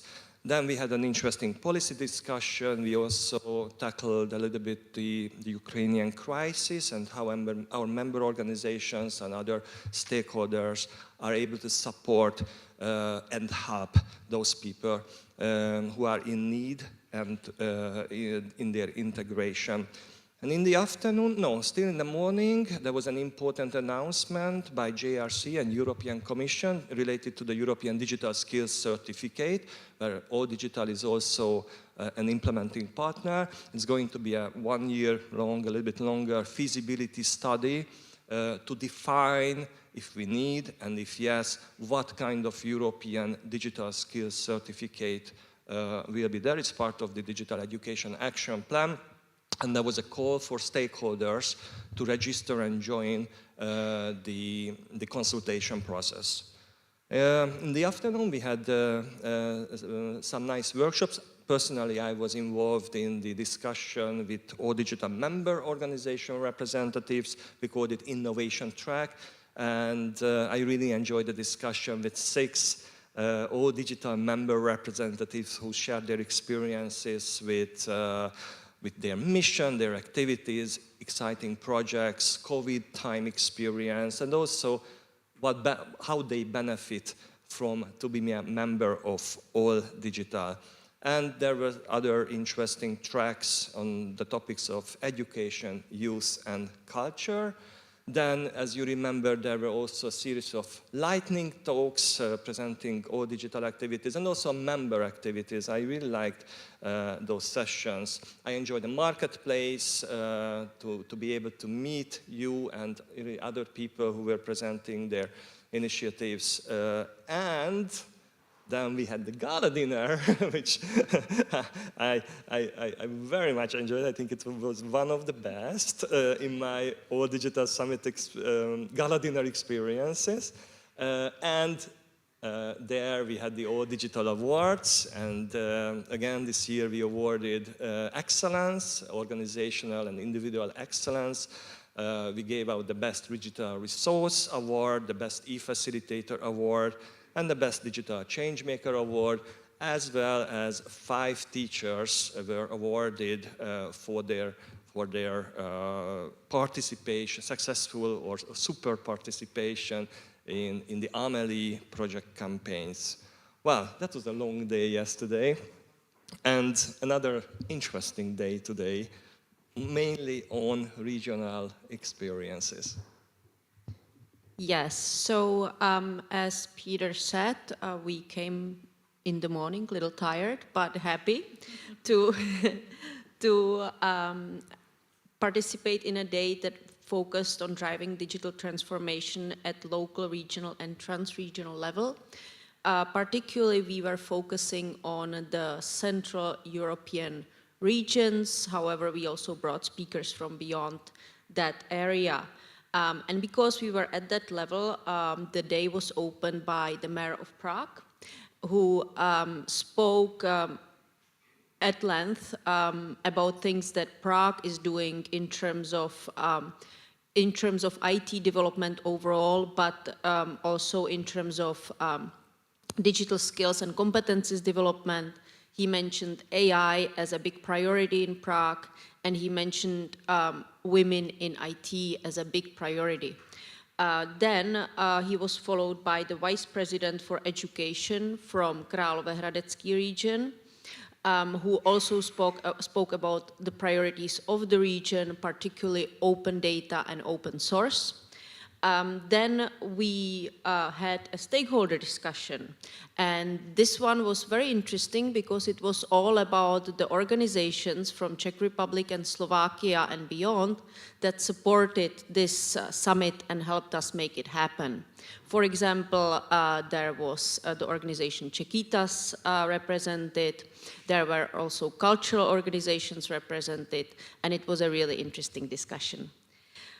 Then parallel workshops followed, and again we focused on the three main topics of this summit, being education, culture, and youth. But myself particularly, I participated in the innovation track. And here we really gave space to regions to go into depth, and we had regions from the Czech Republic, Slovakia, and Hungary.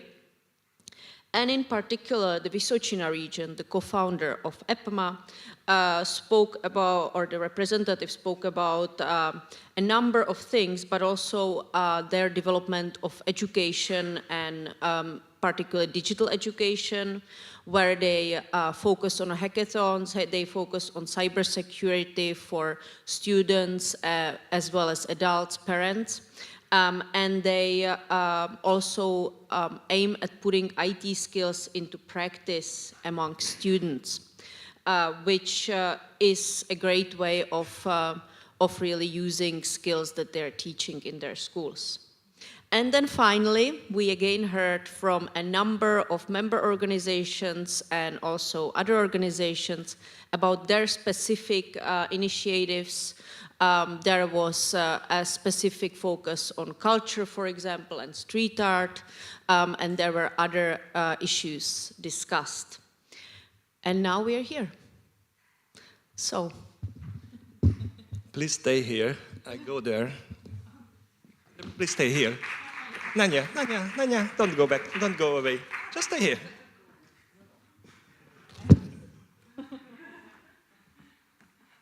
I hope this works as well. I would like to thank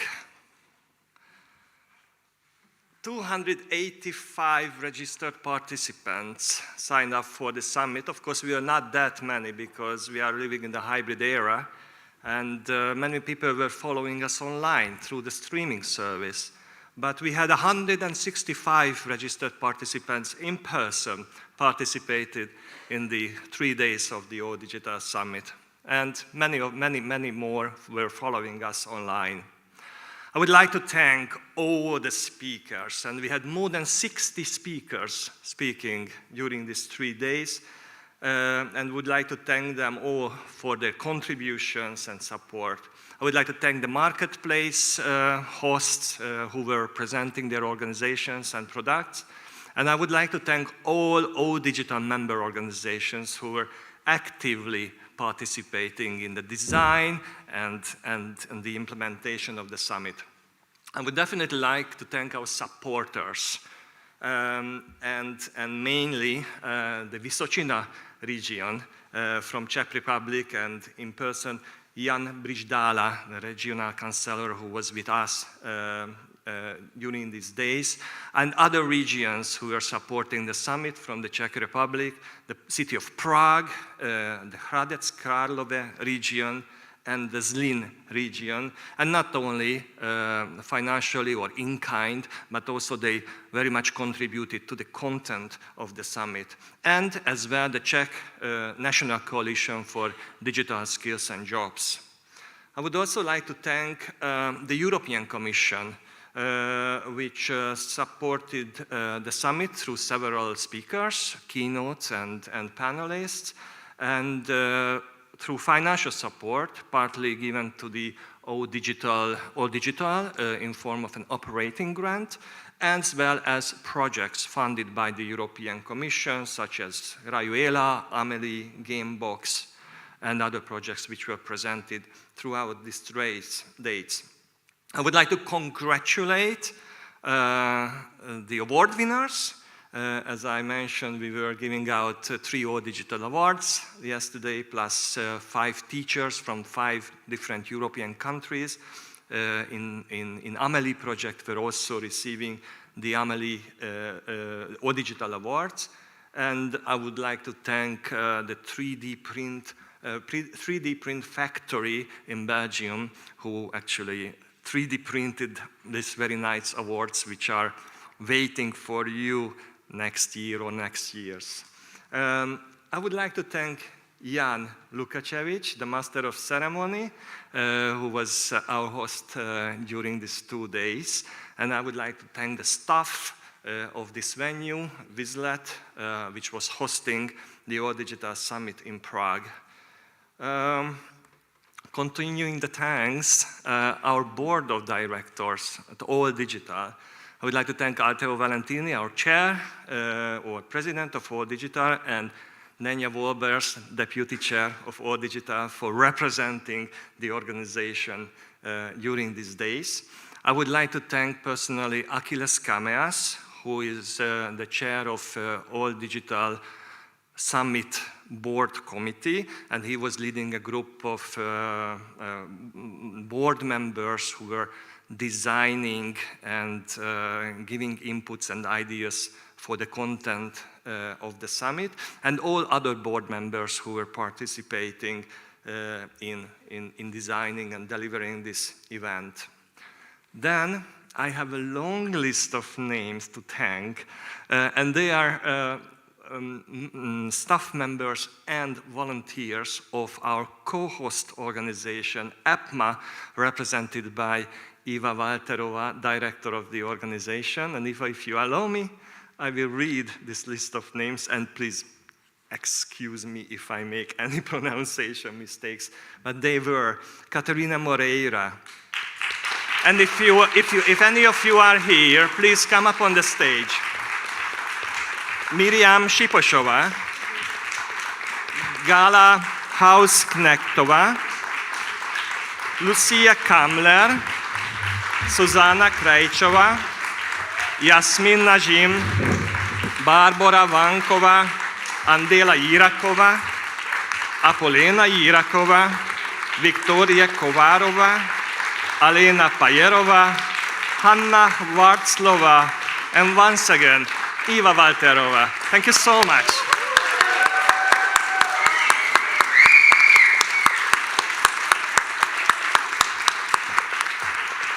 And thank you for coming to Prague. It's been wonderful to host you here. Thank you so much.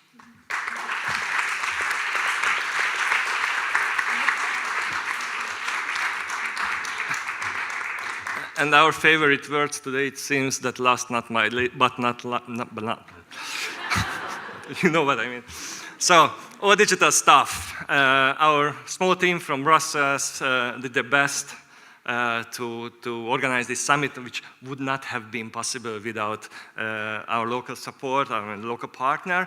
But I would like to thank first Gabriela Ruseva, and I'm saying her first because this is her last day at All Digital, unfortunately. She's moving to another place, but we keep her in our best memories, and of course we continue being good friends together. I thank her for designing and running sessions, workshops, and lightning talks during the conference. I would like to thank Claudia Matera, Chief Development Officer of O Digital. And Claudia, please come up to the stage. Again, for designing workshops, running sessions, delivering lightning talks. Thank you, Claudia. I would like to thank Norman Röner, Policy Officer of O Digital.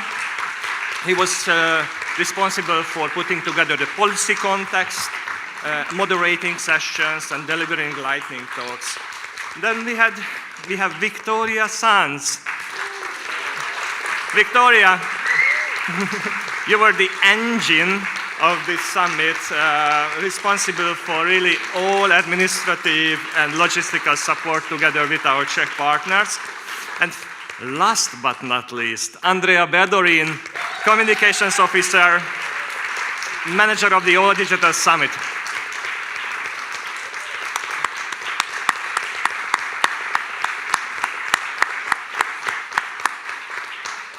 And